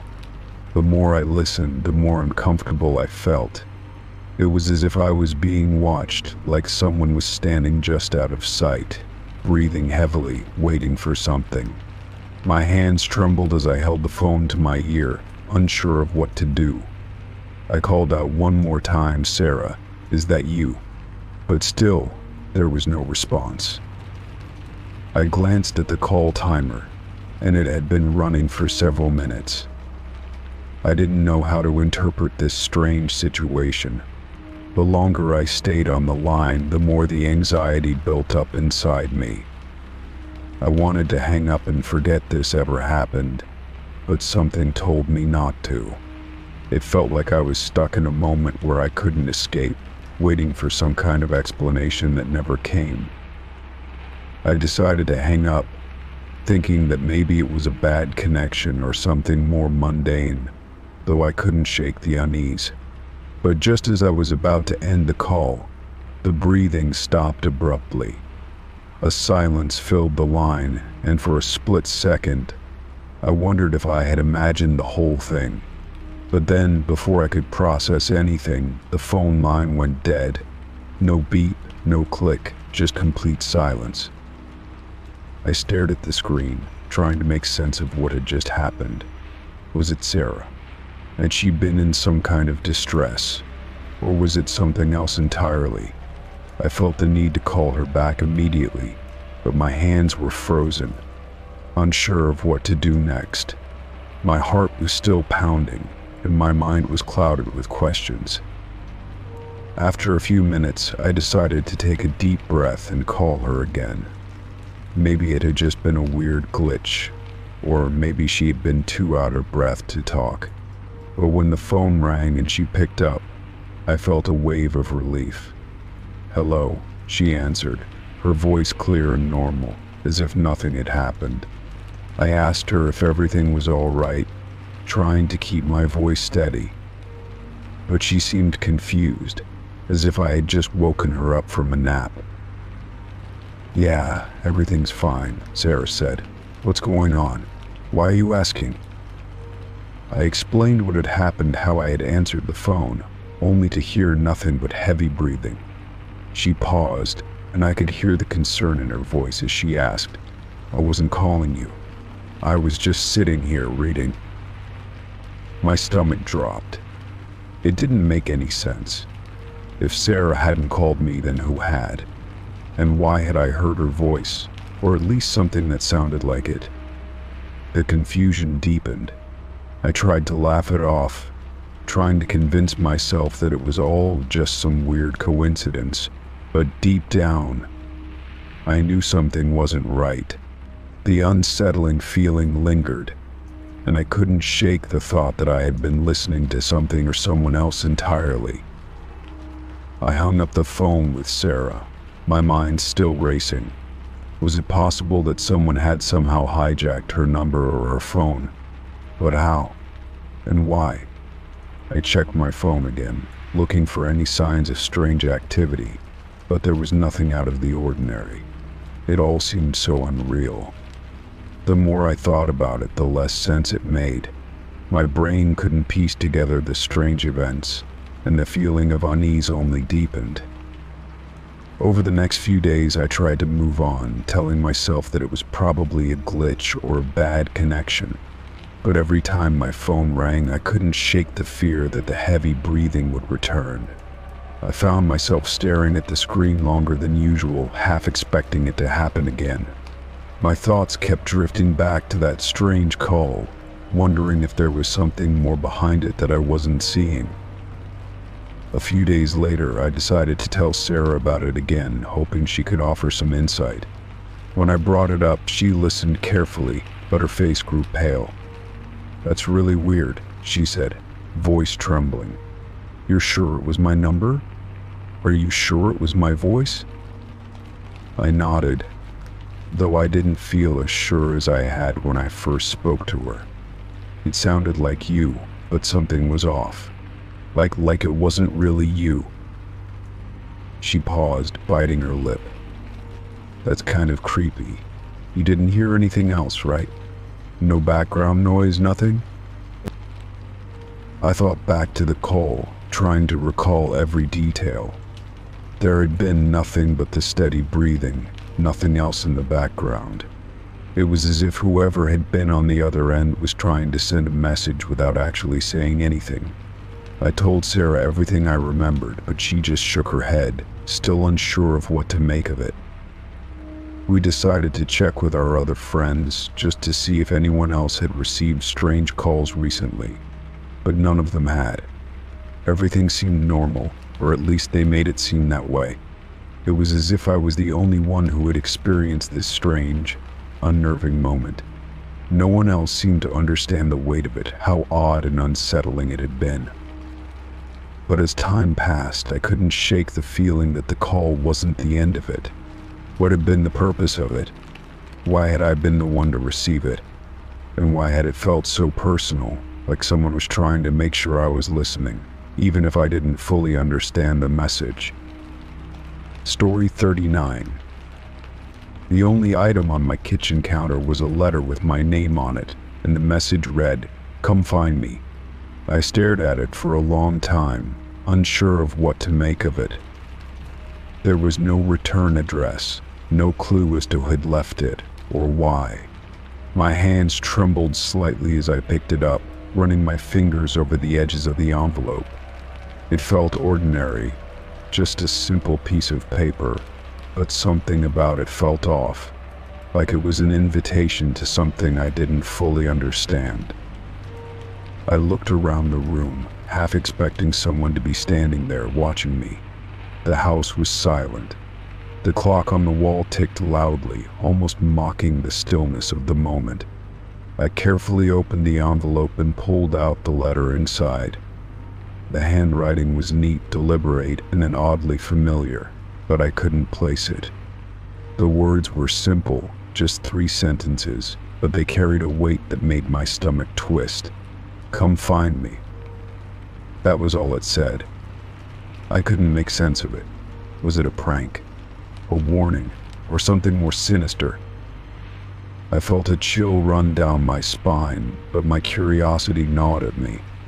I set the letter aside and tried to focus on the rest of my day, but every time I glanced at the counter, the letter seemed to draw me back. The phrase echoed in my mind. Come find me. What did it mean? Who would leave something like this? I tried to reason with myself, telling myself it was probably just a joke, but I couldn't shake the feeling that something was off, something wasn't right. Later that evening, after a restless day filled with too many questions and not enough answers, I decided to do something I hadn't intended to. I started looking around the house. I checked the front door, the windows, and the rooms, convinced that there was something I was missing, something that would explain the letter. But there was nothing. Everything seemed normal, almost too normal, like the house was trying to convince me that nothing had changed. Still, the feeling of unease lingered. I couldn't stop thinking about the message. What did it mean to come find me? And why me? Was it a message for someone else? Maybe someone had dropped it by mistake. But the more I thought about it, the less that explanation made sense. There was no reason for someone to leave a message like this in my home.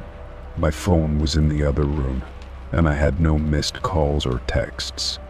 No one had been to visit me that day. The more I racked my brain, the more confused I became. I decided to search the house thoroughly. Maybe the letter was a clue, or maybe it was a warning. I moved through each room, opening closets, checking under the furniture, and even behind the curtains. But nothing. The house was as it had always been. No hidden messages, no secret compartments. It was almost as if the letter had appeared out of nowhere, like it had materialized just to throw me off course. As the night wore on, the air in the house felt heavier, the silence almost suffocating. The letter on the counter seemed to call to me, a reminder that there was something I had to do, something I needed to uncover. I tried to resist the urge to investigate further, but it was futile. The need to know, to understand, was too strong. I grabbed my coat and headed out the door. It felt like the only way to quiet the storm of thoughts in my head. I walked down the street, but my mind was still racing. The more I walked, the more I felt the pull of the unknown. I didn't know what I was looking for, but I couldn't shake the feeling that I was being guided towards something. The streets were quiet and the night air was cold. I walked for what felt like hours, but no matter how far I went, I couldn't shake the feeling that I was being watched. I kept looking over my shoulder, half expecting someone to be following me, but each time I turned around, there was no one there. The further I walked, the more I felt the weight of the letter, like it was a shadow hanging over me, guiding my steps. Eventually, I found myself in a part of town I didn't recognize. The streets were unfamiliar, the houses strange and imposing. It was as if I had stepped into a different world. The streetlights flickered overhead, casting long, eerie shadows that seemed to stretch on forever. I stood there for a moment, trying to figure out where to go next. There were no signs, no clues as to where I was supposed to be. It felt like I had been led here for a reason, but I couldn't see the next step. I turned a corner and saw a building in the distance, its lights dim and flickering. It looked abandoned, like no one had been there in years. My heart skipped a beat. I felt drawn to it, compelled to go inside, as if the letter had led me here, to this exact spot. I didn't know why, but I had to see it for myself. I walked closer, the air growing colder with each step. As I approached the building, I saw that the door was slightly ajar. The dark interior beckoned me, a silence so deep it felt suffocating. I paused for a moment, my mind racing, trying to decide whether to go in or turn back. But something inside me told me that there was no turning back now. I had come this far, and the only way to find answers was to move forward. I pushed the door open, and the sound of it creaking echoed through the empty hallway. The darkness inside was overwhelming, but I stepped inside anyway.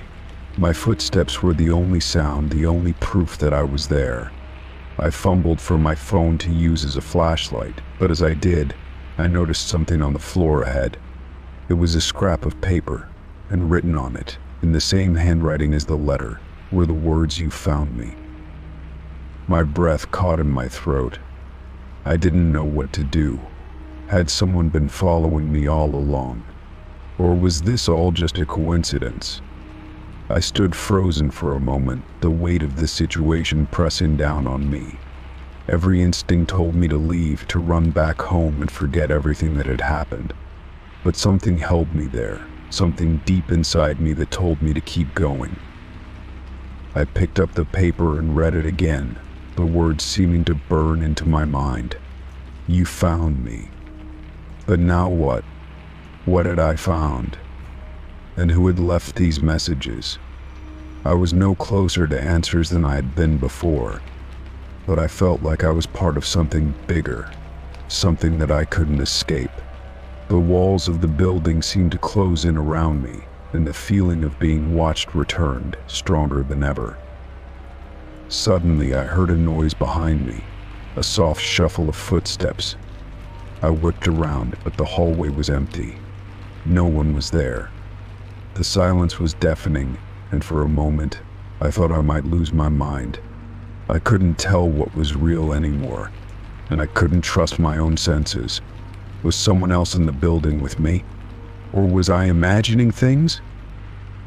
I turned and walked deeper into the building, the unknown pulling me forward, unsure of where this path would lead.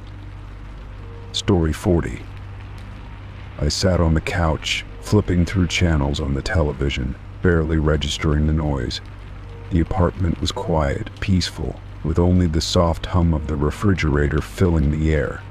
I'd just moved in recently, and everything still felt a bit unfamiliar. The layout of the room's not quite ingrained in my mind yet. It was late in the evening, and the world outside was dark, with the only light coming from the glow of the television screen and a single lamp beside me. That's when I heard it. A voice, clear and calm, called my name from the other side of the apartment. Underscore, underscore, underscore. It was loud enough that I froze mid-swipe, my finger hovering over the remote.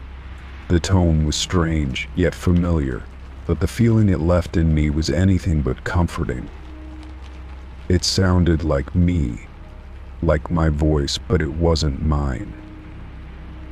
My breath caught in my throat, and I instinctively glanced toward the hallway, the room beyond the one I was sitting in, where the voice had seemed to come from. But there was no one there, no one in sight. I was alone, or at least I thought I was. I stood up cautiously, my heart suddenly racing in my chest. The apartment was eerily quiet, as though the voice had sucked the life out of the space. Every step I took toward the hallway felt heavier, my mind screaming at me to turn around, to run, but my feet kept moving. I knew it had come from the other side of the apartment, from the direction of the bedrooms, but I couldn't shake the feeling that something wasn't right. The floor creaked beneath my feet, each step amplifying the silence around me. As I approached the hallway, I hesitated. The apartment wasn't large, but the thought of what might be waiting on the other side made the air feel thick, like it was pressing in on me from all sides. I called out, my voice echoing back to me in the emptiness. Hello. No answer, just the sound of my own voice, almost mocking me as it bounced off the walls. I took another step, my nerves on edge, every muscle in my body tensed and ready for something to jump out. But nothing happened. No one was there. The hallway stretched out before me, dimly lit, with the bedrooms at the end. I turned the corner cautiously, scanning the rooms. The door to the bathroom was ajar, the light flickering faintly. The bedroom door was closed, and the closet was locked, something I hadn't thought much of until now. I felt a cold chill seep into the room, though the air conditioner hadn't kicked on. It felt unnatural, like the temperature had dropped too quickly. A part of me wanted to open the door to the bedroom to investigate, but I couldn't. I couldn't bring myself to cross the threshold, even though every fiber of my being told me to do so. Then I heard it again, the voice whispered, this time coming from behind me. The hairs on the back of my neck stood up as I spun around, my heart pounding in my chest. There was no one. The hallway was empty. I could feel my pulse in my ears ringing, dizzying as I glanced around the apartment, desperately searching for any sign of someone else being there. I couldn't shake the feeling that I wasn't alone, that the apartment had somehow changed from a safe place to something other. I backed up slowly, inching toward the living room again, my eyes never leaving the darkness of the hallway. My breath was shallow now, my hands shaking as I reached for my phone. I didn't even know what I was hoping for, maybe a call, maybe some kind of explanation. The screen lit up, but there were no messages, no missed calls, just the simple home screen staring back at me. I dialed the number of a friend without thinking, waiting for the phone to ring. When it picked up, I almost jumped out of my skin. "Hello?" My friend's voice came through the line. "Hey, is everything okay?" I swallowed hard, trying to steady my voice. "Yeah, I'm fine," I said, even though it wasn't true. Just thought I heard something. I paused, my eyes still darting to the hallway. I'm probably just being paranoid. "Do you want me to come over?" my friend asked. I shook my head, even though I knew they couldn't see me. "No, it's fine. I think I'm just tired." I hung up quickly, not wanting to admit how terrified I actually felt. Something wasn't right. I could feel it in every part of me, like my instincts were screaming at me to leave, to get out, but I didn't know where to go. I couldn't leave the apartment. Everything I owned was inside. The quiet returned, but it wasn't peaceful this time. The air felt too thick, like it was pressing down on me, wrapping around my chest. I glanced over to the windows, but the blinds were closed. The apartment still dark, except for the flickering light from the TV. The only sound I could hear was my own breathing, shallow and fast. Then, the voice came again, faint but clear. Underscore, underscore, underscore. I froze, eyes wide. This time it wasn't just a whisper, it was like it was coming from inside my head, like my name was echoing around my mind. I clenched my fists at my sides, trying to stay calm, but panic was creeping in, fast. I needed to get out of there. I needed to leave, to find out what was going on. I grabbed my keys from the coffee table, my legs shaking as I moved toward the door. The sudden realization hit me that I hadn't heard anything in a while. The apartment was silent again, too silent. But then I heard it. The sound of footsteps, light but distinct, coming from the hallway. My heart skipped a beat. I turned slowly, the door now only a few feet away. The footsteps got closer, and I knew without a doubt that no one else was in the apartment, except whatever was following me. I stood frozen, hand on the doorknob, waiting for something, anything, to happen. The footsteps stopped right behind me. I could feel the presence, like someone was standing just inches away, but when I turned around, the hallway was empty. Nothing. No one. Just the shadows creeping along the walls. I slammed open the door and rushed out into the hallway, my breath ragged. The building was quiet, no one else in sight. My hands were trembling as I dialed 911, but before I could even press the call button, the voice came again, closer this time, right behind me. "You're not alone." Not. I didn't dare look back. I just ran. Story 41. I found an envelope under my door with a picture of my house, taken from the street outside. The photo was clear, showing my front porch, the bushes by the door, and the light post at the end of the driveway. Nothing seemed unusual at first glance, but then I noticed something strange. The time on the photograph was stamped 3:13 a.m. I felt a chill crawl up my spine. How could this picture have been taken at that time? I had been asleep, alone and unaware. I turned the envelope over in my hands, trying to make sense of what was happening. The address on the front was nothing but a scribbled mess, the letters barely legible. I couldn't even make out the return address. Whoever sent this had gone through great lengths to remain anonymous. I slowly opened the envelope, the paper inside as thin as a whisper. My hand shook as I pulled out a second sheet, a typed message, in bold, unnervingly plain text. "Your every move is being watched. Don't think you're safe." The words seemed to echo in my mind as I read them over and over again. The hairs on the back of my neck stood up. Was this a prank? Someone playing with my mind? But the photo, it looked real, too real. The picture wasn't just a random shot, it was taken from a specific angle, at a time when I knew for a fact no one had been there. My heart raced, the fear settling deep into my bones. This wasn't a joke. Whoever had sent this knew something they shouldn't. I went to the window, pulling the blinds apart just enough to peer outside. The street was empty, but I couldn't shake the feeling that someone, somewhere, was watching me. I felt exposed, vulnerable in a way I never had before. My gaze darted around, searching for any sign of movement. Nothing. But still, I couldn't shake the sense of unease that had settled in my stomach. Someone had been outside, someone who had been close enough to take that picture, close enough to see everything. I quickly closed the blinds, moving back to the center of the room. My mind was racing. The message in the envelope was clear: I wasn't alone. But who would do something like this? Why would someone go to such lengths to watch me? I tried to push the thoughts from my mind, but they clung to me like a shadow, getting darker the longer I thought about them.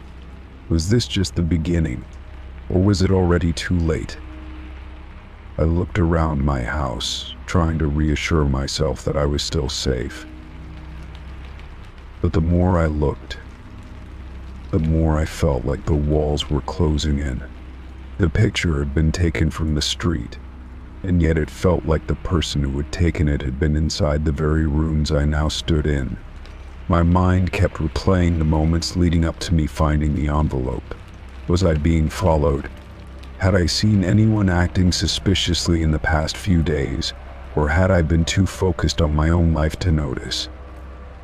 I quickly made my way to the front door, checking the locks to make sure everything was secure. I checked the back door too, my hands trembling as I went through the motions of ensuring there were no signs of forced entry. Everything appeared to be fine, but my instincts told me otherwise. Whoever had taken that picture had been close, far too close, and now they knew everything about my home, the layout, the surroundings, the times I was most likely to be inside.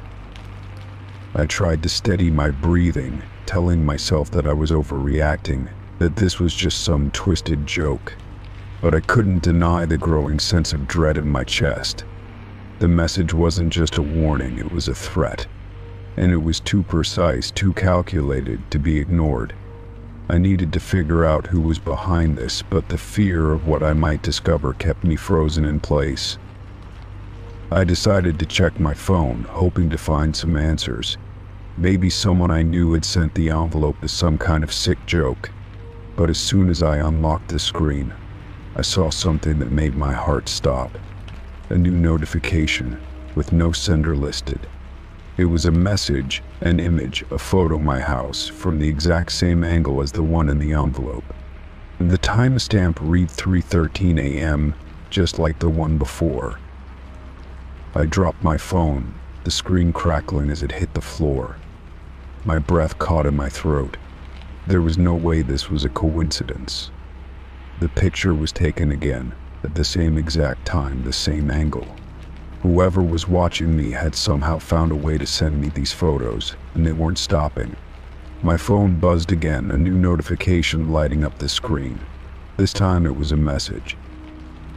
"You didn't believe me the first time, did you?" I felt my stomach churn, the weight of the message sinking in. My mind raced, trying to piece everything together. How could they be so close? How were they getting these photos?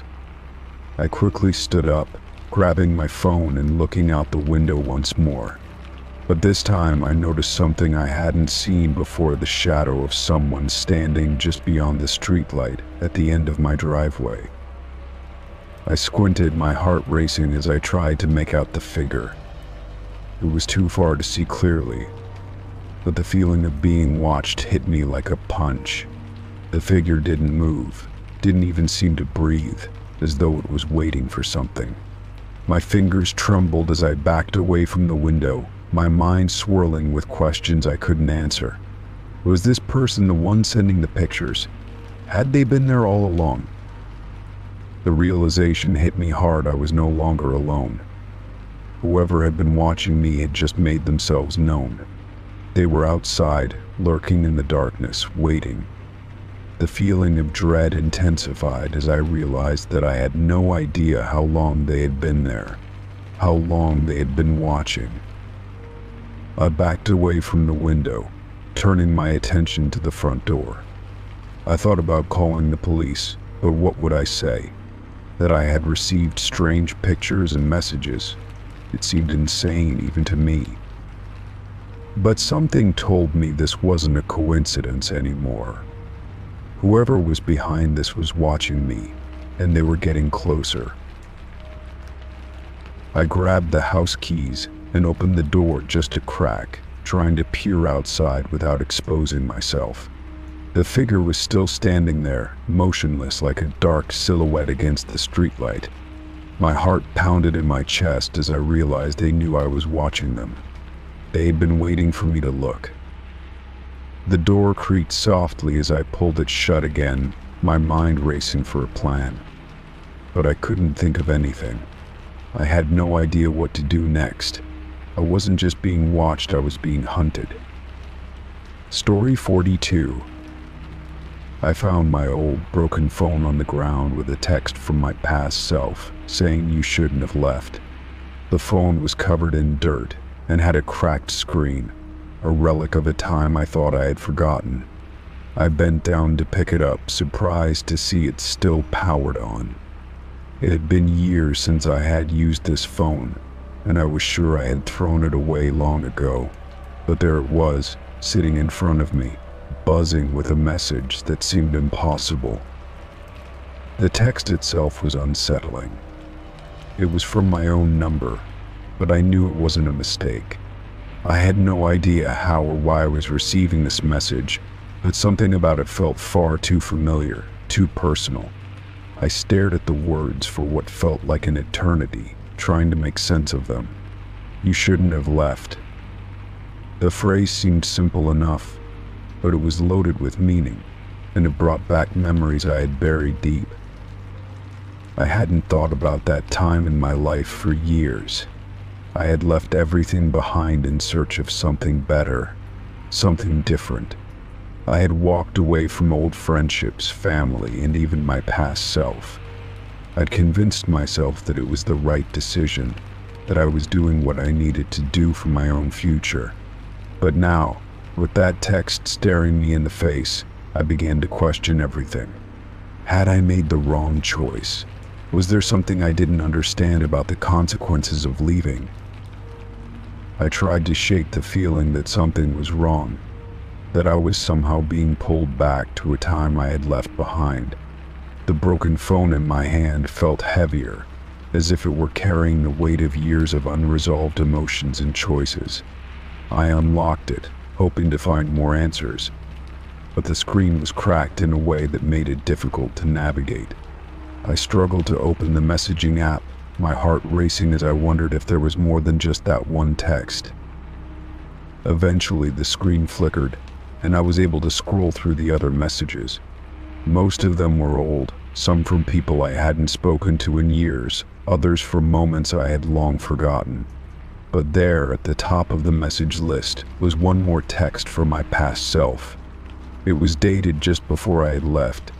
The text read, "This is the last chance. Don't do it." My breath caught in my throat. It felt like a warning, like my past self had known something I didn't. I glanced around the room, suddenly aware of how quiet it had become. The atmosphere felt heavy, as if the world around me was waiting for me to make sense of everything. I couldn't help but feel that this phone, this message, had somehow found its way to me for a reason. It was as though my past self was reaching out, trying to communicate something I had missed the first time. But what was it? What was I supposed to understand now that I hadn't understood before? I sat down, the phone still in my hands, and thought back to the day I left. It hadn't been an easy decision. I had felt trapped, suffocated by the expectations of others, by the fear of living a life that wasn't mine. I had convinced myself that leaving was the only way to move forward, the only way to escape. But now, as I read those texts, I wasn't so sure. Was it too late to turn back? Was I doomed to repeat the same mistakes, or could I finally make things right? I thought about the people I had left behind, the friends I hadn't spoken to in years, the family members I had distanced myself from. Had I truly made the right choice, or had I abandoned them when they needed me the most? The more I thought about it, the more I realized that the decision to leave had never been just about me. It had affected everyone around me, in ways I hadn't fully understood at the time. The phone buzzed again, pulling me from my thoughts.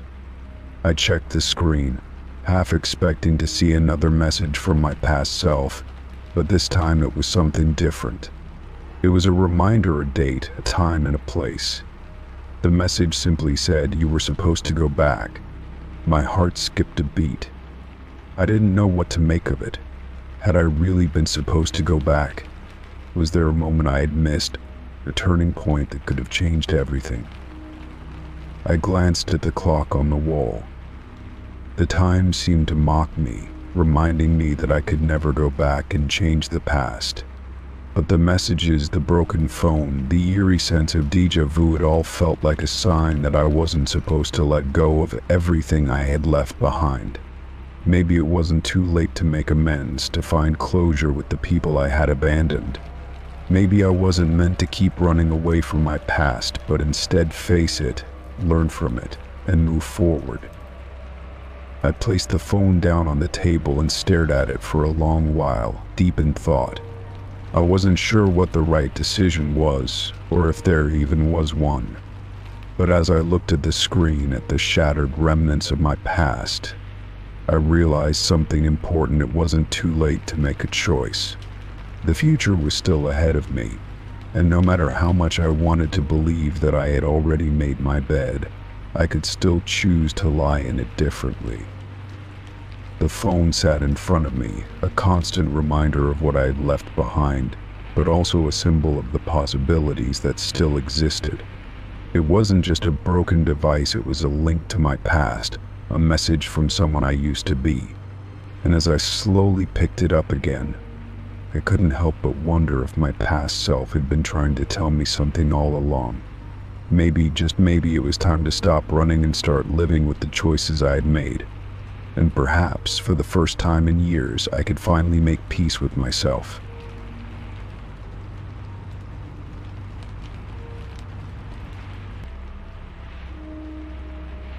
Story 43. It was an evening like any other when I settled onto the couch, ready to unwind after a long day. I reached for my phone, planning to play some calming music to help me relax. As soon as I unlocked the screen, the familiar interface greeted me, but something felt off. Before I could even tap on the music app, a song began to play on its own. It wasn't a song I had recently listened to, nor was it one I recognized at all. The track was soft, a haunting melody that seemed to echo through the room, filling the silence. But what struck me was that it started playing without me pressing anything. I stared at the screen, confused. I checked the app, wondering if it had somehow started automatically. But there was nothing on the screen to indicate that a song was playing.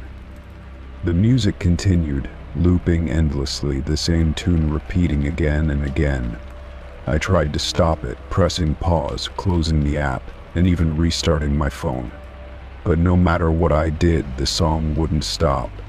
It played on, as if my phone had a mind of its own.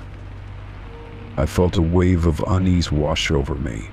My phone wasn't just malfunctioning, it was as though it was deliberately playing the same song, over and over again.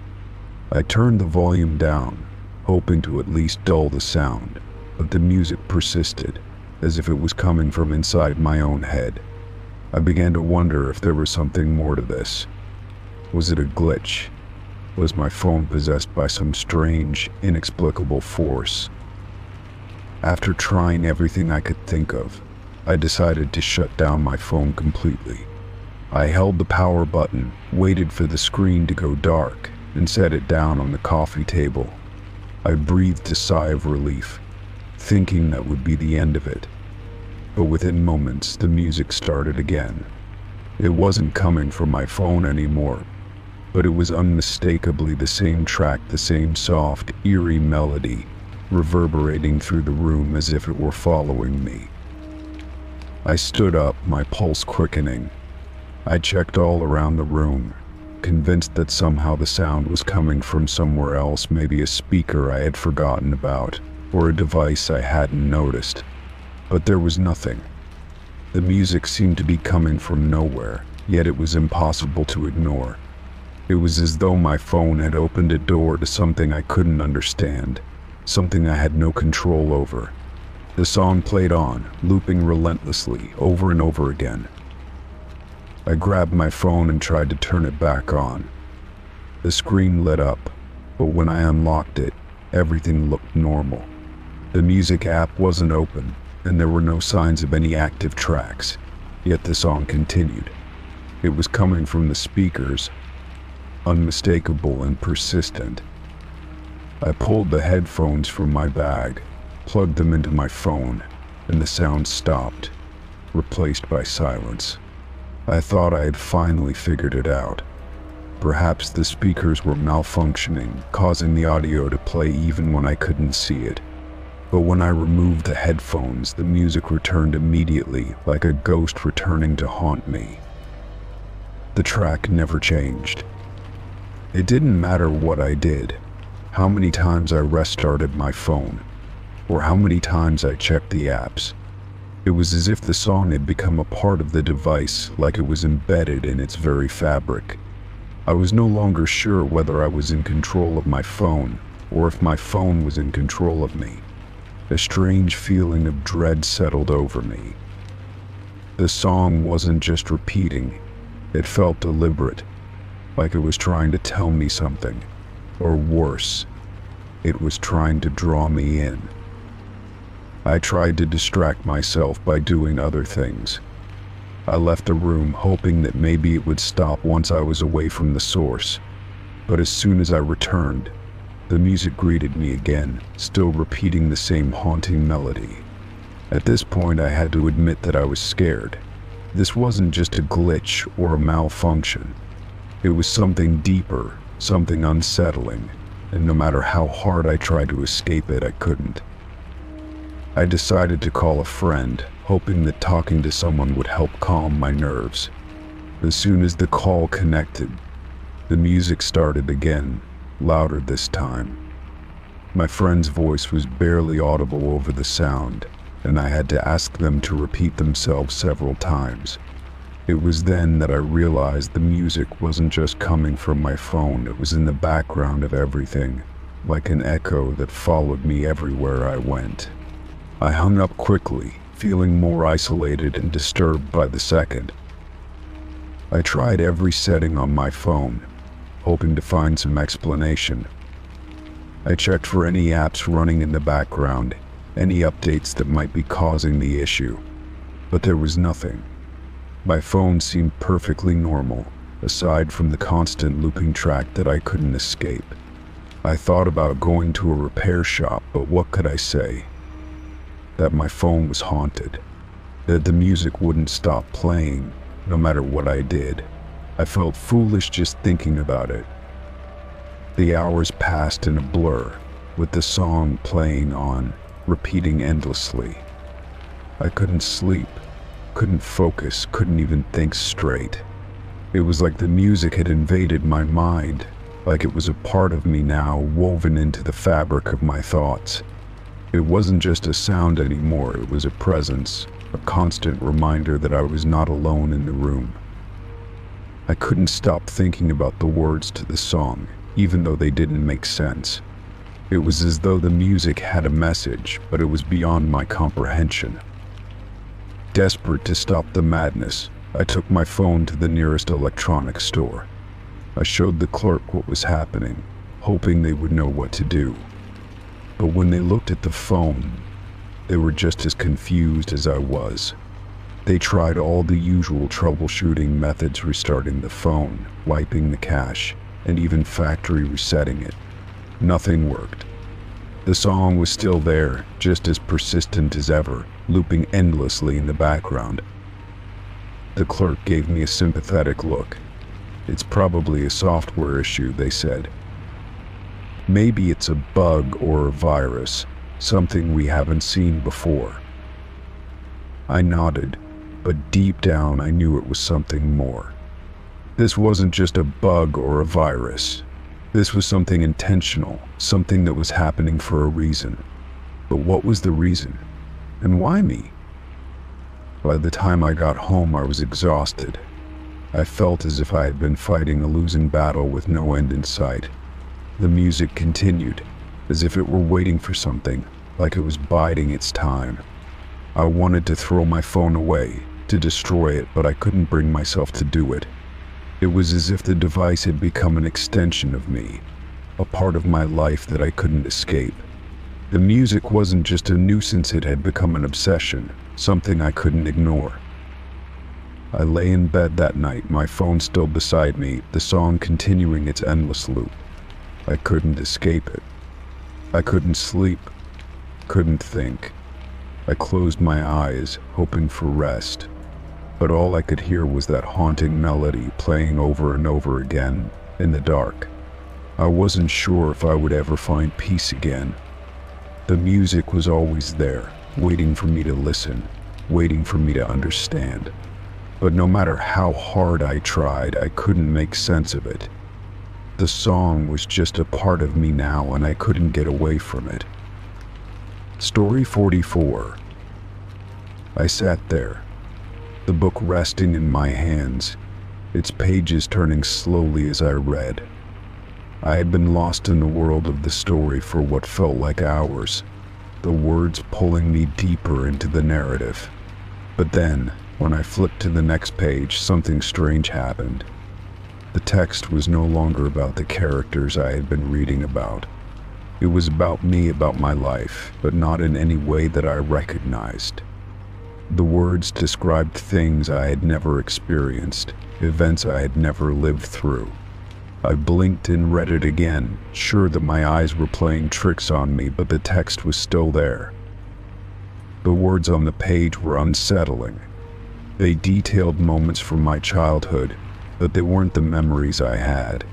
She never cried when the dog ran away, it said. Instead, she stared at the empty yard for hours. I had always been close to my dog, and I remembered crying for days when he was gone. This was a moment from a life I didn't know. My hands trembled as I turned the page, but the next section was even worse. It described my teenage years in a way that didn't match any of my recollections. She watched the rain fall through the broken window, feeling the chill in the air, the same way she always had when she felt alone. I couldn't recall any broken windows, let alone feeling that kind of loneliness. My life had never been like this.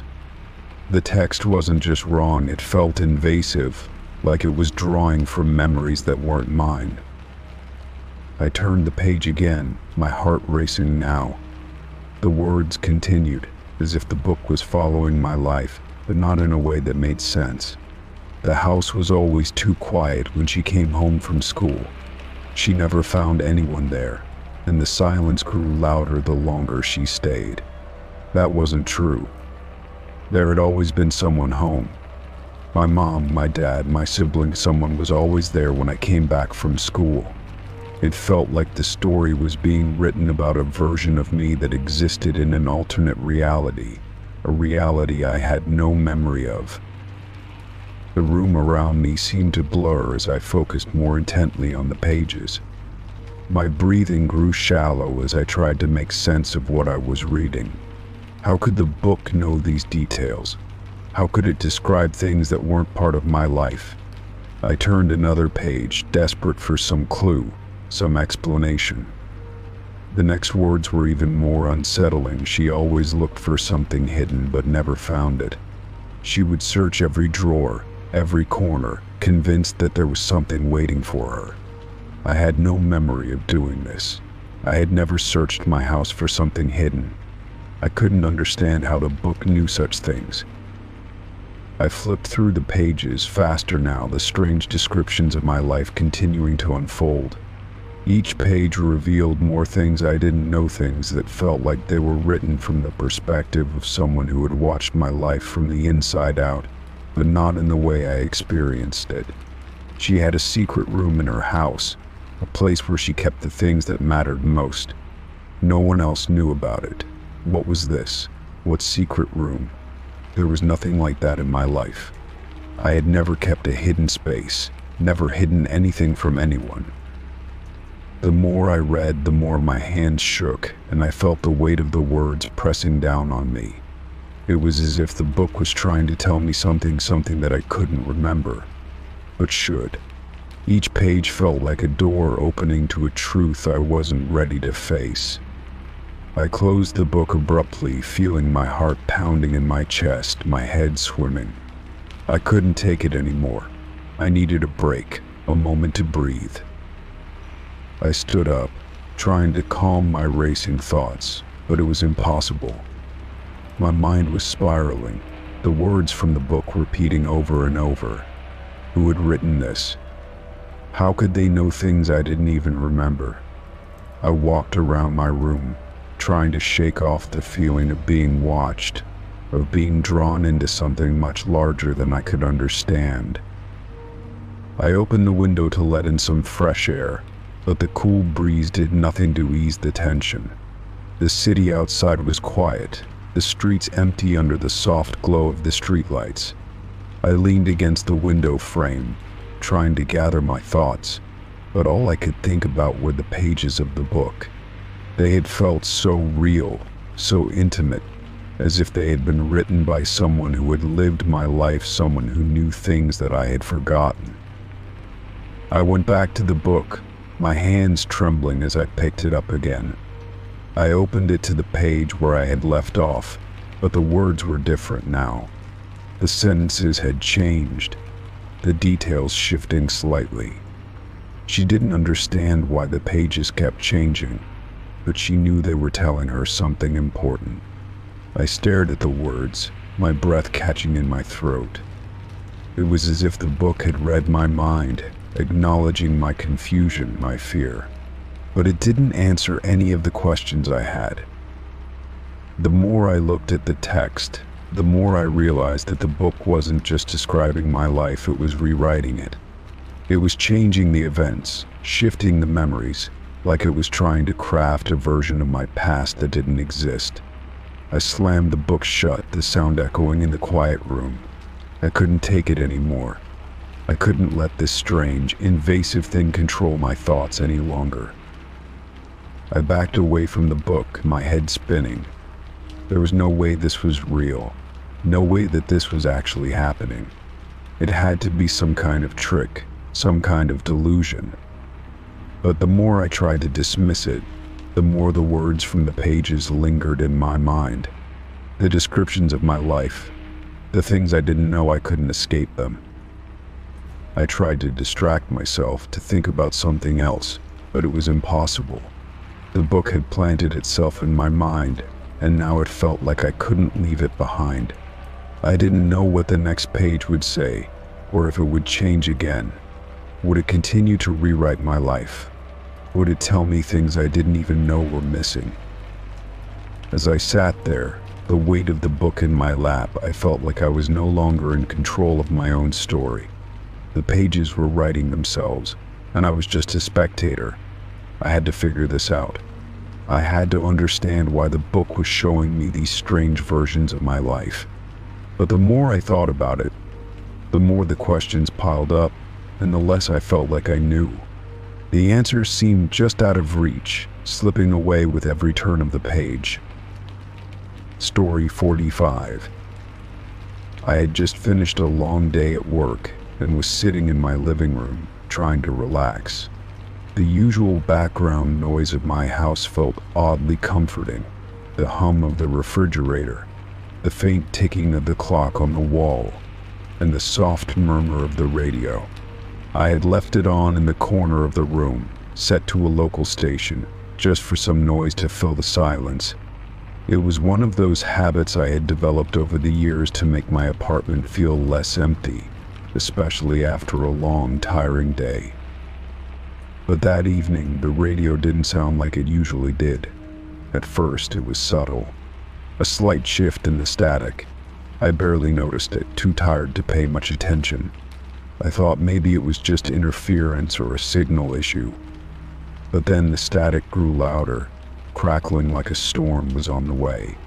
I turned my head toward the radio, wondering if it had picked up some sort of interference, but the noise seemed to persist longer than usual. Suddenly, the static began to clear, and in its place, I heard something else. A voice. Soft at first, but clear enough that I could make out the words. My heart skipped a beat as I strained to hear it more clearly. "We're still here," the voice said, and I froze in place. It was unmistakable, and it was directed at me. The voice wasn't one I recognized, and yet it felt so familiar, as if I had heard it before in some distant part of my memory. My stomach churned as I sat there, paralyzed, staring at the radio. I wanted to turn it off to break the connection between me and the unsettling words, but I couldn't move. The voice had a strange, calm quality to it, almost as if it were waiting for my response. I sat in complete silence, my breath shallow, the hairs on the back of my neck standing up. I wanted to call out, to ask who it was, but I couldn't bring myself to speak. The air in the room felt heavy, charged with something I couldn't explain. I wasn't sure if I had imagined it or if I was hearing things, but the voice was still there. It lingered in my mind, repeating the words over and over, almost like an echo. I stood up slowly, my legs shaky as I walked toward the radio. The dial was in the same spot I had left it, still set to the same station. The static had died down, but I could still hear a faint hum in the background, like a low buzzing that wouldn't go away. I reached for the dial, my fingers trembling, and turned it off. The silence that followed was almost suffocating, and for a moment I wondered if the voice had been some sort of trick or glitch in the signal. Maybe the radio was malfunctioning. But deep down, I knew that wasn't it. I couldn't shake the feeling that something more had just happened, something I couldn't explain. I turned the radio back on, hoping it was just a fluke, hoping that the static would have returned to normal. But when it came on, the station was playing a song, as if nothing had ever happened. There was no static, no voice, nothing. Just the usual music filling the room. I stood there for a moment, unsure of what to do, my mind racing with questions. Had I imagined it? Had I misheard? I couldn't convince myself that I had, though. The voice had been too clear, too real. I shook my head, trying to push the thoughts aside. Maybe it was just a random glitch, some strange interference with the signal. But as the evening wore on, I couldn't shake the lingering feeling that something was wrong. I tried to tell myself it was nothing, that I had overreacted, but the words echoed in my mind were still here. The next few days were a blur. I couldn't stop thinking about the voice on the radio. It haunted me. I couldn't understand how or why it had happened, and I couldn't stop replaying it over and over in my mind. Each time I closed my eyes, I saw the room, heard the static, felt the weight of those words pressing down on me. It was as if the voice was trying to tell me something important, but I couldn't figure out what it was. I tried to avoid the radio for a while, turning it off whenever I was near it, unable to bring myself to listen to it again. But curiosity kept getting the better of me. One night a week after the incident, I decided to turn it on again. I told myself it was just a fluke, that I was being paranoid. I set the dial to the same station, my heart pounding in my chest. The room was quiet, the only sound being the soft hum of the radio. And then, just as I had feared, the static returned. But this time it wasn't just static. It was accompanied by a strange sense of familiarity, as if the voice had been waiting for me to listen again. I held my breath as I waited, the seconds feeling like hours. And then, the voice came again, clear and unwavering. "We're still here." The word sent a chill through my entire body. I stood frozen in place, unable to move or speak. The voice seemed to come from everywhere, surrounding me, filling the room with an intensity that I couldn't escape. I wanted to turn it off, to shut it all out, but I couldn't. The voice was too powerful, too real. I tried to shout at it, to demand answers, but no words came. The voice wasn't threatening, but it wasn't comforting either. It was like a quiet warning, an unspoken promise that something was watching, something was waiting. I felt the weight of it in my chest, as if the room was closing in on me. The static grew louder, the voice repeating those same 3 words over and over, like a mantra. It was as if the radio had become a portal, and the voice was trying to reach me, trying to tell me something I couldn't understand. I wanted to disconnect from it, but it felt impossible. The more I tried to escape, the more I felt trapped, like I was caught in some kind of web. Finally, in a burst of panic, I lunged for the dial and turned the radio off. The room went silent, but the voice lingered in my mind. It wouldn't go away. I stood there, breathing heavily, my heart pounding in my ears, trying to make sense of what had just happened. Who was it? Who was on the other end of the radio? And why were they trying to reach me? The questions gnawed at me, keeping me awake that night and for many nights after. The voice had come back, and it wasn't going to let me forget it. "We're still here," it had said, and I had no idea what that meant or who was waiting on the other side of the static. All I knew was that the radio had become something I couldn't ignore, something that would keep calling to me until I found out what it all meant. Story 46. I was going through some old boxes in the attic, trying to declutter and organize things I had forgotten about over the years. I stumbled upon a worn, dusty photo album that looked like it had been left untouched for decades. Curious, I flipped through its pages, seeing familiar faces of family members, friends, and snapshots of past holidays. But one photo caught my eye tucked between 2 crinkled pages. It was a black and white photograph, its edges torn and frayed. At first, I didn't think much of it, but when I took a closer look, a wave of confusion hit me. In the photo, I was smiling, standing in the center of a group of people. The setting looked vaguely familiar, like it could have been taken at a park or some sort of outdoor gathering. But the people around me were complete strangers, none of them looked familiar at all. I studied the image for a long time, trying to place them, but nothing clicked. There were 5 people in total, and they all had varying expressions, some smiling, others serious, but none of them seemed to belong in my life. I had no memory of being with them, no recollection of the event, the place, or how this photograph had ended up in an album that belonged to my family. It made no sense. I sat there for a while, turning the photo over in my hands, hoping for some clue. Maybe there was a name or a date on the back. But there was nothing, just a blank, faded surface. The more I looked at it, the more unsettled I became. How could I have forgotten such a moment? How could I have no memory of a time when I was clearly with these people? I didn't want to jump to conclusions, but the feeling of unease crept in. Maybe it was a prank, or a joke from my past that I had forgotten about, but that explanation didn't sit right. The people in the photo didn't look like anyone I had ever seen before, and I didn't recognize the location either. My mind raced, but nothing came to me. As I tried to shake the feeling of discomfort, I realized I needed to ask someone about the photo. Maybe my parents or a sibling could shed some light on it. But when I showed it to them, their reactions were just as confused as mine. My mother squinted at the image, then shook her head. "I don't know who they are," she said, her voice tinged with uncertainty. My father was equally perplexed, his brow furrowing as he examined the photo. "I've never seen these people before," he admitted, his voice low.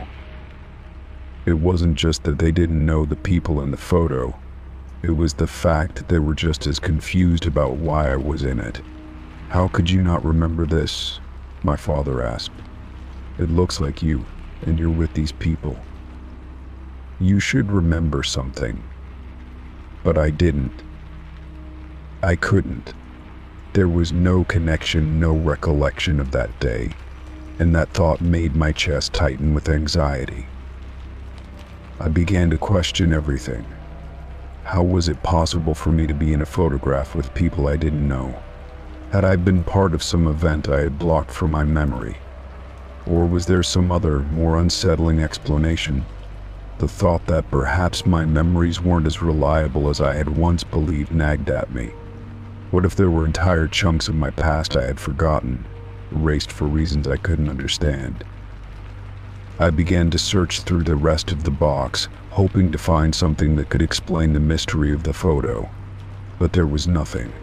No clues, no notes, no other photographs with similar faces or scenes. Just the one photo, out of place in a forgotten album. It seemed to exist in isolation, as if it didn't belong in the world I knew. The questions piled up. Had someone planted this photo for a reason? Or was it possible that I was misremembering something, that I had once been part of a group of people I had forgotten about? I kept coming back to that same nagging feeling that I was missing something, but I didn't know what. I kept turning the photo over in my hands, desperate to make sense of it, but the answers didn't come. As days went by, I found myself unable to let go of the mystery. I went through my old journals trying to find any reference to that event, but there was nothing. No mention of the people, the place, or even the day the photo was taken. It was as if that part of my life had been erased, left behind in a time I could no longer reach. The uncertainty gnawed at me. I became obsessed, searching online for similar images, but there were no matches.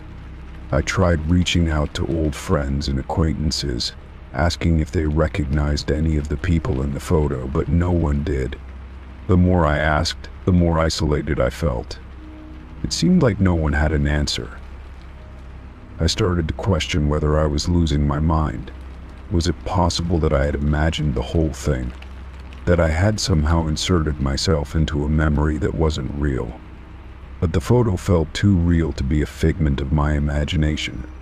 The smiles, the expressions, the setting, all of it looked authentic, like it had been taken in the real world. And yet, I couldn't place it. Weeks passed, and I couldn't shake the sense of unease that the photo had left me with. Every time I thought about it, I felt a chill run through me. I couldn't stop thinking about the blank expressions of the people in the photo, their eyes looking at me like they knew something I didn't. It was like I was being watched, pulled into a reality I didn't belong to. In the end, I couldn't escape the feeling that something was wrong. I couldn't explain it, but it felt like there was a hidden truth, just out of reach. The photograph remained, a haunting reminder of a time and place I could no longer remember. And no matter how hard I tried, I couldn't figure out why it was in my hands, or why I had no recollection of the moment it had captured. Story 47. I was in the middle of organizing my kitchen when I heard a knock at the door. I wasn't expecting anything, so I hesitated before answering. When I opened it, I was greeted by a delivery driver holding a box. He didn't say anything at first, just held out the package with a questioning look. I took it, puzzled by the label. The address was clearly mine, but the name on the label wasn't mine. It was a name I didn't recognize. I quickly glanced at the driver, trying to make sense of it. "I think there's been a mistake," I said, pointing to the name on the box. "This isn't my name." The driver didn't seem fazed at all. He just nodded and said, "It's marked for delivery. You're the right address." With that, he turned and left, leaving me standing there holding the package. I stood frozen for a moment, trying to process what had just happened. The name on the box was completely foreign to me, yet it was addressed to my home. I stepped inside and placed the box on the kitchen counter. The strange name lingered in my mind. Why would something be delivered here under a different name? It didn't make any sense. I checked the tracking number on the box, but when I entered it online, there was no useful information. The order details were unavailable, leaving me even more confused. I had no idea who had sent this or why it had been delivered to my address. Curiosity got the best of me, and I carefully opened the package. Inside, there was nothing out of the ordinary at first glance. It appeared to be a simple collection of office supplies, pens, notebooks, and a few other mundane items. However, tucked inside a folder was a letter. It was sealed in an envelope with no return address. I hesitated for a moment, then opened it. The letter was brief, but the words were chilling. "You have something that belongs to me. I'll be back soon to collect it." My hands trembled as I read the message over and over again, trying to make sense of it. Who could possibly have sent this? What was it referring to? The letter didn't provide any answers, just more questions. My mind raced, wondering if I was somehow involved in something I didn't understand. I spent the rest of the day nervously glancing at the door, expecting someone to show up. The thought of someone having sent the package to my address and the cryptic message that came with it made me feel uneasy. Was this some kind of mistake, or was there something more sinister at play? I tried to brush it off, telling myself it was probably nothing, just some odd coincidence. But deep down, I couldn't shake the feeling that something wasn't right. That evening, I decided to call the delivery service. I explained the situation, hoping they could provide some answers. The person on the other end of the line seemed just as confused as I was. They checked the records and confirmed that the package had been sent to my address, but there was no clear explanation as to why it had the wrong name on it. "We don't have any further details," the representative said, sounding apologetic. "It was marked for your address, and that's all we know." I hung up, feeling more unsettled than ever. The mystery deepened. Who was the person whose name was on the package, and why had they chosen to send something to my address? The letter hinted at something much larger, something I wasn't privy to. I couldn't stop thinking about it. The feeling of being watched or followed slowly began to creep up on me, making me double-check the locks on my doors before going to bed that night. As the days went by, I tried to get back to normal, but the strange delivery lingered in the back of my mind.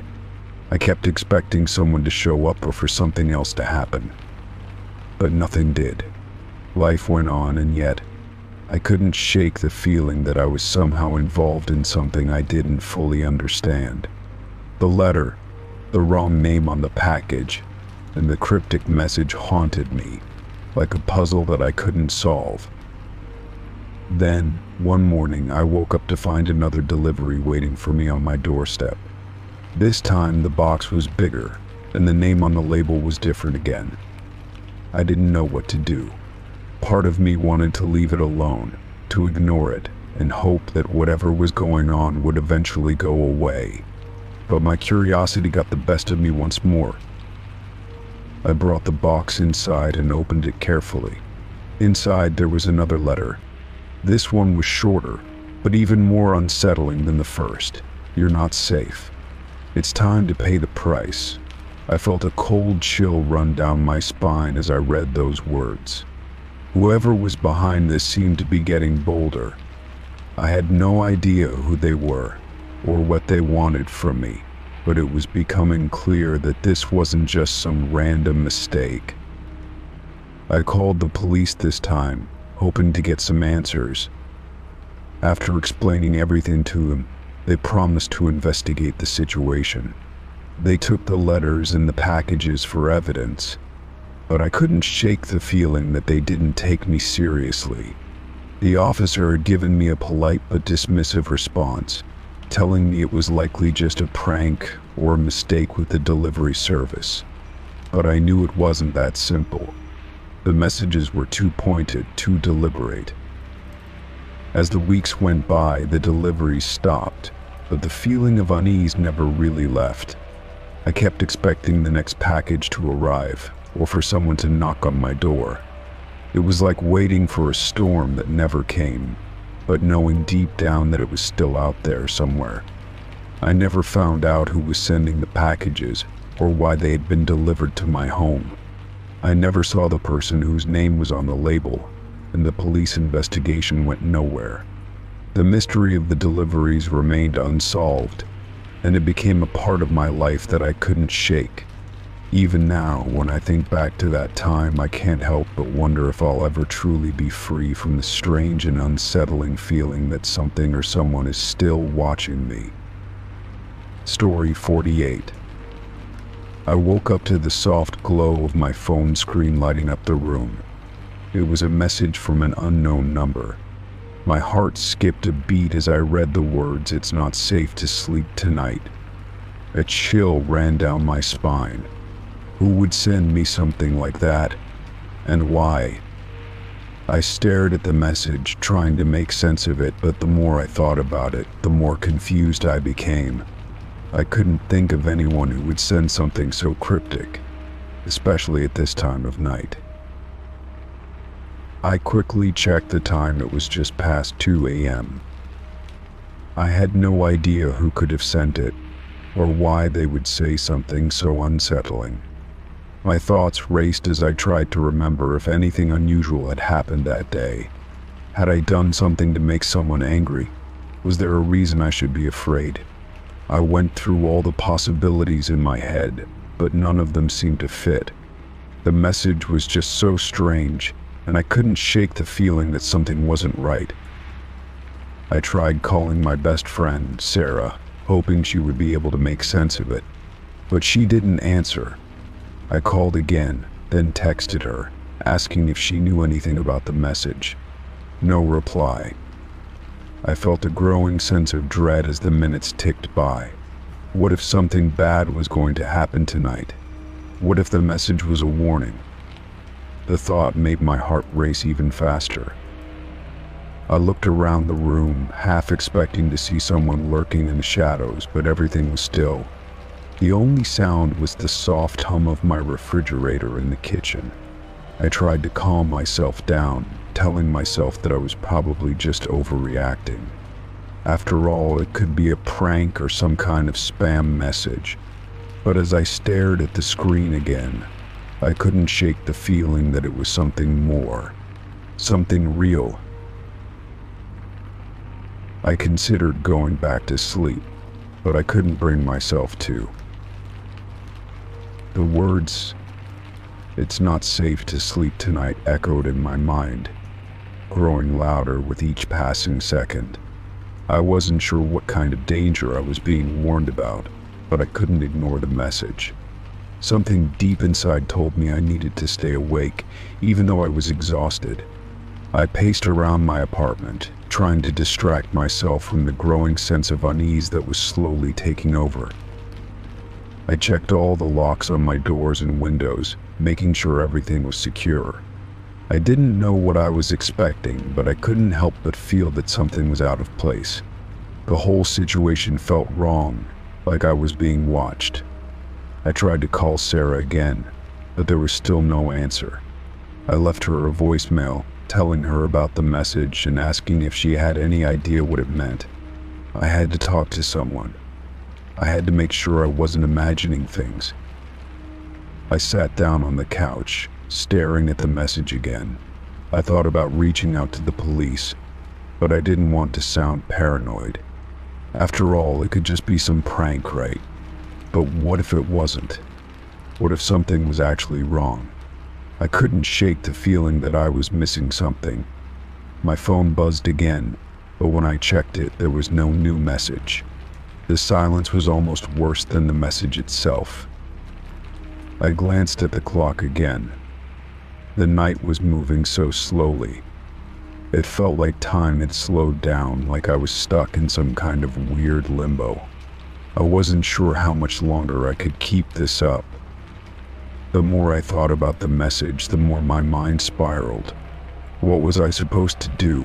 Should I stay awake all night? Should I leave my apartment and find somewhere safer? Or was I just overthinking it? I decided to go outside for a while just to clear my head. Maybe some fresh air would help. I grabbed my jacket and left the apartment, walking aimlessly down the street. The city was quiet, eerily so, with only a few cars passing by. I didn't know where I was going, but I just needed to move, to do something that would take my mind off the message. As I walked, I found myself constantly looking over my shoulder, half expecting someone to be following me. The feeling of being watched never left. I couldn't explain it, but I felt like I was being pulled into something I didn't understand. Every noise seemed louder, every shadow more ominous. It was as if the world around me had become a strange, unsettling place, and I didn't know how to escape it. After a while, I found myself standing in front of a park, the swing swaying gently in the wind. It was too late to go inside the park, but I stood there for a few moments, staring at the empty swings, trying to shake the feeling that something was wrong. I thought about going home, but the idea of being alone in my apartment made me uneasy. I didn't know what was waiting for me there. I checked my phone again, but there were no new messages or calls. I thought about texting Sarah once more, but I was starting to feel like I was just driving myself crazy. What if the message wasn't real? What if it was just a mistake or a glitch? I wanted to believe that, but deep down I knew something was off. I finally decided to head back to my apartment, even though I didn't want to. The walk back was quiet, but the anxiety in my chest only grew as I approached my building. The door to my apartment creaked as I opened it, and I stepped inside, feeling like something was waiting for me. I checked all the locks again, just to be sure, before sitting down on the couch. I was still wide awake, the fear of the message gnawing at me. I spent the rest of the night sitting there, staring at the phone, waiting for something to happen. But nothing did. The hours passed, and the morning light began to filter in through the window. I had made it through the night, but I still didn't know what to make of the message. It wasn't a prank. It wasn't a glitch. It was real, and I couldn't shake the feeling that it had meant something more. As the sun rose, I felt a sense of relief, but it was tempered by the lingering unease. I still didn't know who had sent the message or why. I still didn't know if I was in danger, or if it had all just been my imagination. All I knew was that something had happened, and I couldn't forget it. I just hoped that whatever it was over now. But deep down, I couldn't help but wonder, was it really over? Story 49. The password reset email I got had a warning: hurry, or it'll be too late. I stared at the message, my heart racing as I tried to make sense of it. I had never requested a password reset, and the email looked suspicious, but there was something in the warning that felt urgent, almost desperate. I hovered over the link, my finger hovering just above the mouse, torn between curiosity and caution. The email address it came from was unfamiliar, and the tone of the message felt oddly personal, like it was meant for me, and only me. I could feel my pulse quicken, and my mind began to race. Was it a phishing attempt? Was someone trying to hack into my accounts? Or was it something more sinister? I had heard about scams like this before, where hackers would use urgent language to trick people into clicking links that would steal their information. But this email, with its cryptic warning, felt different. There was a strange kind of pressure behind it, a sense that I needed to act fast, even if I didn't know exactly what I was acting on. I sat back in my chair, trying to calm myself down. I wasn't sure what to do. Should I ignore it? That seemed like the safest option, but something about the email made it hard to do so. The urgency in the message felt almost real. It wasn't just a generic prompt asking me to reset my password, it was a warning, one that suggested something would happen if I didn't act quickly. I checked the email again, looking for any signs of legitimacy, but everything seemed off. There were no personal details, no account name, just a vague message and a link that looked like it could take me anywhere. After what felt like hours of indecision, I finally clicked on the link. My screen flickered for a moment before loading a page that looked nearly identical to the one I usually use to reset my password. It asked for my username, my email, and a security question. My stomach twisted, a feeling of dread creeping over me. I had been expecting something more suspicious, but now that I was on the page, everything seemed normal, too normal. My fingers hovered above the keyboard as I debated whether or not to fill in the information. What if this was a trap? What if I was being led into a larger scheme? In the end, I decided to proceed cautiously. I entered my username and email, but I hesitated before answering the security question. Something didn't sit right with me. I stopped myself and pulled back from the page, closing the tab. The more I thought about it, the more the warning in the email seemed like it was trying to pressure me into making a mistake. I couldn't shake the feeling that I had narrowly avoided a trap, but the anxiety didn't go away. Why had I received this email in the first place? Who sent it? And why was it so urgent? I spent the next few hours researching the email address and the domain it had come from, but I couldn't find anything definitive.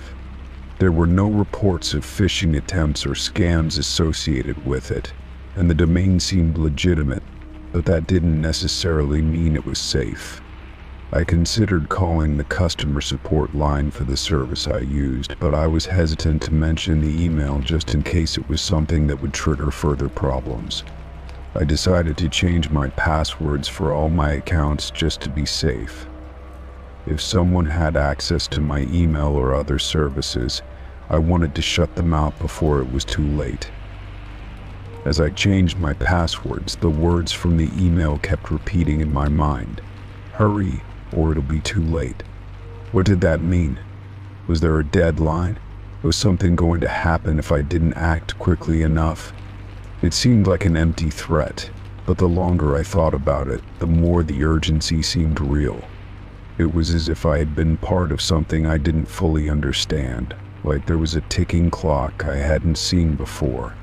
The world around me felt a little less safe, a little more uncertain, like I was being watched by something I couldn't control. Later that night, I couldn't shake the feeling that I was being followed.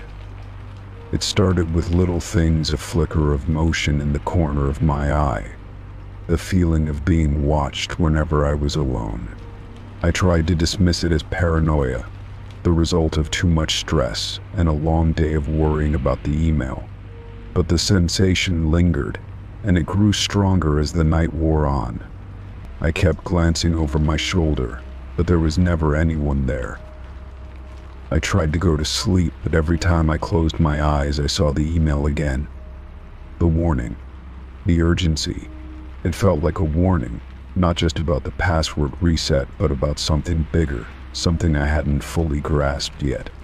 The longer I sat with it, the more unsettled I became.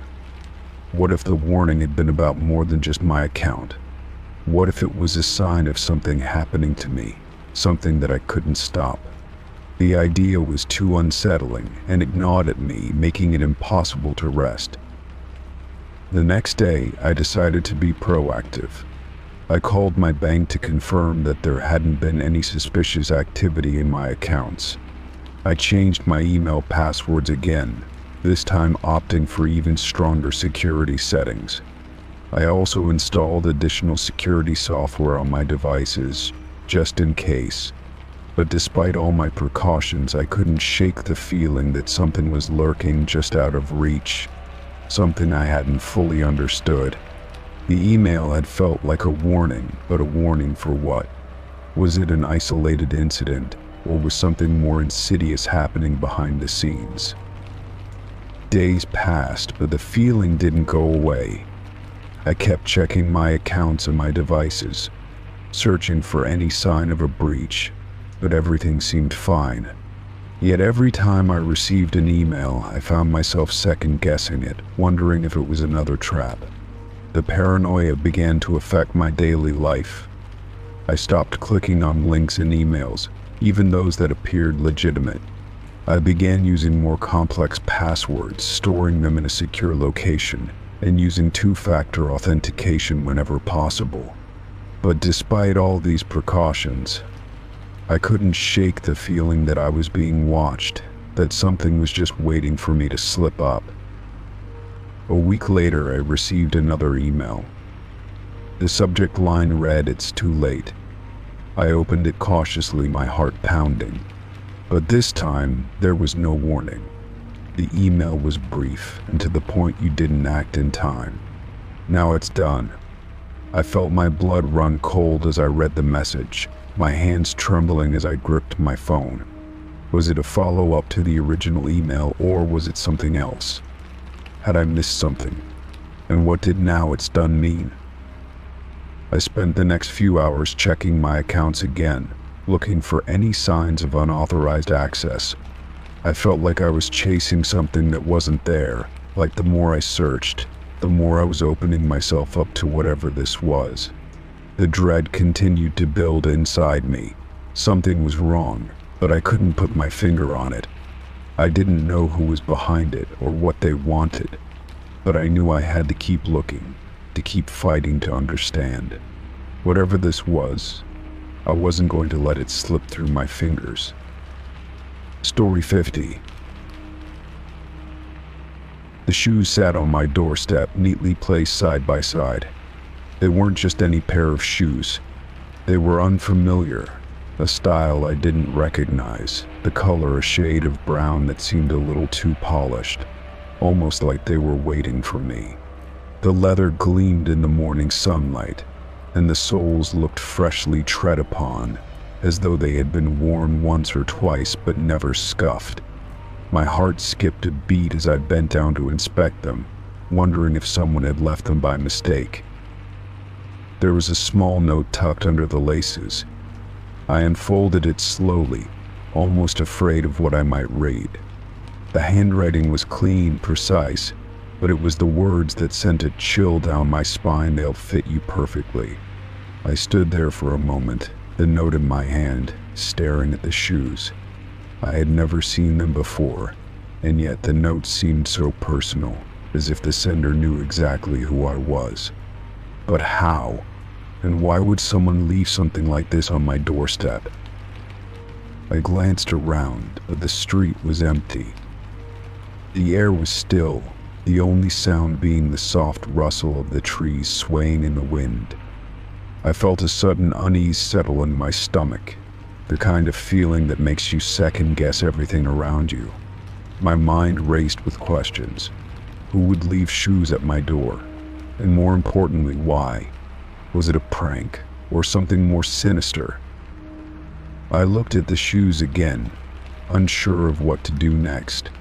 They were in pristine condition, the stitching perfect, the leather smooth to the touch. They didn't look like they had been worn by anyone else. But how could that be? Had they been left specifically for me? That note, it felt too calculated, too deliberate. "They'll fit you perfectly." But I had never ordered new shoes. I didn't even need new ones. Against my better judgment, I reached down and picked up the shoes. They were surprisingly light, almost as if they were meant to be worn immediately. My fingers lingered on the laces for a moment, hesitant, unsure if I should even try them on. What if they were somehow connected to something I didn't understand, something I wasn't prepared for? But the curiosity gnawed at me, the desire to know who would send something so strange pushing me forward. I took a deep breath and stepped back into my house, closing the door behind me. The shoes, now in my hands, felt heavier with each passing second. I set them down on the floor by the door, glancing at the clock on the wall. It was early, still too early for visitors, and I hadn't heard anyone approach. The sound of my own heartbeat seemed louder than ever as I considered my next move. I stared at the shoes for a few more seconds, then looked at the note again, the words burning into my mind. "They'll fit you perfectly." What did that mean? The shoes were a size I would wear, but that didn't explain how someone could have known that. I had never mentioned my shoe size to anyone, let alone a stranger. I walked over to the shoes and gently picked them up again, feeling the weight in my hands. There was no indication of where they had come from or who had left them. No delivery slip, no address. Just the cryptic note and the shoes. I couldn't help but think that there was something more to this. I couldn't shake the feeling that the shoes weren't just shoes, that they were a message of some kind. But a message about what? What? I sat down on the couch, the shoes in front of me, and began to wonder if I should just forget about them.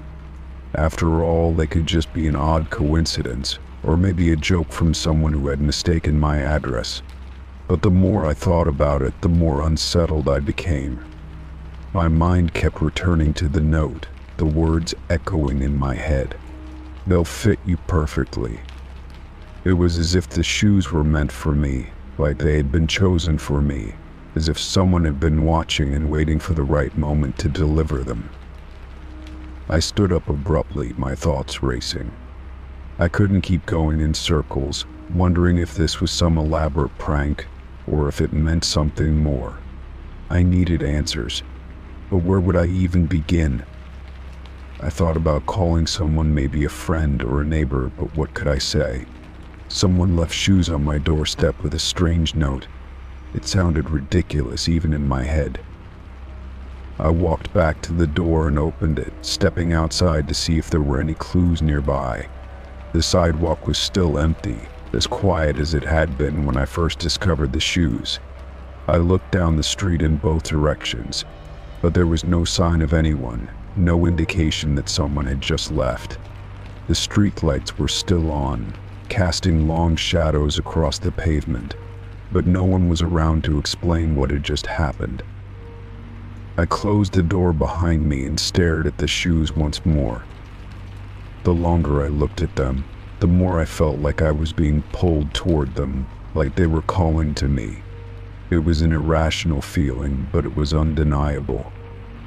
My mind was telling me to walk away, to ignore the strange occurrence and just move on with my day. But something in the back of my mind, some primal instinct, was urging me to take action. I took a deep breath and sat back down, the shoes in front of me again. For a moment I simply stared at them, considering all the possible outcomes. What could it hurt to try them on? They were my size after all, and they looked harmless enough. But the moment I reached out to grab them, I hesitated. What if this was a mistake? What if by putting them on, I was accepting something that I couldn't undo? My phone buzzed suddenly, interrupting my thoughts. I picked it up, startled, and saw a text message from an unknown number. The message was short and simple: "Put them on." I froze. My hands shook as I set the phone down, the words staring back at me from the screen. Whoever had sent the message knew about the shoes. They knew I had them, and they were telling me to wear them. But who were they? And why were they doing this? I stood up again, the shoes still in front of me. I took a few steps back, trying to regain my composure. My mind raced with questions, and I was no closer to finding answers. Everything about this situation felt wrong, but the pull to put on the shoes, to follow the strange instructions, was growing stronger. With a deep breath, I bent down and picked up the shoes. My hands trembled slightly as I untied the laces, each movement feeling like it was taking me further into the unknown. I hesitated once more, but then, against all reason, I slipped my feet into them. They fit perfectly, just as the note had promised, and as I stood up, a strange sense of calm washed over me. It was as if the shoes had been waiting for me, designed specifically for this moment. But as I took my first step in them, I heard a soft click in the distance, like a door locking somewhere far away. I paused, uncertain of what was happening, but the sensation of the shoes fitting so well, so perfectly, made me wonder if this was only the beginning of something I wasn't prepared for. Story 51. I found a series of photographs on my phone of places I had never been, but they looked like I was there. The first photo was of a rundown building, its windows boarded up and the paint peeling from the walls. I stared at it, my breath catching in my throat. I had never seen this place before, yet in the photo, I stood right in front of it, wearing the same jacket I had on when I went to bed the night before. How was this possible? I hadn't left my house, not in days. I scrolled to the next photo. This one was of a quiet park at night, the shadows long and dark, the faint glow of a distant street lamp casting light on a path covered in fallen leaves.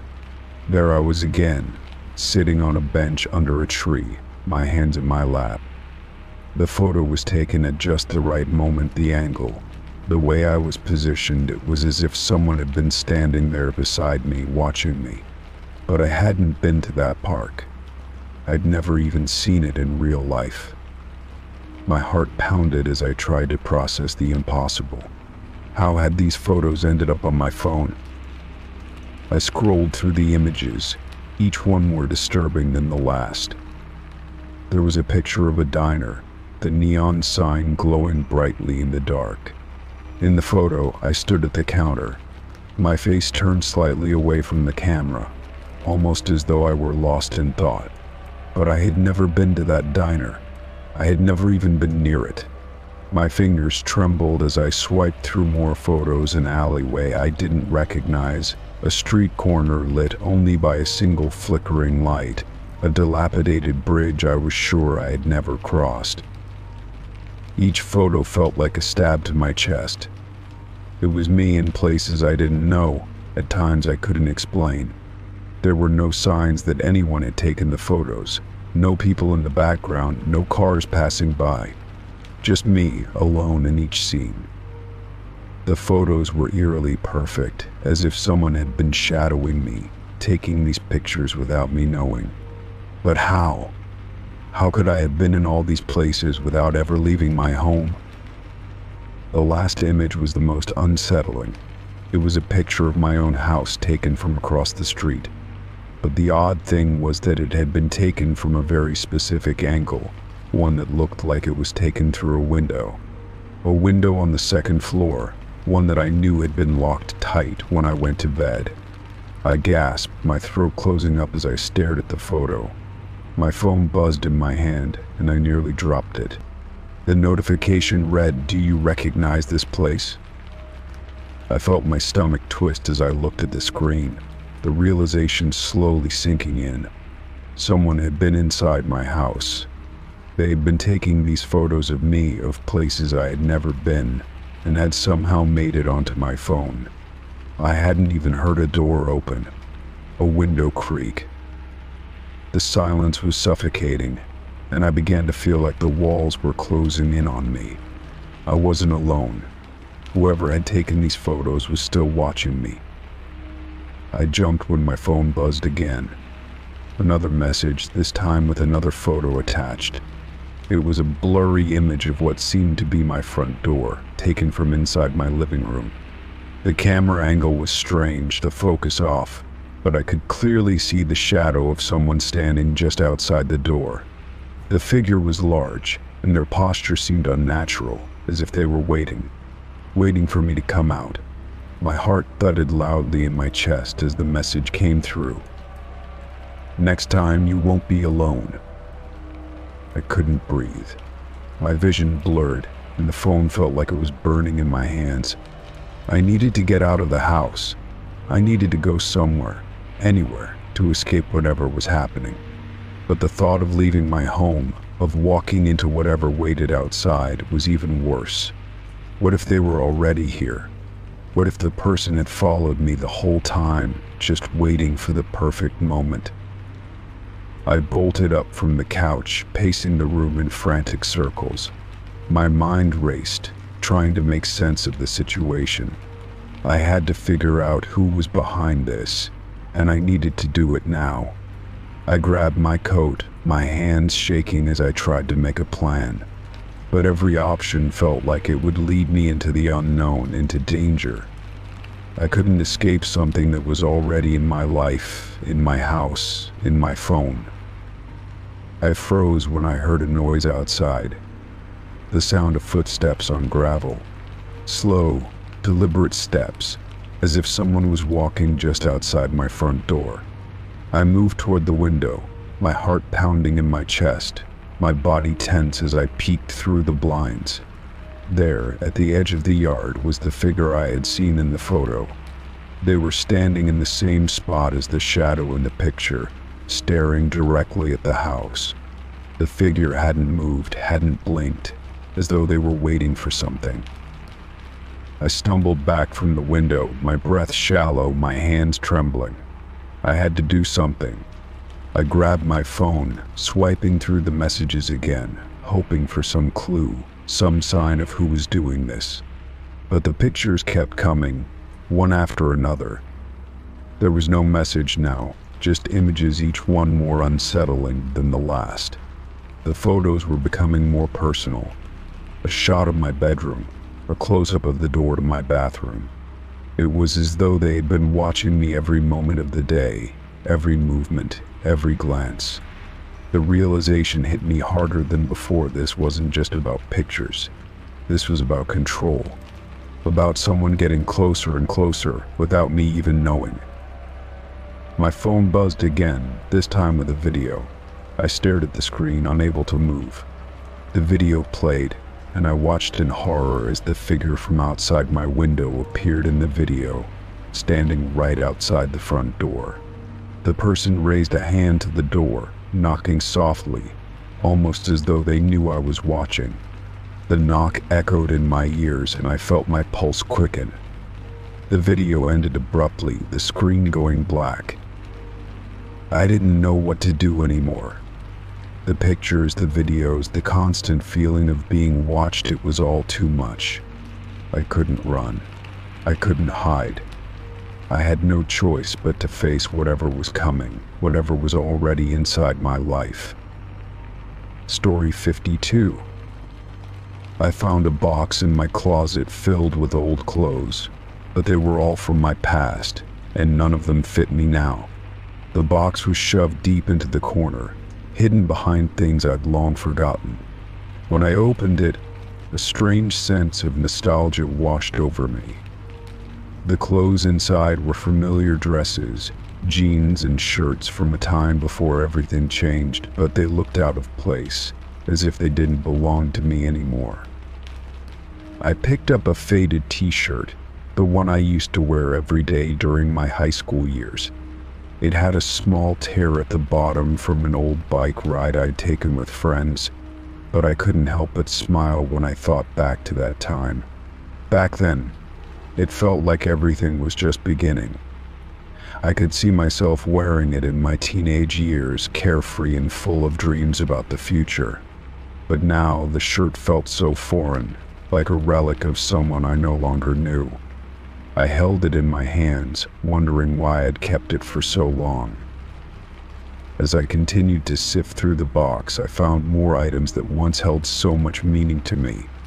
There was a jacket I wore during my first job interview, a pair of boots that I wore on my first solo trip out of town, and even a sweater my grandmother had given me for my birthday years ago. Each item had its own story, its own memory attached to it, but none of them fit me anymore. Not just physically, but emotionally too. It was as if the person who had worn these clothes had disappeared, replaced by someone who didn't recognize their own past. I held up a pair of jeans, once my favorite, but they no longer had the same fit. The waistband was too tight, the fabric too worn. I remembered the days when I would wear them out with friends, laughing and chatting as we explored the city. Those days seemed so distant now, as if they belonged to another version of myself. I wondered when I'd outgrown these clothes, not just in size but in spirit. How had I changed so much without realizing it? The deeper I dug into the box, the more I realized how much had shifted in my life. The clothes represented more than just fabric and thread, they represented parts of me that I had lost along the way. Each piece was a reminder of the person I used to be, the things I used to care about, and the life I once thought I would live. But here I was, looking at these items that no longer fit me, both physically and metaphorically. It was like the version of me that wore these clothes had evaporated, leaving only fragments behind. I paused for a moment, staring at the box and the clothes inside. There was a sense of sadness that crept up on me as I realized how much I had changed. I didn't even recognize the person who wore these clothes anymore. The carefree girl who wore that t-shirt, the ambitious young woman who wore those boots. They seemed so far removed from the person I had become. I wondered if I had lost touch with that version of myself, or if I had simply outgrown her. Either way, it was clear that I wasn't the same person anymore. I closed the box, unsure of what to do with the clothes inside. Part of me wanted to hold on to them, to keep them as reminders of a time when I was someone else. But another part of me felt it was time to let go, to move on from the past and embrace the person I had become. After all, these clothes no longer fit me. They were a part of my history, but they didn't define me anymore. Maybe it was time to clear out the old, to make space for something new. I stood there for a moment, holding the closed box in my hands, contemplating what to do next. The idea of throwing these items away seemed impossible, as if I were throwing away pieces of my life. But at the same time, keeping them felt like I was holding on to something that no longer served me. It wasn't just about the clothes. It was about letting go of a version of myself that I had outgrown, and in doing so, making room for who I was now. As I walked over to my closet, I paused before placing the box back in its corner. It wasn't the right time to throw everything away, but it wasn't the right time to keep it either. So I decided to pack the box away for now, putting it out of sight but not completely out of mind. Perhaps one day I would return to it, when I was ready to face the past and everything it represented. Until then, I would move forward, knowing that the person I had been would always be a part of me, even if the clothes no longer fit. The box sat in my closet for weeks after that day, a quiet reminder of the past and the way things had changed. I'd occasionally glance at it, wondering what I should do with it, but it never felt like the right time. Eventually, I came to a quiet understanding. The clothes didn't define who I was now. They were part of a story, but that story had already been written. What mattered was how I chose to move forward, how I chose to grow. And so the box remained, tucked away in the corner of my closet, no longer a burden, but a symbol of how far I had come. I didn't need those clothes to remember who I used to be. I didn't need to hold on to them to prove anything to myself. What mattered was who I was becoming, and the person I was becoming didn't need those old clothes to define her. She was stronger, wiser, and ready for whatever came next. Story 53. I woke up to the sound of my alarm blaring. the usual grogginess settling in as I tried to gather my thoughts. The morning light filtered through the curtains, casting soft shadows across the room. I slowly dragged myself out of bed, the weight of sleep still heavy in my body. As I got dressed and prepared to leave, I reached for my shoes sitting neatly by the bed. But as I grabbed them, I noticed something strange. The laces were knotted tightly, in a way that seemed impossible to undo. At first, I thought it was just a mistake, that maybe I had tied them carelessly the night before.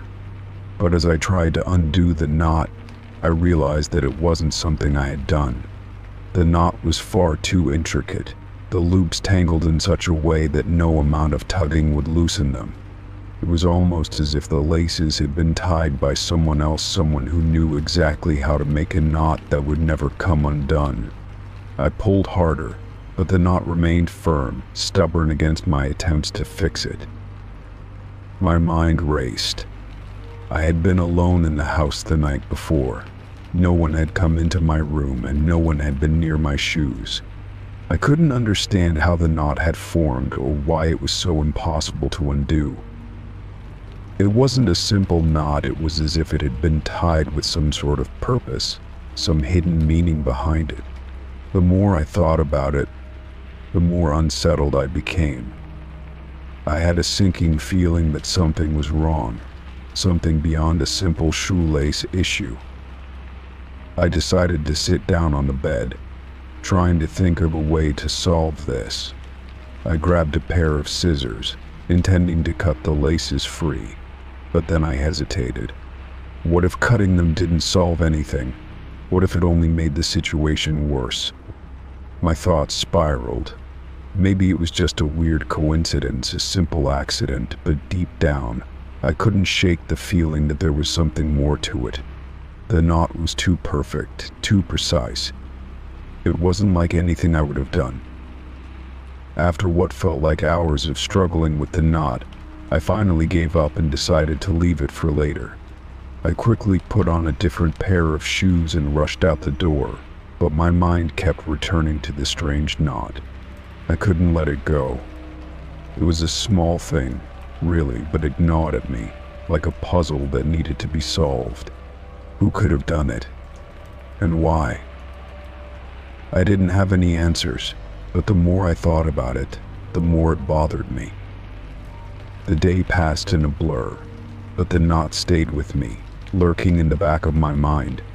I couldn't stop thinking about it. I kept wondering if I had missed something, some clue that would explain how it had happened. It was such a small thing, but in my mind, it felt like something much larger, something that didn't make sense. As I went through the motions of my day, I kept expecting to find something that would explain the knot, but nothing happened. When I got home later that evening, I made my way straight to my room, my eyes immediately landing on the shoes. The knot was still there, untouched. I walked over to them, my hands trembling slightly as I reached down to try again. I pulled at the laces, but the knot remained just as tight as before. This time I tried something different. I tried to reverse the knot, to untwist it in the opposite direction. But as I worked at it, the knot seemed to resist me, as if it was somehow not alive. My fingers ached from the effort, but no matter what I did, it wouldn't come undone.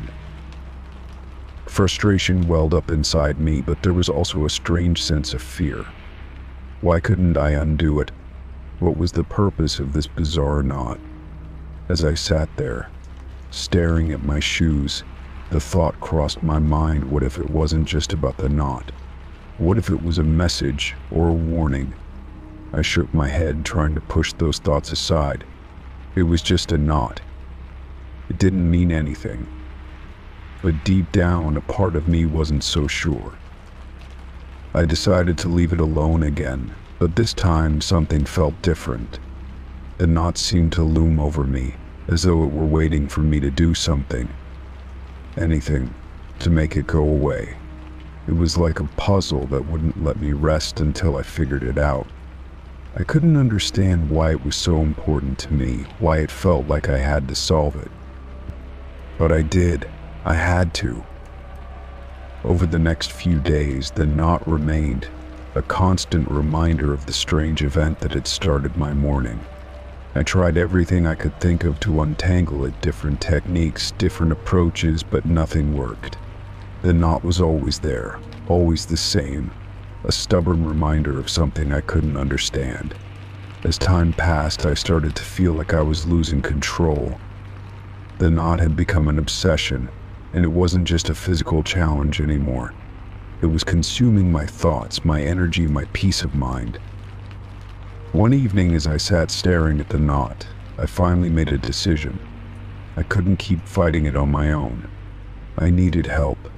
I called my friend, explaining what had happened and asking if they could come over to see if they could help. They arrived soon after, and I showed them the shoes. They were as puzzled as I was, but they seemed more optimistic. They grabbed the laces and tried to undo the knot, but after several minutes of effort, they gave up, just like I had.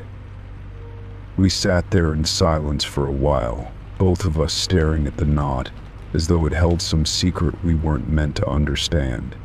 The silence in the room felt heavy, oppressive, and I realized that it wasn't just the knot that was unsettling, it was everything around it. The more I thought about it, the more I felt like something had changed. Maybe the knot wasn't just about shoes. Maybe it was about control. The next morning, I woke up to find something even stranger. The knot was gone. It was as if it had never been there. The laces were loose, resting casually in place as though they had never been tied.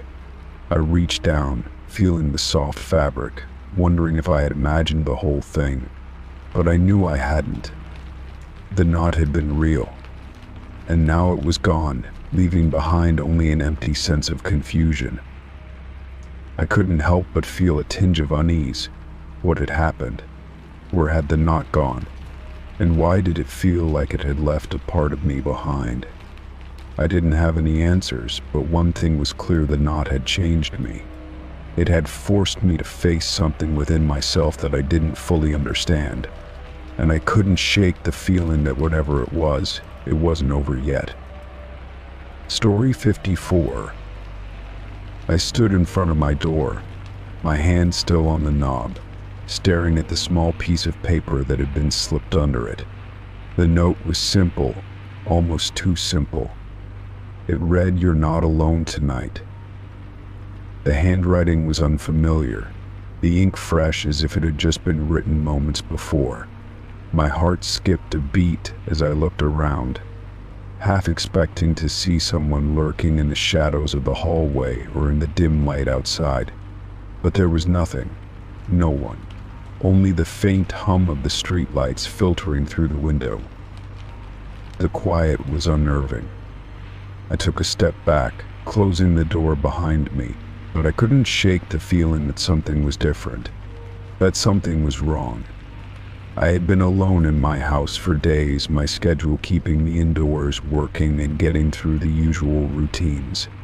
But tonight there was an eerie stillness that made every creak of the floorboards beneath my feet sound too loud. I walked into the living room, my eyes scanning the space, looking for any sign of disturbance, any clue as to who could have left the note. But the room looked just as it always had, nothing out of place. I walked back to the door, my mind racing. Who would leave a note like this? What did it mean? The words were so direct, so chilling. "You're not alone tonight." I hadn't invited anyone over. I hadn't made any plans. My phone was silent, and the only person I had spoken to earlier in the day was my mother, who was hundreds of miles away. I was, in every sense of the word, alone, yet here was this note suggesting otherwise. I hesitated, staring at the piece of paper once more. It was the type of note you'd expect to see in a horror movie or a crime thriller. But this wasn't a movie. It was my life, my home. There was nothing about my evening that had indicated any danger. No strange phone calls, no odd knocks at the door, no disturbances in the night. And yet, something about the words sent a chill down my spine. I couldn't just ignore it. My eyes drifted around the room again, this time a little more intently. The light from the hallway cast long shadows, and every corner of the room seemed to stretch, the darkness pooling in places I couldn't quite see. I thought I heard a slight movement, a sound that didn't belong, but when I turned, I saw nothing. The hairs on the back of my neck stood on end. Was it my imagination? Was I just letting the note get to me? Or was there something else? Oh. I grabbed my phone, my fingers moving faster than usual as I searched for any missed messages or missed calls. But again, nothing. The silence felt heavier now, more oppressive. I scrolled through my contacts, not sure what I was expecting to find. Maybe someone had left a message. Maybe it was just a prank, a joke from a friend. But there was no sign of anyone. No unusual activity on my phone, just more silence. I set the phone down on the table, trying to steady my thoughts. Maybe it was nothing. Maybe someone had been messing with me, trying to make me feel paranoid. But why leave a note? Why not just knock on the door? Why leave such an odd message, one that suggested something I couldn't understand? The more I thought about it, the less sense it made, and the more the unease settled in my chest. I walked around the house again, checking each room. The kitchen, the bathroom, the spare bedroom, everything seemed normal. The silence was only broken by the faint hum of the refrigerator and the occasional creak of the house settling. It was the kind of quiet I was used to, the calm that came with being alone in my space. But tonight, it felt off, like it was too quiet, like something was waiting just beyond my reach, just out of sight. I made my way back to the living room, sitting down on the couch and trying to breathe through the discomfort that was quickly turning into anxiety. What was I supposed to do? What if someone was really here? What if the note was meant to warn me? My thoughts were spinning in circles, each one feeding off the other. The note had been left for a reason, but what was that reason? Who was behind it? And what did they mean by "you're not alone tonight"? I decided to call the police just to make sure nothing strange had been reported in the area. Even though I didn't want to jump to conclusions, the anxiety was too much to ignore. I grabbed my phone again, dialing the non-emergency number for the local station, and waited for someone to pick up. As the phone rang, I glanced at the front door, half expecting to see it slowly creaking open or hear footsteps echoing in the hallway. But nothing happened. "Hello, this is Officer Adams," a calm voice said when the call was answered. "How can I help you?" I hesitated for a moment, unsure of what to say. I just found a note on my door. It says "you're not alone tonight." I don't know if it's a prank or if there's something I should be worried about, but it's making me feel uneasy. There was a brief silence on the other end. "I see," the officer said finally. "Well, it's probably nothing, but we can send someone out to check the area. Can you tell me your address?" I quickly gave the officer my address, and she reassured me that a unit would be in the area shortly to take a look. I thanked her, though I didn't feel any better. I hung up and sat back, still staring at the door. The tension in my chest hadn't gone away. If anything, it had grown. The more I thought about the note, the more I realized that I wasn't sure I was ready for someone to show up at my door, someone who had known I'd be alone tonight. Minutes passed, but the silence remained. Then, just as I was about to relax a little, I heard a sound. A soft scratching at the door. I froze, my heart skipping a beat. The scratching grew louder, followed by a faint tapping, like someone was trying to get my attention. Slowly, cautiously, I stood up and made my way toward the door. My hand hovered over the knob, my breath shallow, unsure of what I would find on the other side. I slowly turned the handle and cracked the door open. The hallway outside was empty. No one in sight.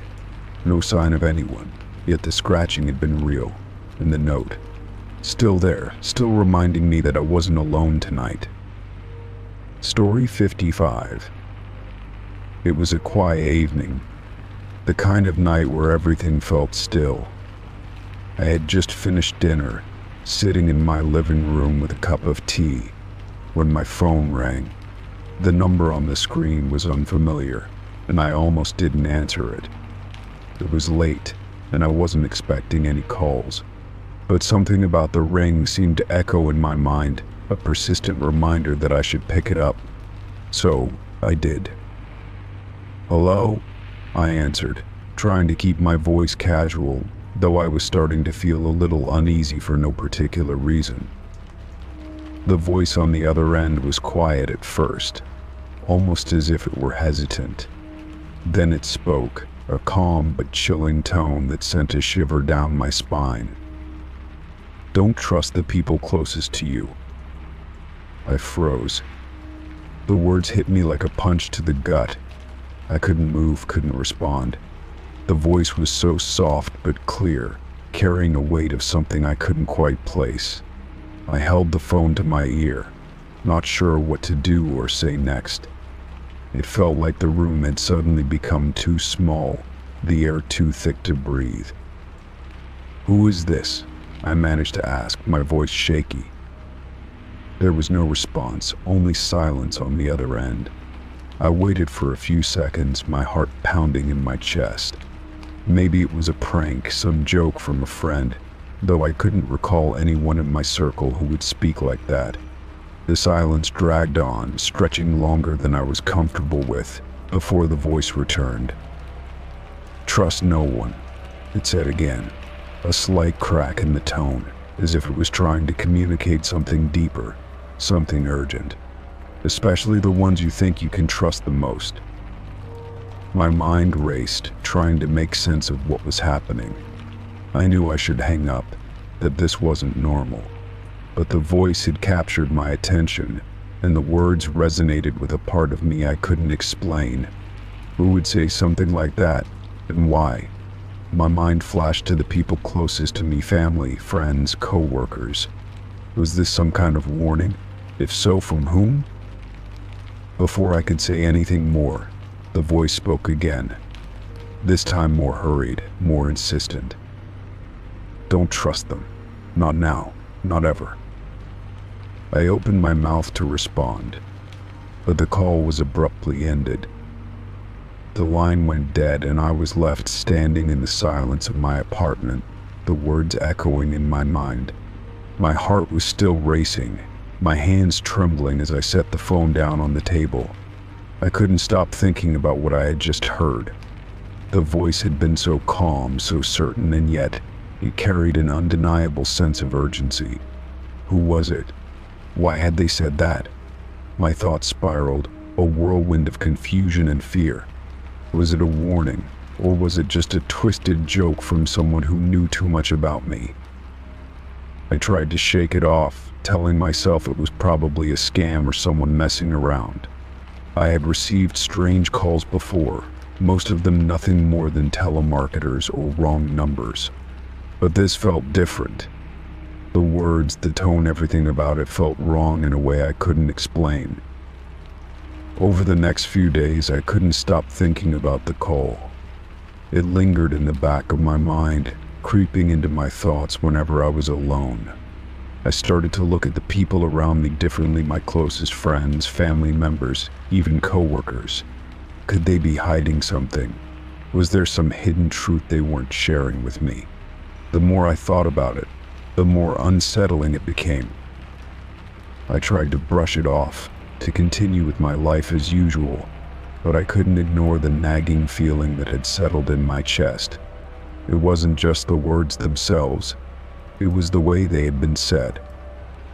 There was an almost prophetic quality to them, as if the voice knew something I didn't, as if it was warning me about something that was coming, something I hadn't seen yet. I started paying closer attention to my interactions with the people I trusted. I found myself watching their behavior, looking for any signs of deceit or hidden motives. The more I looked, the more I wondered if there was something I had missed before. It wasn't just paranoia, it was like a subtle shift in my perspective, a new way of seeing the world around me. Then, one evening, something happened that made me question everything. I had been talking to my best friend, someone I had known for years. We were sitting on the couch, chatting about nothing in particular, when I noticed something strange. As we talked, I couldn't help but feel like she was avoiding my eyes, looking down at her phone too often, her responses too rehearsed. It wasn't like her. She was always open, always present in our conversations. The longer I thought about it, the more the feeling grew. It was like a seed of doubt had been planted, and now it was starting to take root. Was she hiding something from me? The voice on the phone replayed in my mind, "Don't trust the people closest to you." I tried to push the thought away, but it clung to me. The next few days were a blur of tension and uncertainty. I couldn't shake the feeling that something was off. I started to withdraw, not wanting to confront what I was feeling, but unable to ignore it either. The more I thought about it, the more the pieces started to fall into place. There were little things I had missed before, tiny inconsistencies, strange behaviors that didn't quite add up. My best friend had been distant recently, and I couldn't help but wonder if I had been too blind to see it. Had the voice on the phone been trying to tell me something about her? Or was I just imagining it, letting my fears get the best of me? One evening, after days of trying to figure it out, I confronted her. I couldn't keep living in the shadow of doubt any longer. "I've noticed you've been acting different lately," I said, trying to keep my voice steady. "Is there something going on? Something you're not telling me?" She looked at me for a long moment, her eyes shifting uncomfortably. Then, with a sigh, she finally spoke. "But I didn't want to tell you, but I've been worried about you. Something's been happening and I didn't know how to explain it." My heart skipped a beat as she spoke, her words filling the room with an eerie tension. "What's happening?" I asked, my voice barely a whisper. "I can't say much, but..." She paused, looking around as if she were afraid someone might be listening. "You've been getting too close to the truth. They know you're asking questions. You need to be careful." My blood ran cold. The voice on the phone, the warning, it was all coming together now. My best friend wasn't just distant, she was hiding something. Something bigger, something dangerous. And just like that, the world I had known started to unravel. The line between friend and foe blurred, and I realized that the warning had been more than just words. It was a message, a truth I was only beginning to understand. The voice on the phone had been right. I couldn't trust the people closest to me, and now I had no idea who to trust at all. Story 56. I had just taken the photo a few minutes ago. It wasn't anything special, just a simple snapshot of the park outside my window. The sunlight was soft, the trees swaying gently in the breeze, and the empty bench by the lake seemed to capture the stillness of the moment.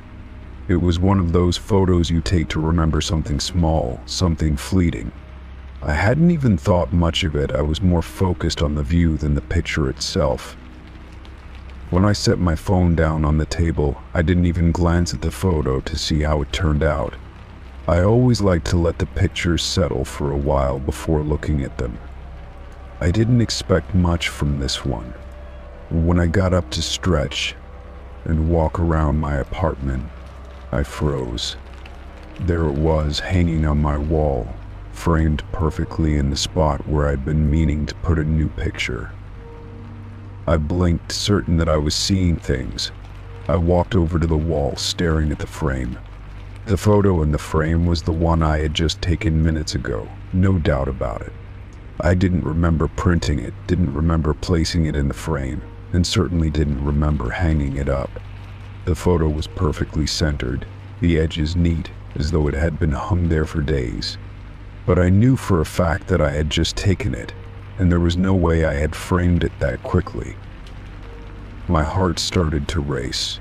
Maybe I had done it without remembering, maybe I was just so caught up in the moment that I didn't notice myself putting it on the wall. But that didn't make sense. I was sure I hadn't even opened the app to look at the photo, let alone framed it. I walked back to my phone and checked the gallery. The photo was still there, untouched, just like I had left it. But somehow, it was already on my wall. I began to doubt myself. Was I losing track of time? Had I somehow done this without realizing it? But the more I thought about it, the more unsettling it became. It wasn't just that the picture was on the wall, it was the way it was placed, as if someone had carefully chosen that moment to preserve. It was eerie, as though the photo was meant to be there, hanging in that spot, as if it had always belonged. I tried to tell myself that it was just a strange coincidence, that I must have taken the photo and forgotten about it, but deep down, I couldn't shake the feeling that something was wrong. I couldn't explain how it had gotten there so quickly, or why it felt like it was already part of my home, part of my life. My instincts told me that this wasn't just a mistake or a lapse in memory. There was something more to it, something I couldn't understand. As the hours passed, the photo on the wall became an obsession. I couldn't stop staring at it. Every time I walked into the room, my eyes were drawn to it, as if it was calling to me. The soft sunlight in the image, the empty bench by the lake, it all seemed too familiar, too perfect, like I had seen it before, but I couldn't place when or where. It was a photograph of a moment that felt like it had been waiting for me, like it had always been meant to be there. I began to wonder if I was losing my mind. How could something like this happen? How could I take a photo and find it framed on my wall before I had even seen it? I checked the frame again, half expecting to find some sort of trick or explanation, but there was none. The frame was ordinary, the photo just as I had seen it on my phone, yet it felt so out of place. I tried calling a few friends, hoping for a logical explanation, but when I showed them the photo, they were just as confused as I was. No one could offer any answers.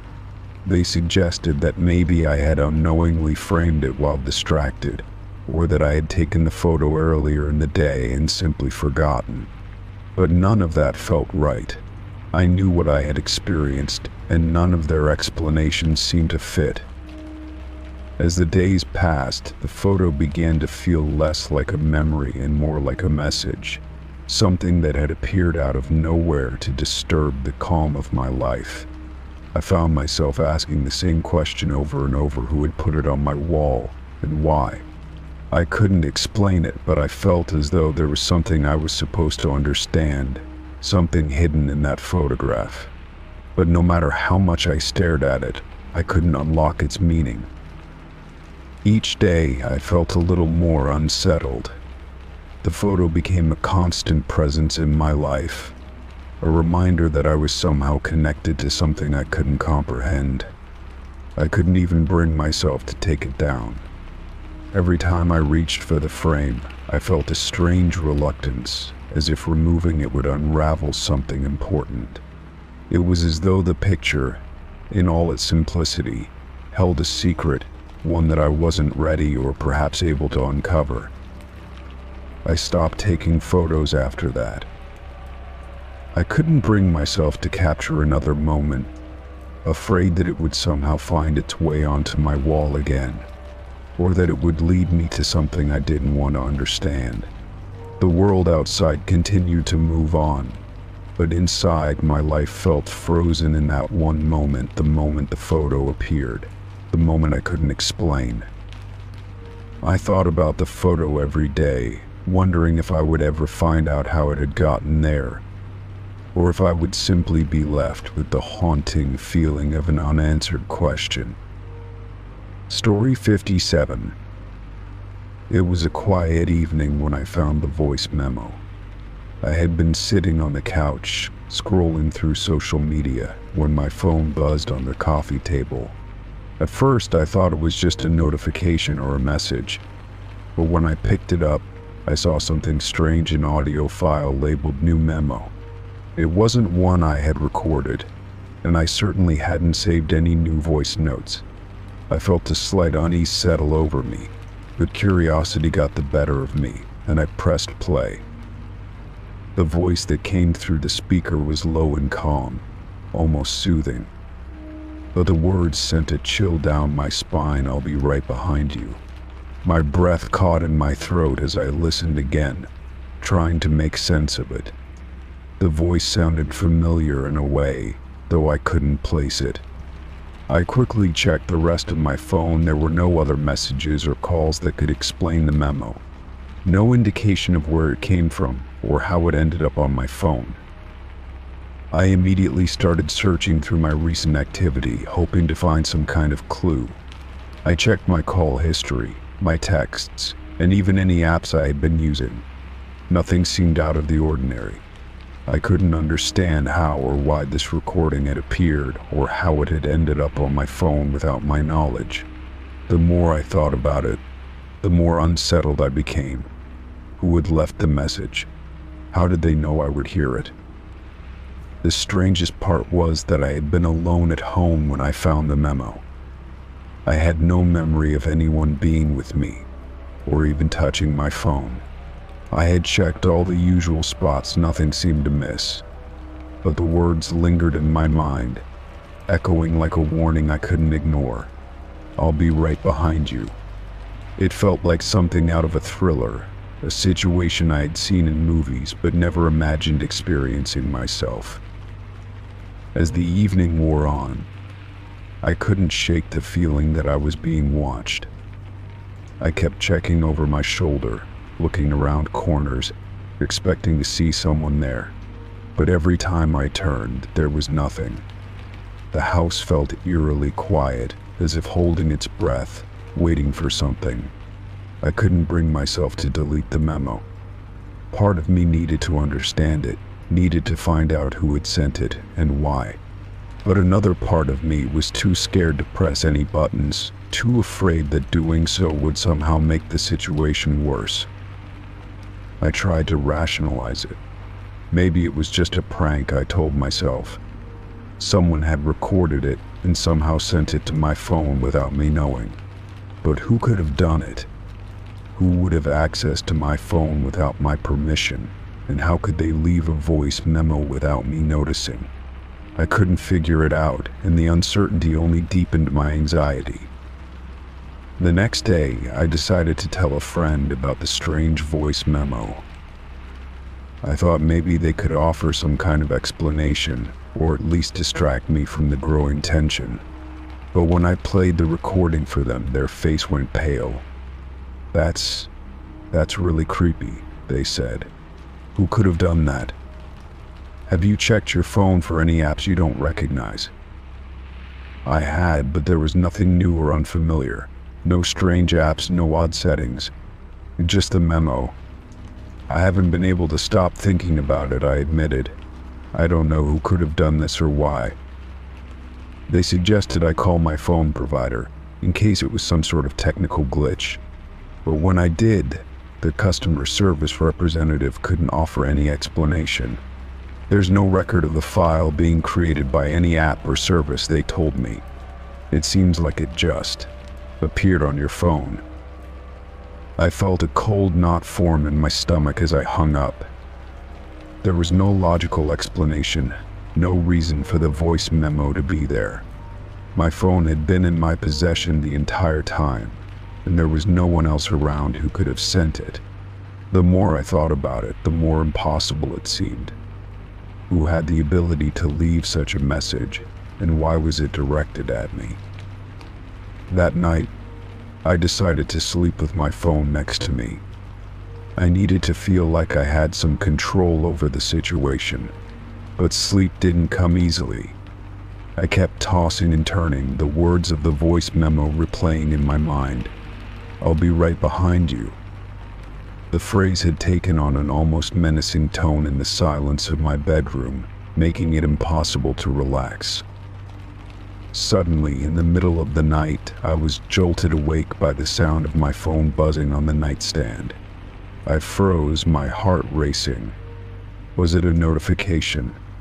Was it the voice memo again? Slowly, I reached for the phone, too afraid to fully look at the screen. But when I picked it up, my breath caught in my throat. Another voice memo had appeared. This one was new, recorded just a few minutes ago. The message was short, but it sent a wave of dread through me. "I'm right behind you."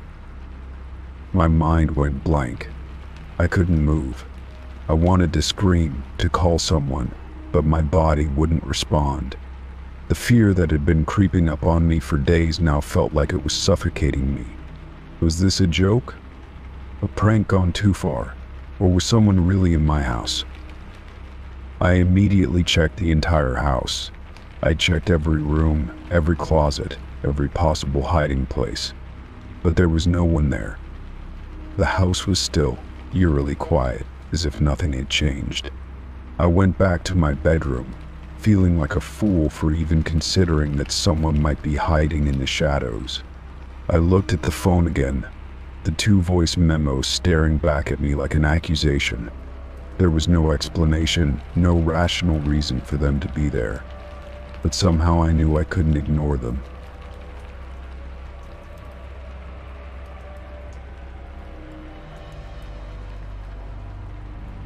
The next day, I made the decision to clear my phone of anything related to the voice memos. But when I went to delete the files, they were gone. I couldn't find them anywhere. It was as if they had never existed at all, leaving me with nothing but the lingering memory of the messages. The strange, terrifying messages that seemed to come from nowhere. I still don't know who left those voice memos, or why they showed up on my phone. But I haven't heard from them again.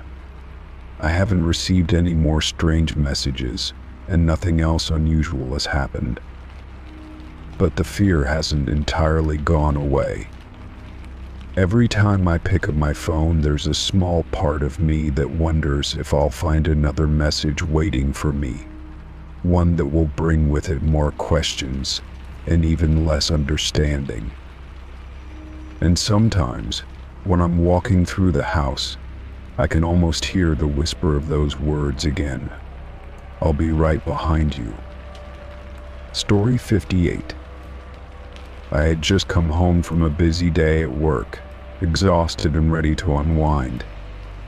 As I tossed my jacket onto the chair by the door, I reached into my pockets to grab my phone and wallet. That's when I felt something unfamiliar. At first, I thought it was a receipt or some loose change, but when I pulled it out, I froze. A set of keys, a keyring I didn't recognize, and keys that certainly didn't belong to my house. I stared at them, confused and unsettled, trying to make sense of how they had ended up in my pocket. I turned the keys over in my hand, inspecting them closely. There were 3 keys, all of different sizes, but none of them seemed to match anything I owned. The keyring itself had a small charm attached to it, something that looked like a tiny silver bird. I had never seen it before, nor could I think of anyone who would have given me such a keyring. My mind raced. I went over the events of the day, trying to recall if I had been to a place where I might have picked them up without noticing, but nothing seemed to add up. I had been at work the whole day, and I was sure I had checked all my belongings before leaving. I sat down on the couch, still holding the keys in my hand, and tried to think. Could they be a mistake? Could someone have accidentally put them in my pocket while I was at work? I considered the possibility that they were lost keys, dropped by someone else, but that didn't feel right. The keys felt personal, like they belonged to me, even though I didn't recognize them. It was as if they had always been there, just waiting to be discovered. The sensation made my skin crawl. I thought about calling my friends or family to see if anyone had misplaced a set of keys, but none of them had any idea what I was talking about. No one knew anything about the keys, and no one had mentioned needing something for my house. The more I thought about it, the more unsettling it became. Who had given me these keys, and why didn't I remember having them? What if they were somehow tied to something I didn't understand? My imagination began to spiral. I walked around my house, trying each of the keys in the locks. The first one didn't fit the front door, nor did the second one. The third one, however, slid smoothly into the lock on the back door. I hesitated for a moment before turning it, unsure of what I would find. The door creaked as it opened, but nothing appeared out of the ordinary. I stepped inside, looking around, but everything seemed just as I had left it. Yet the fact that the key had worked felt like an eerie confirmation that something was wrong. I stood in the doorway for a few minutes, unsure of what to do next. It was as though a silent alarm had gone off in my mind, warning me that something wasn't right. I decided to check the rest of the house. I went from room to room, looking for any signs of tampering or anything out of place, but there was nothing. My house was the same as it had been that morning, untouched and quiet. Still, I couldn't shake the feeling that something was hidden just beneath the surface, waiting to be discovered. I thought about locking the back door again, but something held me back. There was a part of me that wanted to investigate further. What was the purpose of these keys? Why would someone leave them in my pocket? I felt an overwhelming need to know the truth, to figure out who had been in my life without my knowledge. The whole situation felt like a puzzle, and I wasn't sure if I was ready to solve it. But I had no choice. The keys were a part of my reality now, and I needed to know what they meant. I spent the next few hours trying to retrace my steps, searching for anything that could explain how the keys ended up in my pocket. I reviewed the places I had been that day, wondering if I had inadvertently picked them up from someone or somewhere. I contacted the places I had visited, including my workplace, and asked if anyone had lost a set of keys. No one had. It seemed like I was getting nowhere. As the night wore on, I began to feel more and more uneasy. It wasn't just the keys anymore. It was the fact that I had no memory of how they had arrived in my pocket, and the unsettling feeling that someone had been in my house without my knowledge. I locked all the doors and windows again, just to be sure, and sat down with the keys in my hand, unable to stop thinking about them. They felt like a symbol of something I didn't understand, something that had been hidden from me, just out of reach. The next day, I decided to take the keys to a locksmith. I wanted to know if they could tell me anything about them.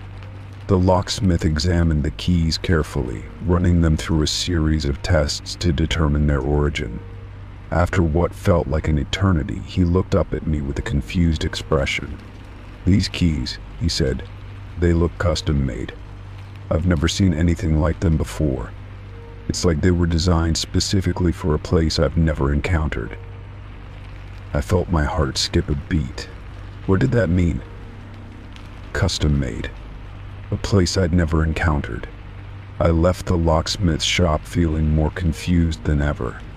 The keys were still in my pocket, and I had no idea where they belonged or who they were for.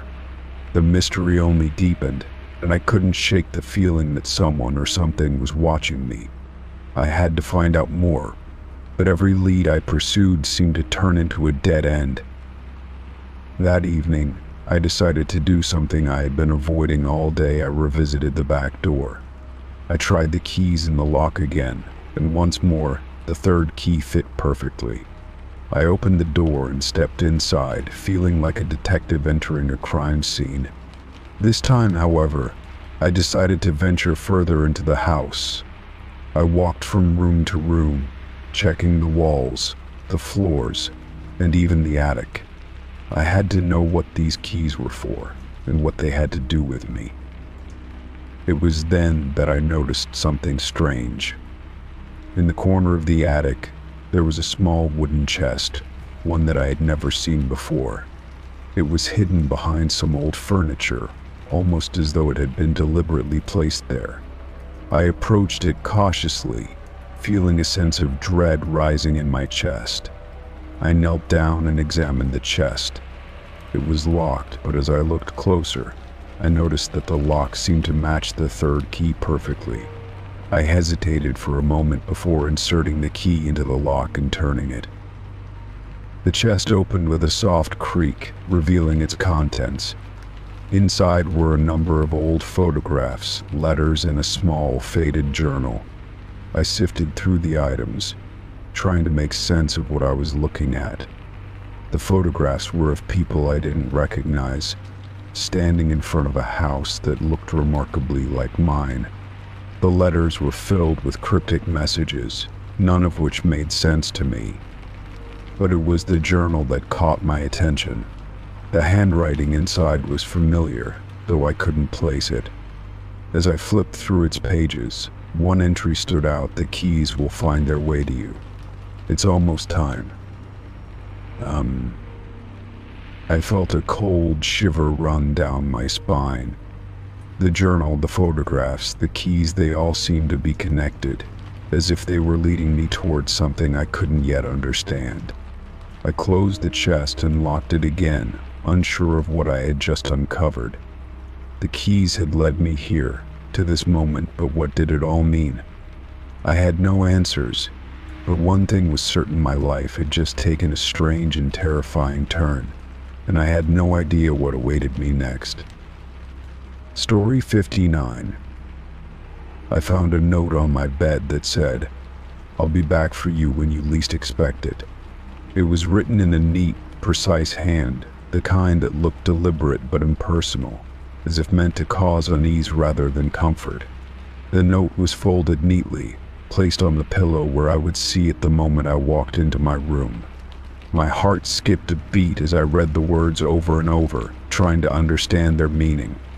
There was no signature, no indication of who had left it, only the unsettling promise that someone or something was waiting for the right moment to return. I had been home all day, alone. No one had visited, no one had called, and yet here it was, this note, clearly written with intent. I searched my room, looking for any sign of who could have left it, but everything was as it should be. Nothing was out of place. I was alone, and yet it felt as though someone had been there, someone who knew exactly where to leave the message for me to find. My mind raced, trying to make sense of it. Was it a prank, a threat, or something worse? The note made me feel watched, as if my every move was being tracked. The phrase "when you least expect it" gnawed at me. It suggested an inevitability, as if the person who wrote it knew something I didn't, something about my life, about when the least expected moment would come. My pulse quickened, and the walls of my room seemed to close in around me. I checked the windows and the door, double-locked both, but the feeling of being exposed wouldn't go away. Whoever had left the note, they knew exactly how to unsettle me, how to make me feel vulnerable in my own home. I spent the rest of the night feeling on edge, constantly checking over my shoulder, wondering if I was being watched. Every creak of the floorboards, every gust of wind outside made my heart race, but nothing happened. The night passed uneventfully, and as dawn broke, the tension in the air seemed to lift. Yet the note remained on my bed, taunting me, reminding me that someone knew something I didn't. I tried to push the feeling aside, but it lingered, a dark shadow that followed me through my day. No matter how hard I tried to focus on normal tasks, the words echoed in my mind, like a warning that I couldn't ignore. The next few days were spent in a daze of worry. I didn't feel safe in my own home. I locked doors, checked windows, and even kept a bat near my bed, though it felt ridiculous. I told a few close friends about the note, but none of them took it seriously. "It's probably a joke," they'd say, "someone messing with you." But it didn't feel like a joke. There was something about it, something about the tone of the message, that made it feel real, like a promise that was bound to be fulfilled. I started to notice small things, subtle changes in my environment. A slight shift in the way my coat hung on the hook by the door, the faint scent of cologne that wasn't mine, the feeling of eyes on me when I sat still for too long. At first I tried to chalk it up to paranoia, to my mind playing tricks on me. But the feeling persisted, creeping into my thoughts and making it harder to concentrate on anything else. Whoever had written that note, they were patient. They were waiting, and I was starting to wonder if they were closer than I realized. One evening I received a text from an unknown number. It was brief. "I'm closer than you think." My heart skipped a beat as I stared at the screen, my mind racing. How did they have my number? How did they know where I was? The message sent a chill down my spine, and for the first time in days, I felt an overwhelming sense of dread. I didn't respond, but I couldn't shake the feeling that something was about to happen, something I couldn't stop. My instincts screamed that I needed to do something, that I needed to protect myself, but I didn't know how. I couldn't fight something I couldn't see. I began to investigate, trying to find any trace of the person behind the note. I checked my social media accounts, looked through old messages, and even considered going to the police. But everything seemed normal. There was no sign of anyone trying to make contact in any other way. It was as though the person was playing a game, drawing me into their web with subtle clues and messages that led nowhere. Every time I thought I was close to uncovering their identity, I hit another dead end. Days turned into weeks, and the feeling of being followed never left. I couldn't shake the constant paranoia that had settled over me, the belief that someone was watching my every move. I became hyper-aware of my surroundings, always looking over my shoulder, always checking behind me. Even when I went out in public, I felt the pressure of eyes on me, and I couldn't help but wonder if someone knew where I was at all times. I started carrying pepper spray, just in case, but it didn't make me feel any safer. Then, one night I returned home late, exhausted from a long day at work. As I stepped through the door, I noticed something was off. The front door, which I was sure I had locked, was slightly ajar.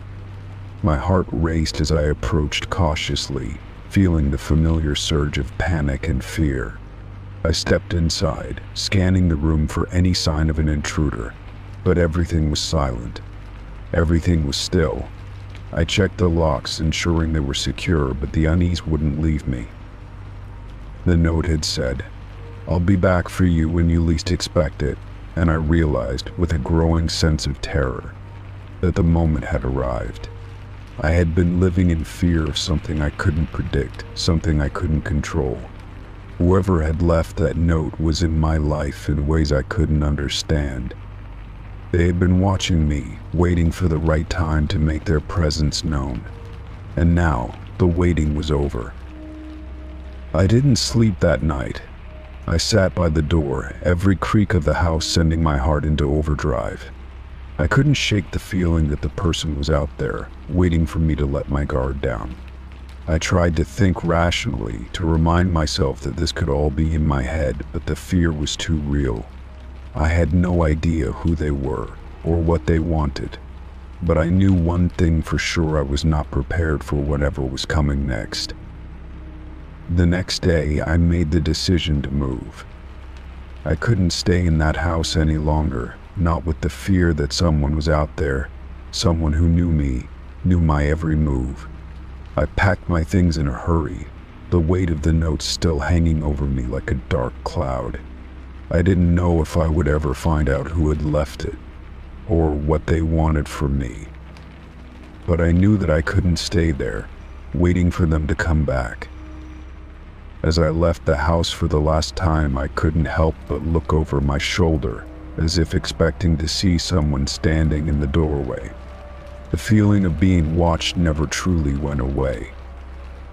The note had made its mark, and no matter where I went, no matter what I did, I couldn't shake the thought that one day someone would come back for me.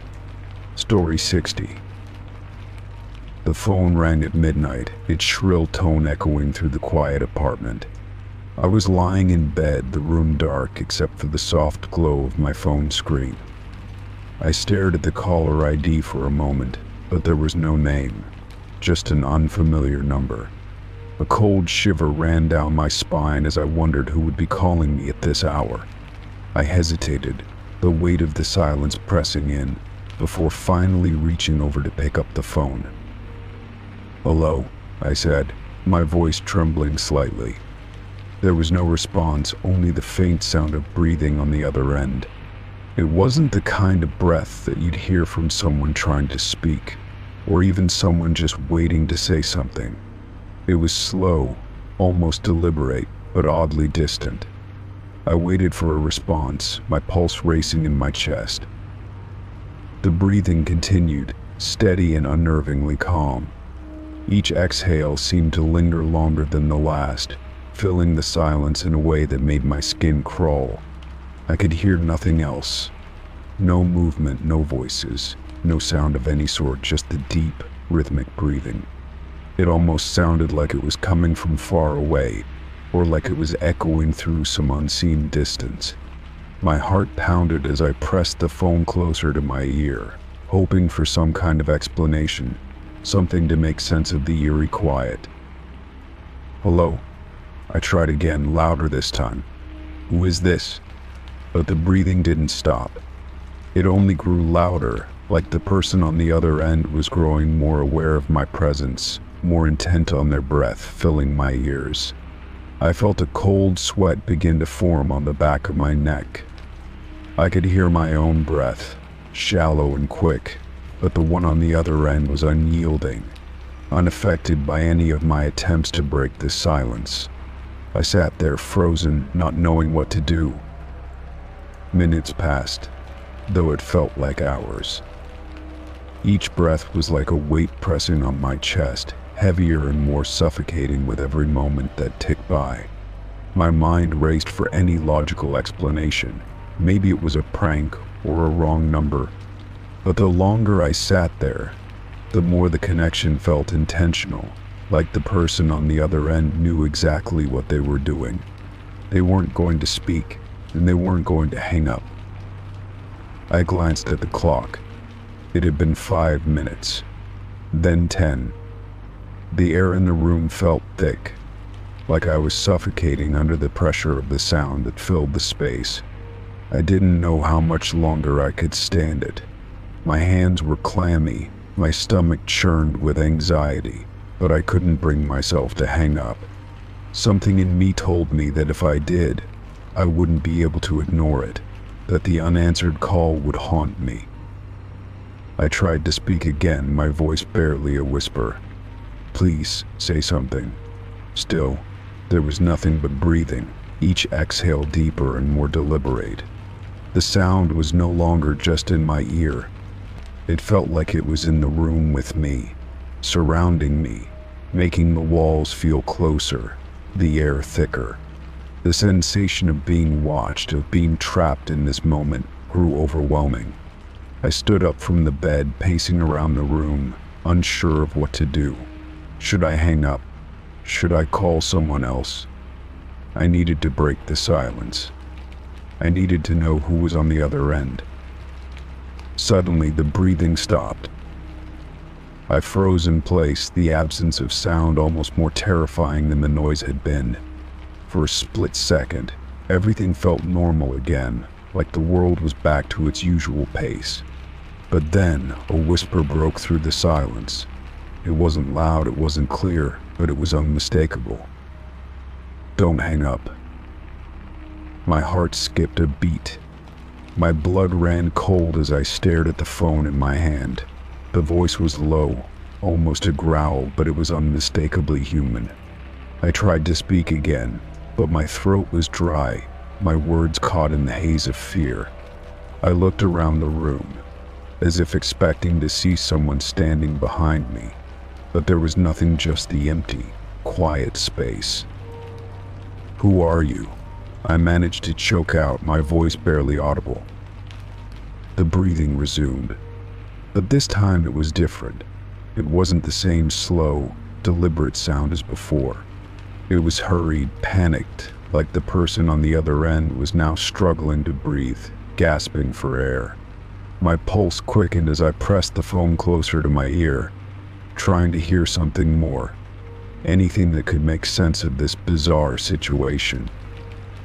The gasp turned into a soft cough, followed by another whisper, "You should be afraid." Fear clutched at my chest like an iron vise. I felt lightheaded, the room spinning as I held the phone in trembling hands. I couldn't move, couldn't think. What did it all mean? What did the person want from me? I didn't know what to do next, but something in me told me to get out of the apartment. My gut twisted with an unsettling certainty that I needed to leave, to go somewhere, anywhere, away from this phone call, away from whatever this was. I pulled the phone away from my ear for a moment, trying to steady my breathing. The screen glowed dimly in the darkness, but the call hadn't ended. It was still connected. The seconds felt like hours as I debated what to do. Should I hang up? Should I answer back? My head spun with confusion, but the instinct to flee, to escape, was stronger than anything else. I couldn't stay here any longer. The fear that gripped me was too much. I ended the call abruptly, the click of the disconnection echoing through the empty apartment. The room was silent again, but the tension remained, like the air itself was thick with dread. I stared at the phone in my hand, my breath shallow and uneven, the silence pressing down on me. The phone screen lit up again as a new message notification appeared. I hesitated before opening it. My hands were shaking, but I couldn't stop myself from reading the words that stared back at me. "I'll be waiting." The message sent a wave of nausea through me. My mind reeled, trying to make sense of the call, the voice, the message. Who was waiting for me? Where? And why? I set the phone down on the table and backed away slowly, my eyes still fixed on the screen. The weight of the moment, the feeling of being watched, followed me as I moved through the apartment. I couldn't shake the sensation that something was waiting for me in the dark, something that I wasn't ready to face. But one thing was clear. Whoever had called me knew more than they should, and they were not done with me yet.